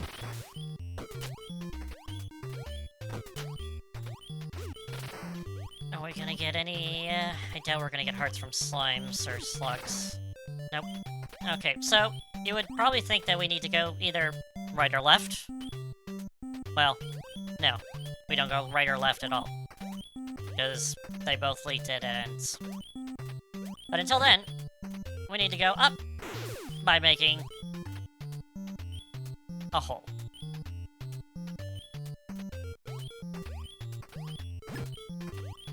Boop. And here. Okay, there we go. Bats go in a diagonal direction, so sometimes they might be difficult to hit.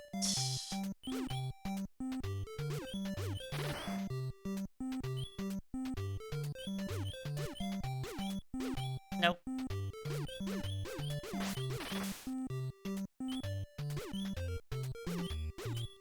Come on. Okay. So the item I got was you can press select to select it, and it's kind of like a fire item. Now these snakes will look for you once they see you. There's nothing there, but is there? That's there, but also we got some more fire sticks, I guess. That's what they're called, I guess. I have no idea what they're called, I forgot. And then also, that's the sound of a wall breaking. We go over here.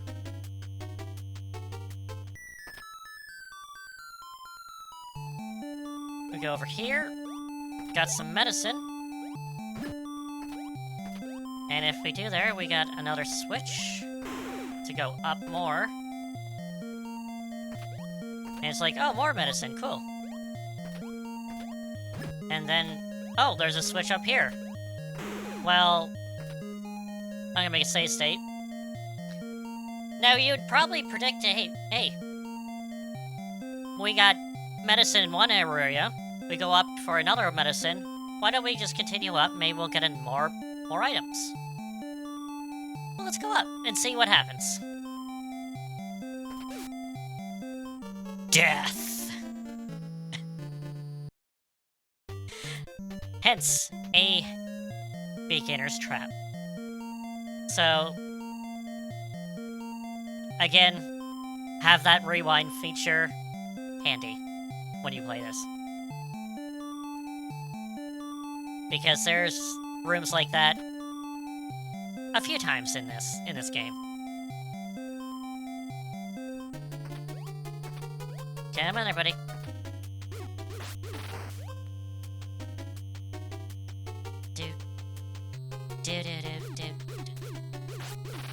There we go.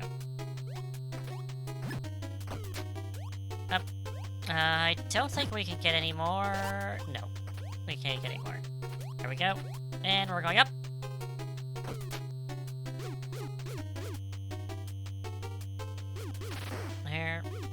There. I think we'll be able to... Nope, let's go. There.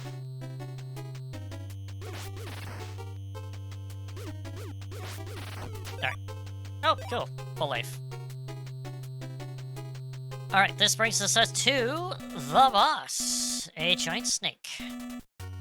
He will go back and forth. He will open his mouth and shoot fire.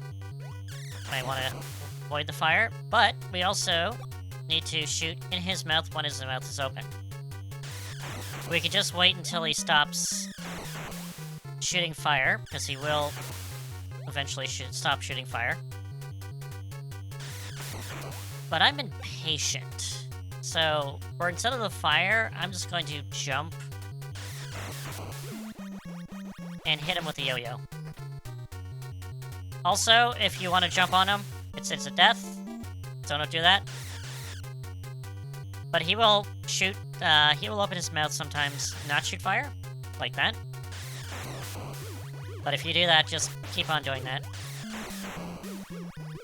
And that's what I keep on doing. And... finished. But, I like doing dumb stuff, so let's do more dumb stuff.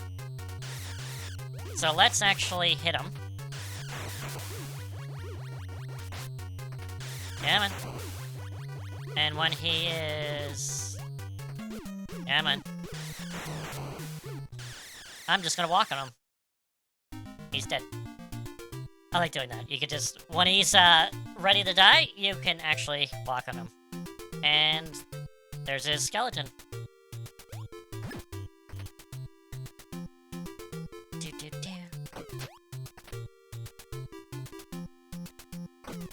And where we go. So once we get out of a dungeon, we're gonna be, wow, you've done it, and we got some points. Which is pointless, because points don't matter.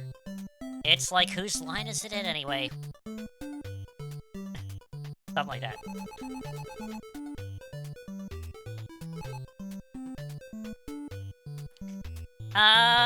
It's has had a cult following. I'm not too sure if it was popular. I liked it. I spent a whole summer playing it on a black and white TV. up at a cottage in the north, because I was bored out of my mind and I wanted to play something, and I think I got it before coming up, and all they had was a black and white TV, so I played on the black and white TV for the first time.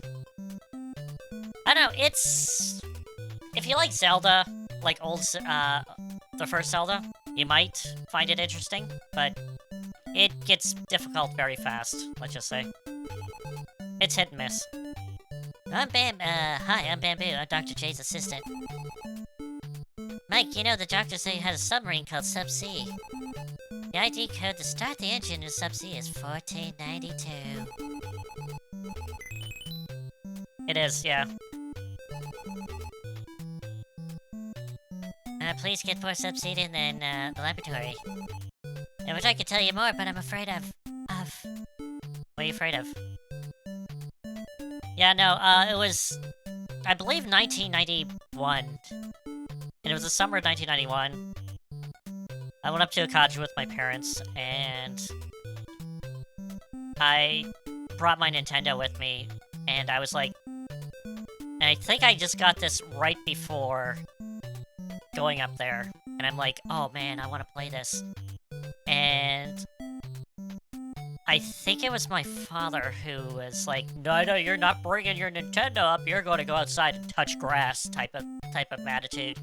And I want to go inside. I want to play my video games.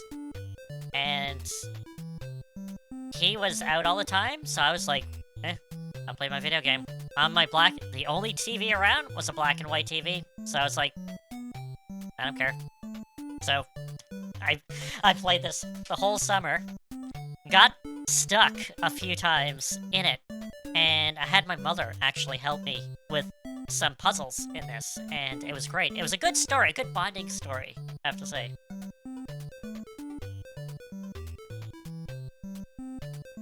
Yeah, that's the thing. Black and white TV, back in the day. So it was absolutely fine.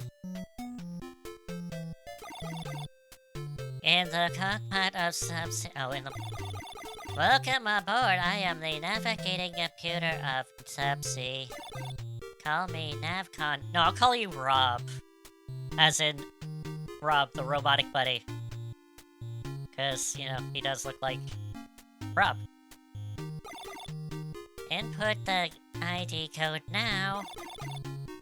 ID code 1492. Starting engine, aye, Captain. Subsea is ready to launch. All ahead full. And there we go.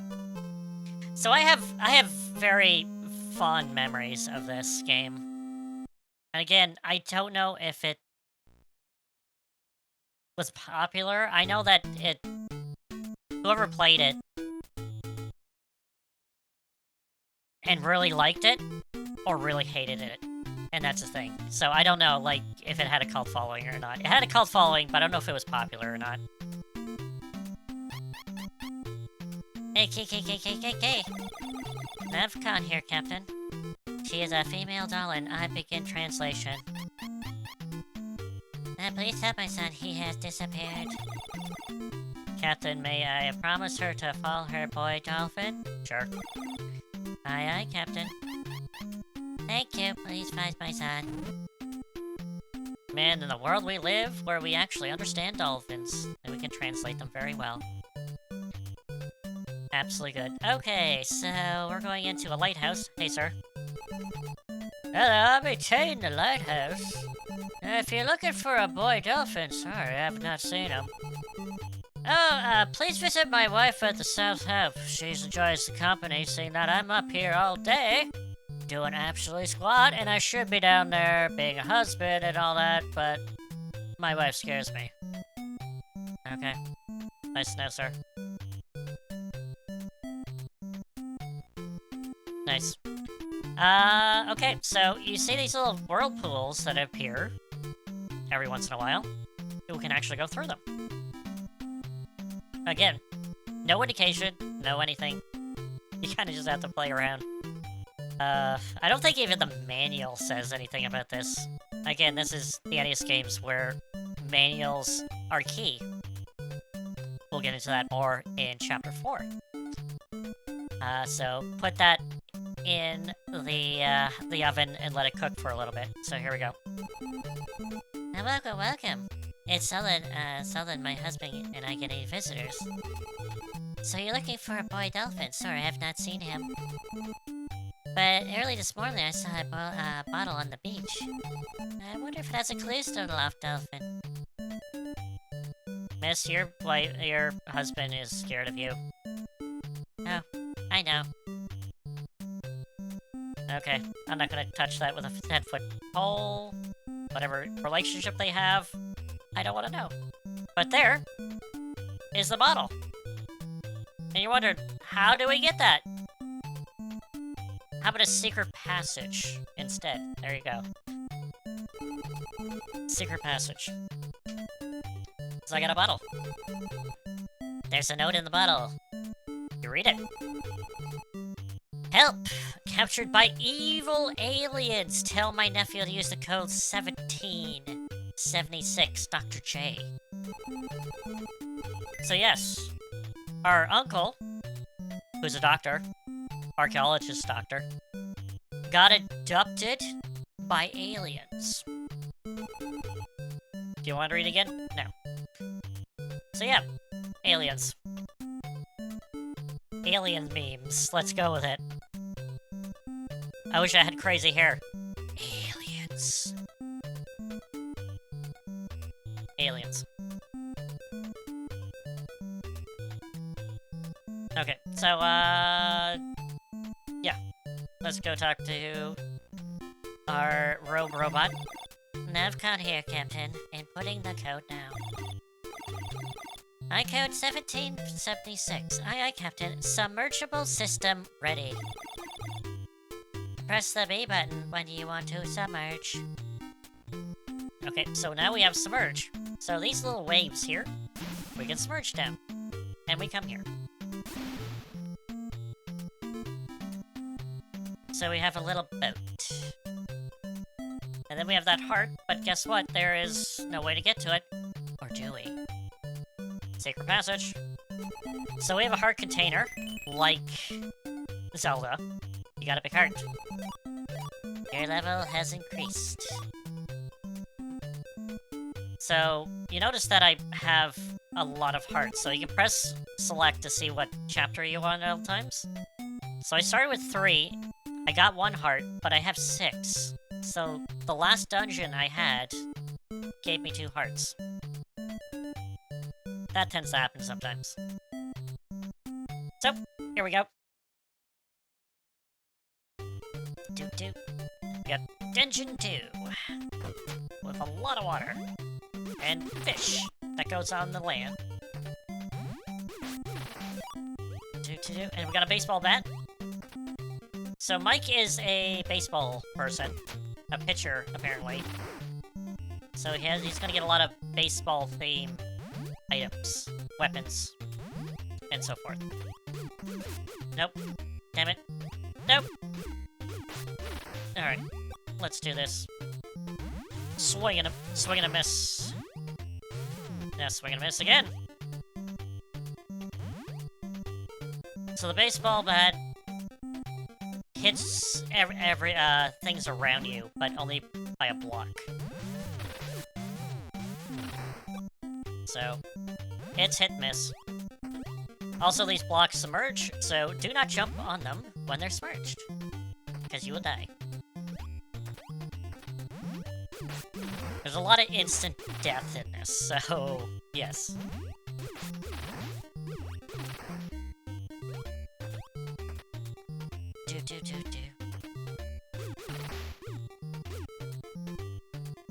This is also another game where I can probably practically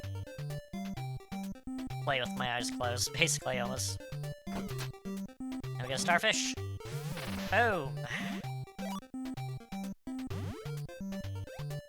And we have some octos!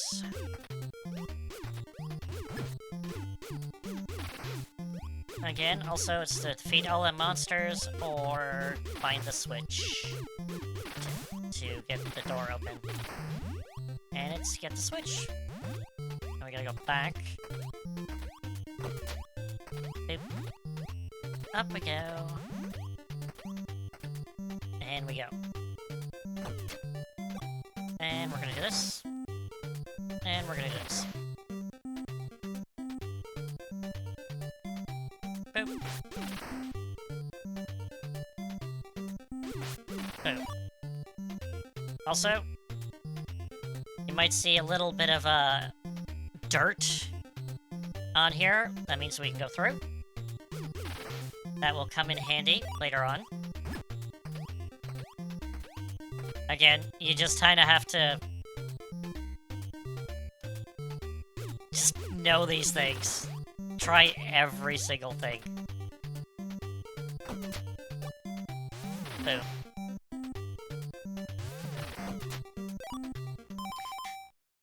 No, I'm gonna leave that story for the actual part.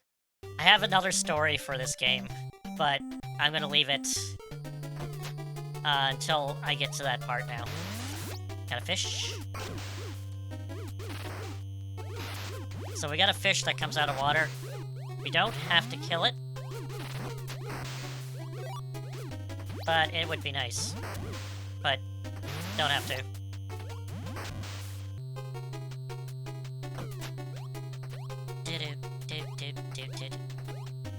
Is there any... Nope. Just here. 2 hearts.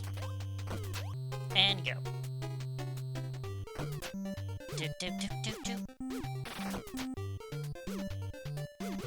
Also, sometimes certain enemies have the ability of the unlocking. So if you kill that enemy, it will unlock the door without killing all the enemies. Again, they just switch it up and being like, hey, you know that? No.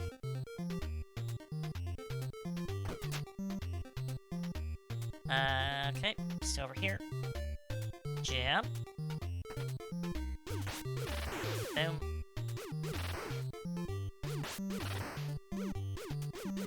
It's the thing, StarTropics likes to, like, mix things up every once in a while and be like, hey, you thought you knew this? And no, you don't. Again, this is... See, this game has a really interesting difficulty to it, because it does spike a lot.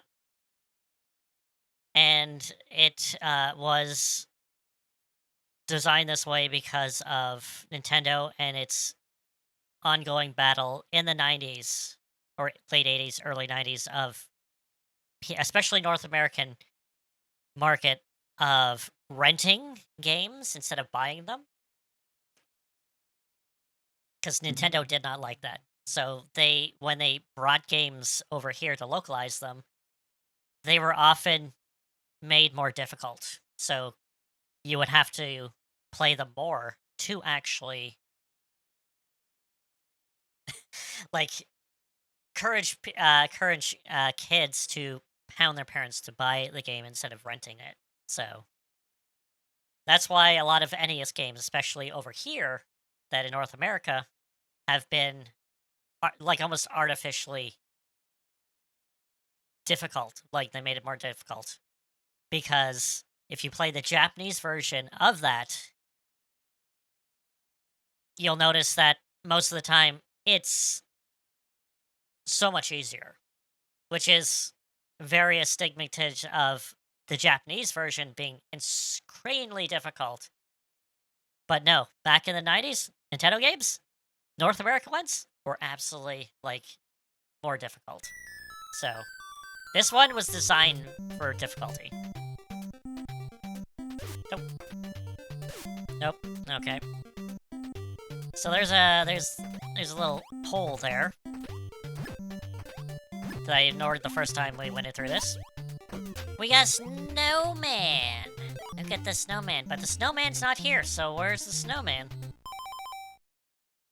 The snowman's in our magical items. So we gotta pause and press down, and we got our access to our medicine and snowman.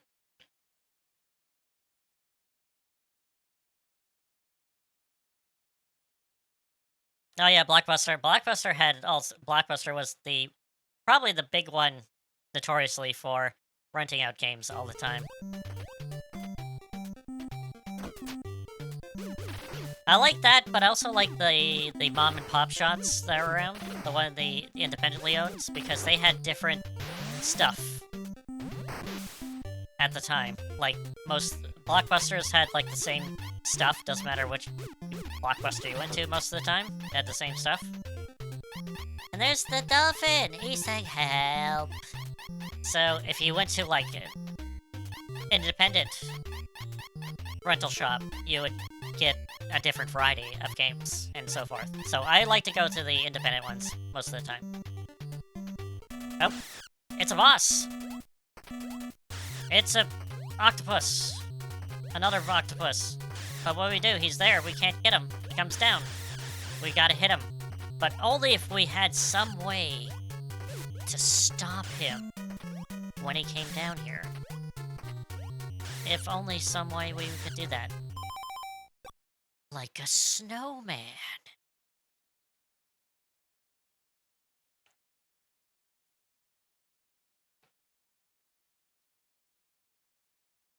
Yeah, no, it's a Blockbuster. I have a lot of fond memories. There was one. I think it was just in the city that I actually was in. We had one called Jumbo Video, and they had the really far out stuff that you wouldn't even expect. Like I experienced some of my first anime titles there because they had anime back in like the early 90s and so forth. I was like, "Damn, what is this?" And let's just say I experienced the first adult anime there also, let's just say, which was quite something at the time because I didn't know exactly what I was getting. And yeah, let's just say I got more than I bargained for it. Let's just say. So that was interesting, but it did have some interesting titles in game wise. Definitely, like some you did not see. So that is absolutely wonderful, actually. So Blockbuster was one thing, but like I said, the independent ones were also very good. Also, so that was good. Blockbuster was for more of the had to get the what is it? They kept up the friendly image. Oh god damn it! Seriously? No, no. Okay, there we go. Uh, wait a minute. Is my chat working? I don't think my chat is working. Why is my chat not working? They did this last time. Damn it! What is this? Anyway, well, let's just say the quote unquote adult anime they had there wasn't really adult anime. It was just regular anime. Might show the odd thing here and there, but adult anime that really was adult anime wasn't at Blockbuster most of the time. So let's just say, yeah, no, no, well, let's see, no, Blockbuster was Was Blockbuster? Was it Blockbuster or Jumbo? Actually, I think it was Blockbuster where I actually got into anime for the first time. Like, I remember, I think going to my local Blockbuster in '95 and seeing this title, which looked weird because it looked cartoonish. But I'm like, wait a minute, this, but it's mature, and I'm like, what is this? And I was 15 at the time, so don't 15, and yet I'm like, yeah, let's go this. So I gave it to my mom. I'm like, I want to see this, and she's like, okay. So that title was Ghost in the Shell. It was my first, I guess, adult-ish anime. Well, not well, mature anime. Let's just say. So, and after that, I was like, damn, that's pretty good. And they had others, and I'm like, hey, let's go, get it up, let's. I got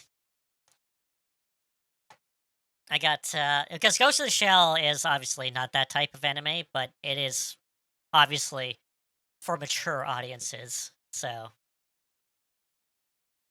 but yeah, that was interesting. But a lot of the anime there wasn't kid friendly, and they had the not for children uh sticker on them, and I still rented it like most of the time, and so it's good.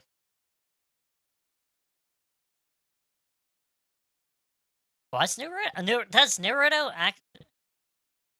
Is Naruto actually for mature audiences? I thought it was for at least teens. But I guess, well, it is Shojin, but Shojin could be a mature for also. Maybe.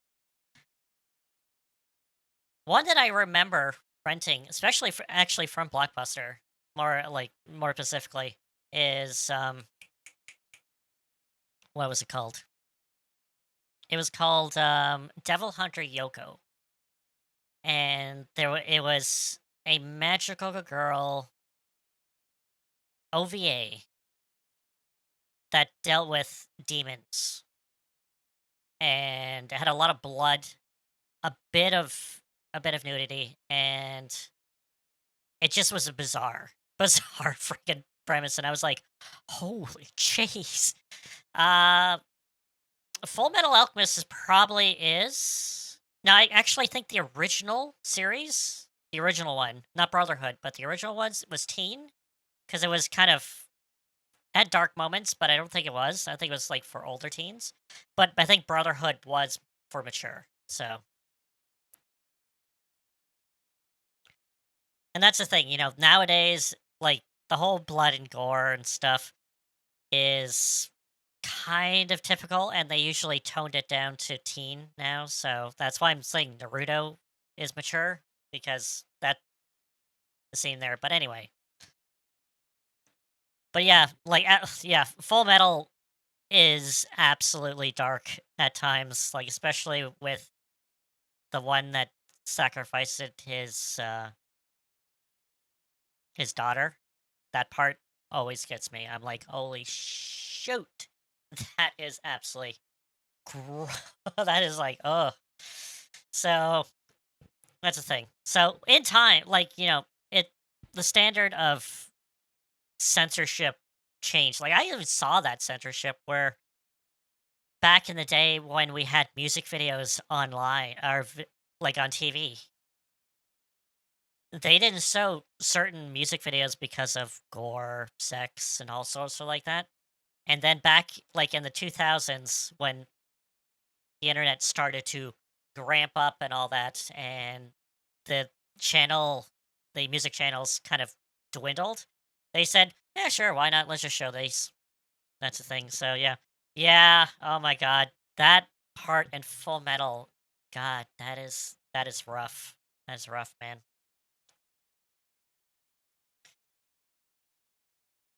And I'm just sorry with the original series. Like I didn't even see Brotherhood, the full thing of Brotherhood, but in the original, it still is heart crunching. My god.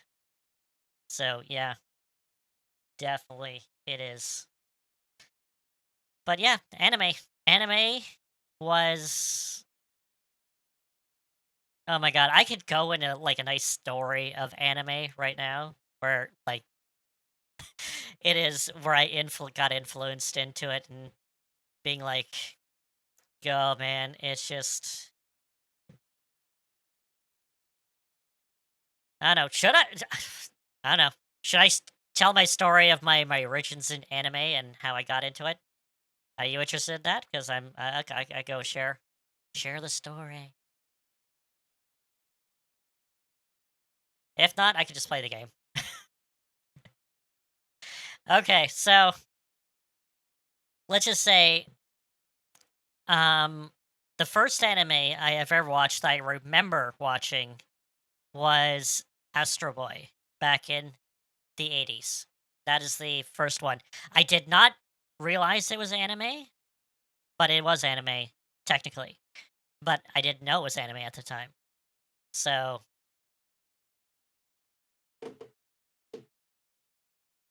yeah, I agree with that. Like the original part of Full Metal with that is absolutely dark. And I don't know Brotherhood, but the original, goddamn, oh my god, Heart. It really got you at the heart. So, yeah, Astro Boy is the first one, but I didn't realize it was actually anime. So, in 93, I started watching a show. I came home from school to eat lunch. So, I watched the show at noontime, a little show called Samurai Pizza Cats. And I was like, "Oh wow, this is neat. The animation's nice. You know, it's a nice cartoon because I didn't know what was anime at the time." And I was like, "I find this really interesting that an American-made show is talking about Japan or Tokyo, and it has a lot of Japanese influences." Like I was totally oblivious that it was anime. And I was like, "Wow, this is neat." Like it just it gripped me. Like the animation style, the way it was going. It was very different from the other cartoons I used to watch like back in the day also. So I was like, "Holy jeez." So, damn. And I was oblivious to what it was. And oh, Samurai Pizza Cats, definitely a good one to watch. Uh I would say watch the English dub because there was an interesting story behind that one because when they brought Samurai Pizza Cats, I think it's called originally called something about Ninja Cats, but they brought it over here and they didn't have the scripts to localize it or translate it. So the writers made up their own script for the show, and they made it so like pop references, and they just made up the script and kind of played into that. And it's really hilarious because it's so self-aware that it didn't have a script and they just play on that, and it was absolutely a scream most of the time. It was just it's good, but it was terrible at the same time, but it was good. It's so bad it's good type of thing.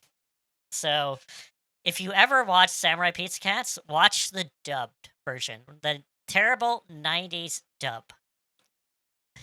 And it's a scream. It is a scream.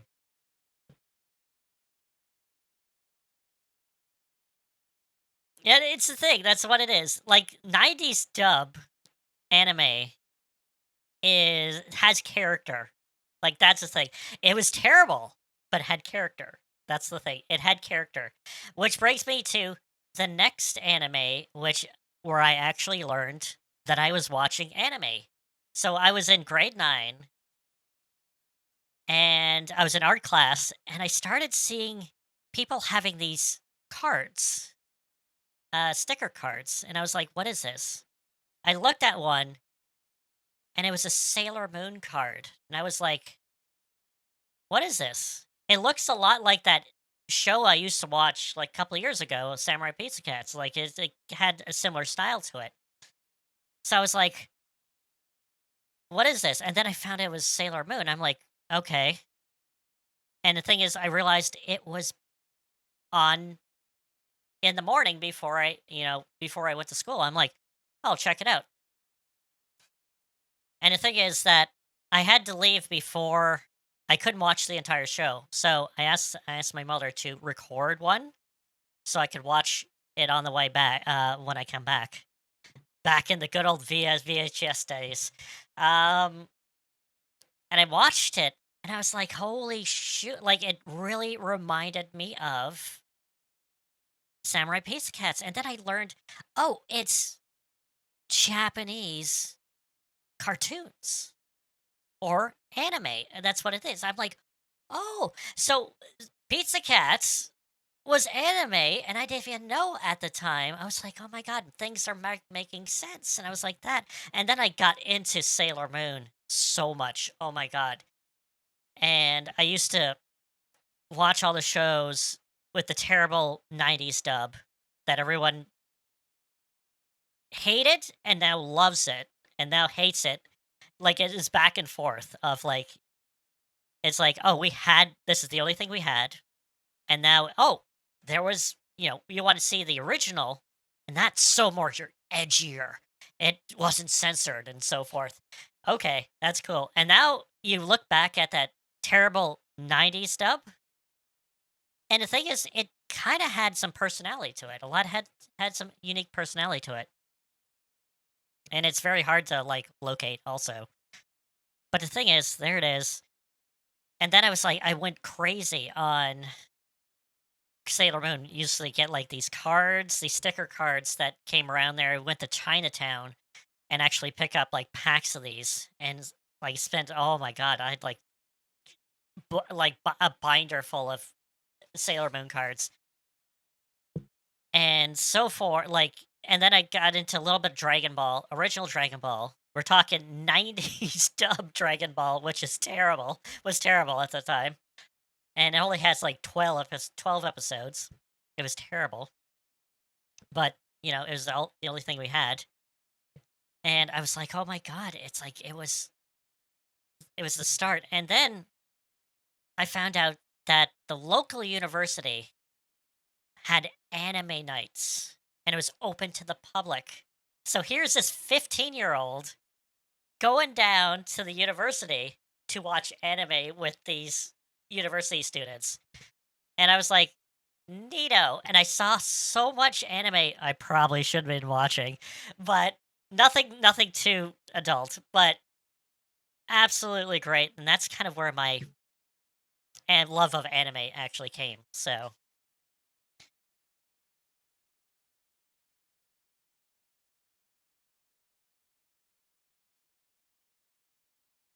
I don't know. Sailor Moon is a unique taste. Like if you're not into the whole, I don't know, like superhero senshi type thing, it's gonna be a hard sell. Like I would say it's good, but not at the same time. Like it depends. It depends on taste. I have to say. I loved it because it was so different, and it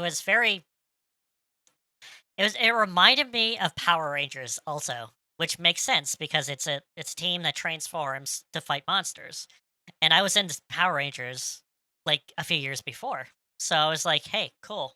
It reminds me of that, which was Power Rangers was based on a Japanese show, Super Sentai. So it makes sense that anime would be the next step for me. So it just was there.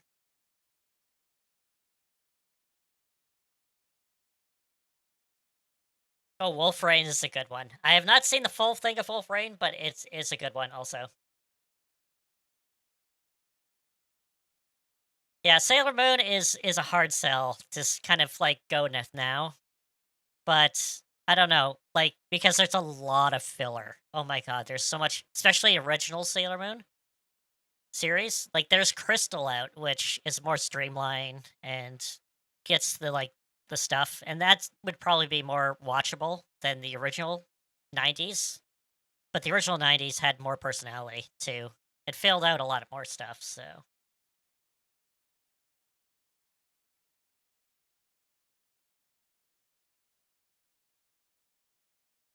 Yeah, no, like at this is like mid 90s, so anime was very unheard of, especially oh yeah, the the anime nights I used to go to were they had them subtitled also.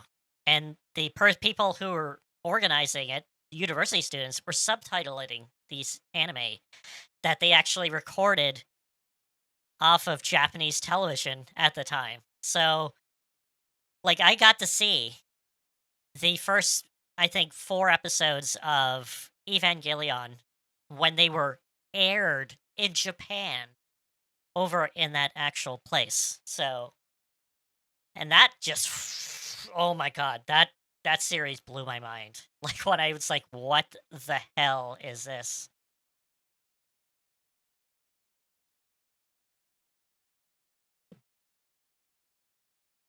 Yeah, no, I was very, like, withdrawn, and I just kind of went there and stood like, went in the corner and just kept to myself, but watched whatever.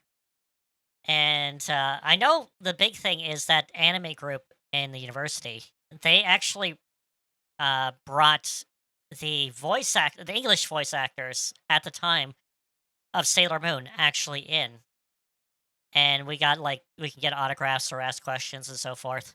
So I got to meet oh god, who? Like, I got to meet Mars at the time, Jupiter, I know Venus was there, and a couple of the bad guys too, I know, Luna was there also, the cat, Tuxedo Mask. Sailor Moon was supposed to be there, but I never got to meet her, so she always canceled. And I think that's pretty much like there's a few other ones, and I got them signed cards and so forth. So hey, that's the thing. I got to meet some of the cast of Sailor Moon back in the day. Dave does the English one. So, and that's what kind of brought people in because it's like Sailor Moon was a big thing back in the mid '90s with like there, and a lot of people were like, "Oh my god!" And that's the thing. That's that's the thing. So I still have those signed cards. I have, I think, a poster with some signature. I should have wrote the actual characters they were. But yeah,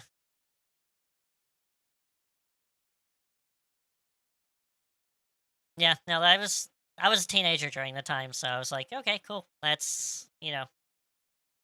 And the big thing is that I like this type of thing, but not a lot of people was there, and the high school that I went to, they had like their own groups, and they kind of like, oh well, you like this thing, but you're not part of this group. So I was kind of isolated, liking this thing, and the friends that I had at the time just didn't like them. Like I had one friend who was like, it's fine. And then another friend that was like, oh, those are Japanese cartoons.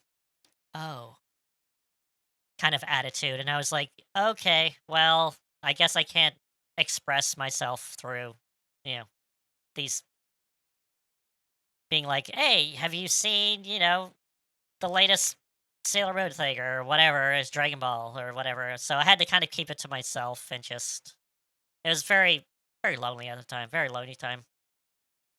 But anyway,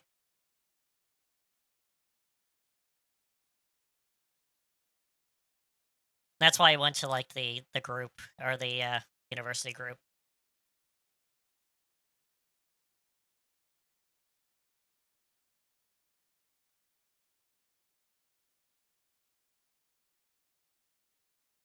It's a weird thing because you kind of mention it to somebody and someone's like, "Oh, you like anime?" And it's like, "Yeah, why?" Like, what? What? It's like, was there a problem with that? It's like, I don't know. That's what I kinda got from some people, and I just kinda shut up liking anime, so I just kind of like, "Oh, okay, I like anime, whatever." So, it was like I was shunned for liking anime for most of my teen years, so I was like, "Okay, cool." And then when it actually started to, like, peak in the 2000s where it's like, "Oh, you got" when people actually is like, "Oh, I like anime. You like anime? I like anime." And it was a cool thing, and I was like, "Okay, I liked anime before this," and I was like I hate to sound like, what they like, a hipster or something, but, I liked anime before it was cool, basically.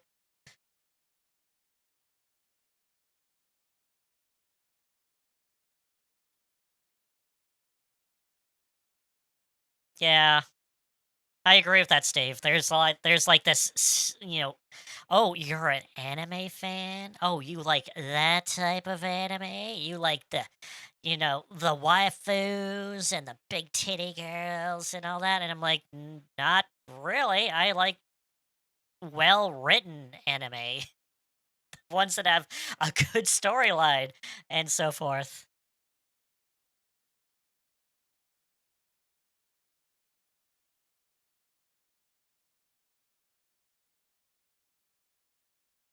Yeah, that's I don't know, like, I tried to feel around and be like, "Oh, okay," like, we me and my group of friends were at the time, at least anyway, liked video games, and that was fine.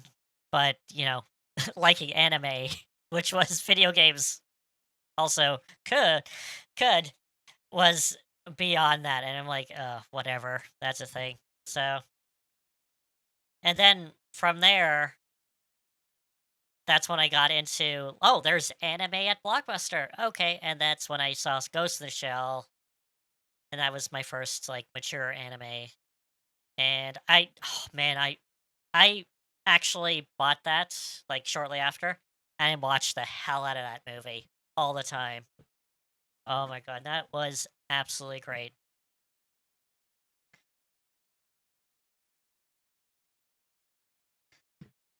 So, it's a thing. That's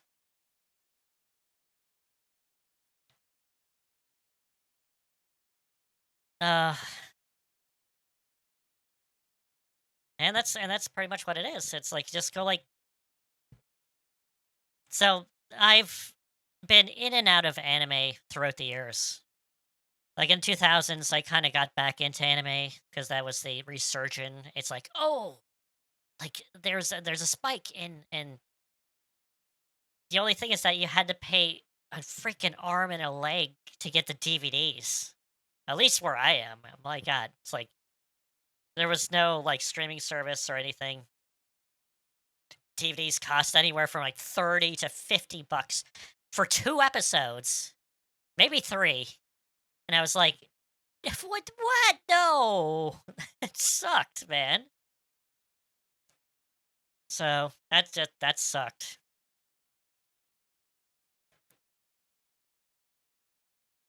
So a lot of anime slipped through my fingers during that time, and then when streaming happened, I was like, well, they're streaming everything other than anime, and then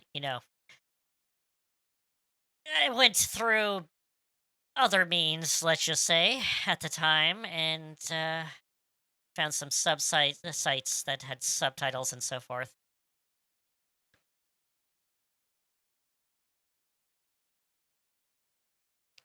Steve, you want to know? I am in the same boat. I don't even know what's popular right now, other than like, oh, let's whatever's shonen anime at the time. It's like, oh, I know that My Hero Academia was like popular. I don't even know if it's popular anymore, but it's like that. One Piece is still going, but ending sometime soon.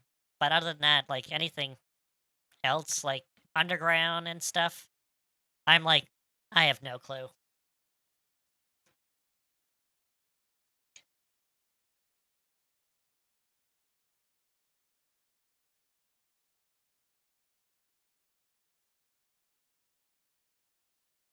Oh yeah, the fans are. That's the thing. You kind of have to just siphon through that stuff to find like the good stuff. That's the thing. The fan service stuff is you can only take so much of it. And it was fun maybe when the first one you saw or the second one, it's like, ha ha ha, that's funny. But after you see it over and over and over again, you're like, oh come on, let's just get to something more tasteful, type of thing. So I can feel you with that grapevine.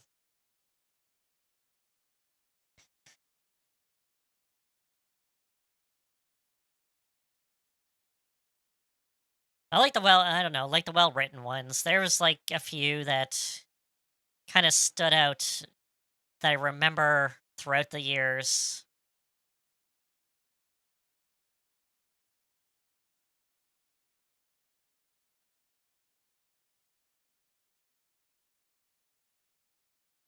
Yeah, I don't know what that first one is. Delicious in Dungeon. I seen around, but I don't know anything about it. My Hero. I've only watched up to season 3, I think, of My Hero. And Wishes Wands, I don't know. And Magic, I don't know that one.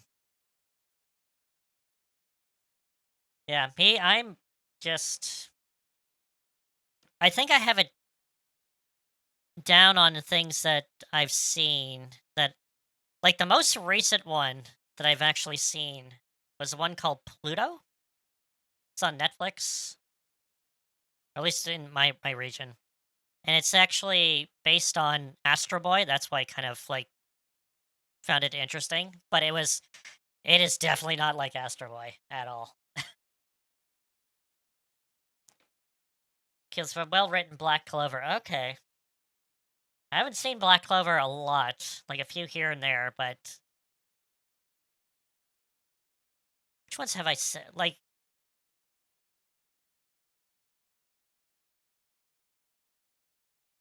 I'm just trying to think. It's like, which ones have I seen? Like, I know I have a lot of like '90s stuff. Like hands down, like my favorite anime is like Evangelion, which is messed up, and I like messed up stuff, so that's why I like Evangelion. This I prefer the series over the new movies that they have. The new movies is a little more streamlined of just oh, let's get stuff done, while the series kind of lingers for a little bit, and then the ending of it, I don't know. I really was decisive on the ending, especially for the series, where it just kind of ended, and a lot of people hated it, and that's why they did 2 movies after it. But over the years, I was like, hey, kind of makes sense. That's the thing. So, other than that, the original Full Metal was good. Also, cost me a fortune for most of it, actually, too. I have to say, it was a damn. Oh my god. Cowboy Bebop, I have not actually seen the full thing. A lot of people like, oh, swear by it. I'm like, I saw the first couple episodes, and I'm like, might get better, but never did see most of it.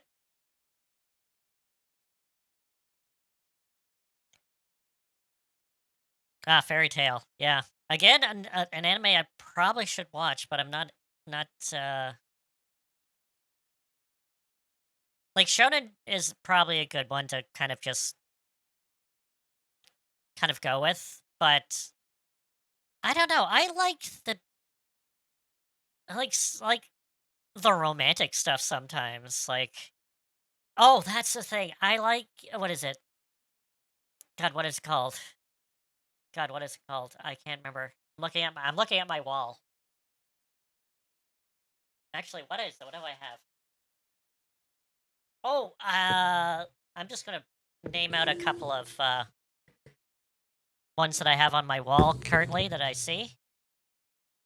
Slayers, all 3 series from the '90s at least, anyway. So that's Slayers, Slayers Next, and Slayers Try. Obviously, Sailor Moon. I can't see because of my light. Ramna Half, which is getting a re-release apparently, or remake. this year, I think.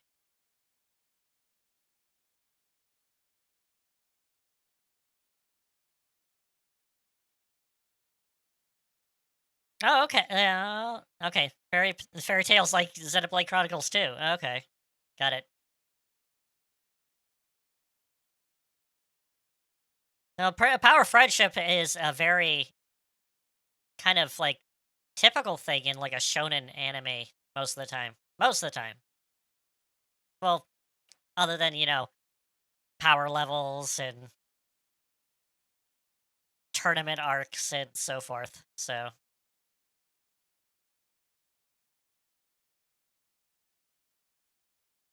actually, I probably should finish this boss so we can at least save. Anyway, let's freeze. Freeze enemy. Freeze.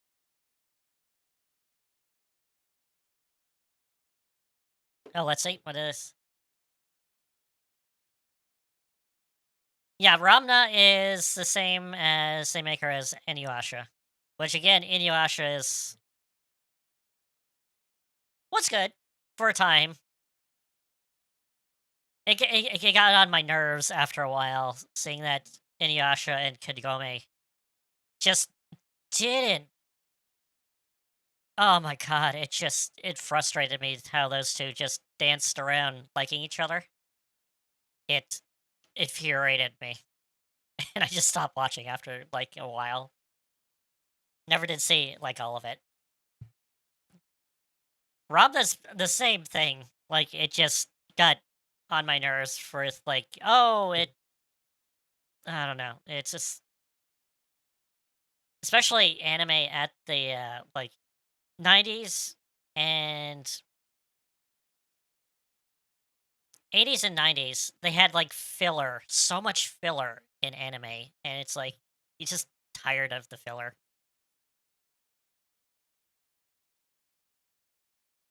Oh my god, Steve, you like Full Metal Panic? No way. I love it. I love Full Metal Panic. I don't remember a lot from it, but I remember it being absolutely hilarious. It's absolutely great. I remember there's one thing. There's oh, I know it's not. I know it's not. I know it's not Alchemist. It's about like this army dude who goes into high school to like infiltrate something, and then he has this army attitude, but he's amongst like high school students, and he befriends a girl, and it was it's hilarious. And I remember having a demo disc of was it? I think it's Full Metal. It's a side series, the Mafufu, whatever it is. The first episode of that, and I watched it, and I think I almost pissed myself laughing because it was so funny, so funny. It was so funny. I almost pissed myself actually just laughing so much. Oh my god. And going back to Gremlin with Naruto, I watched the full thing of Naruto, all the filler, and I was like, "This sucks." Like, I seriously, I was like, "Damn, so much filler, man." Oh my god, it was just too much. And then I eventually got into the next series, and I'm like, "Oh god, there's substance finally." That's absolutely good. Yeah, no, Fufufu? Oh my god, was absolutely hilarious. Oh my god. Oh, that is absolutely great. Oh, I only got about God, I don't know. Oh, damn it. What I didn't finish the second series of Naruto. Like I got about I wouldn't say halfway, maybe like a third into it. So, I didn't get all to that.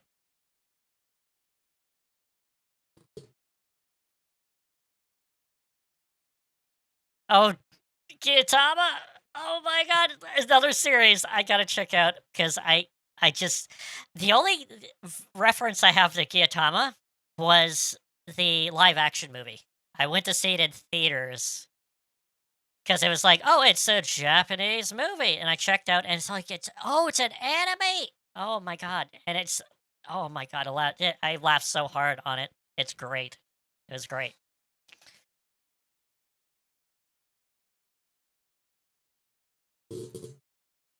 Oh my god.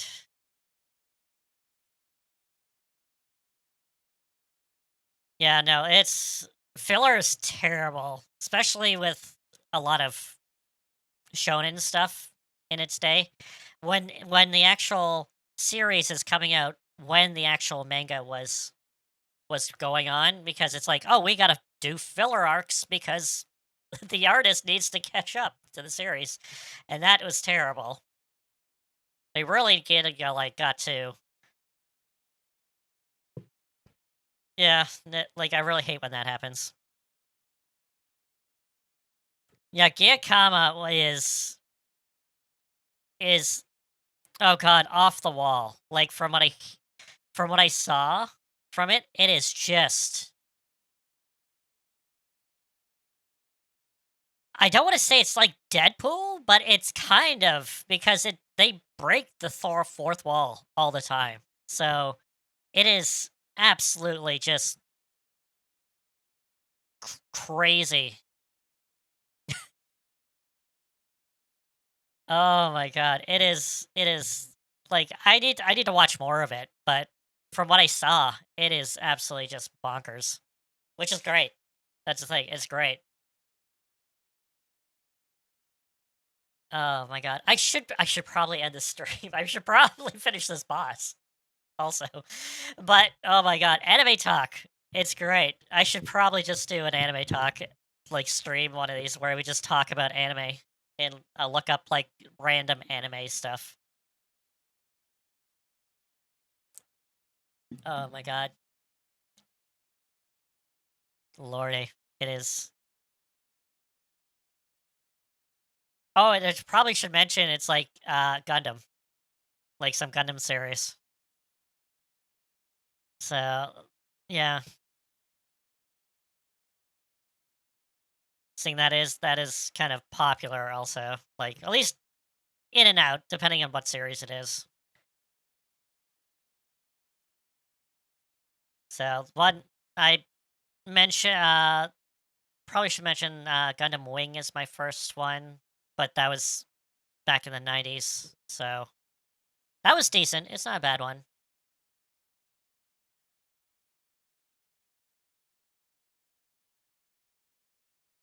And then it was what is it? The one in the 2000s, what was it called? Seed? I think it was Seed. And Seed wasn't bad either.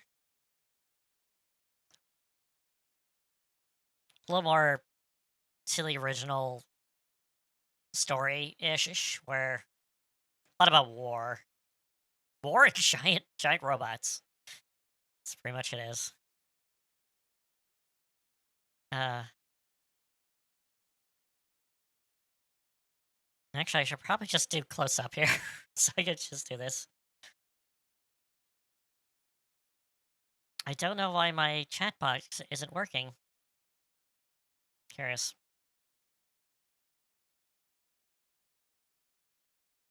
Hmm, curious.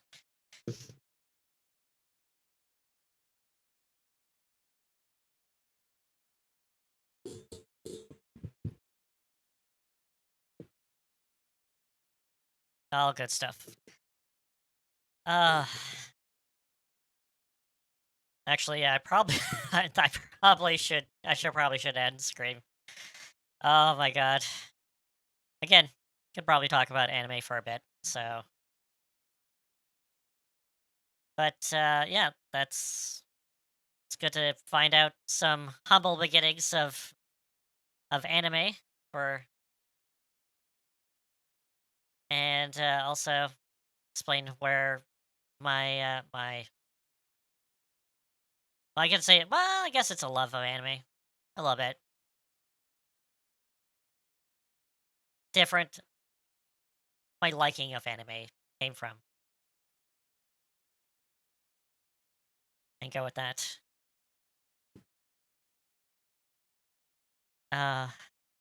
It's pretty good.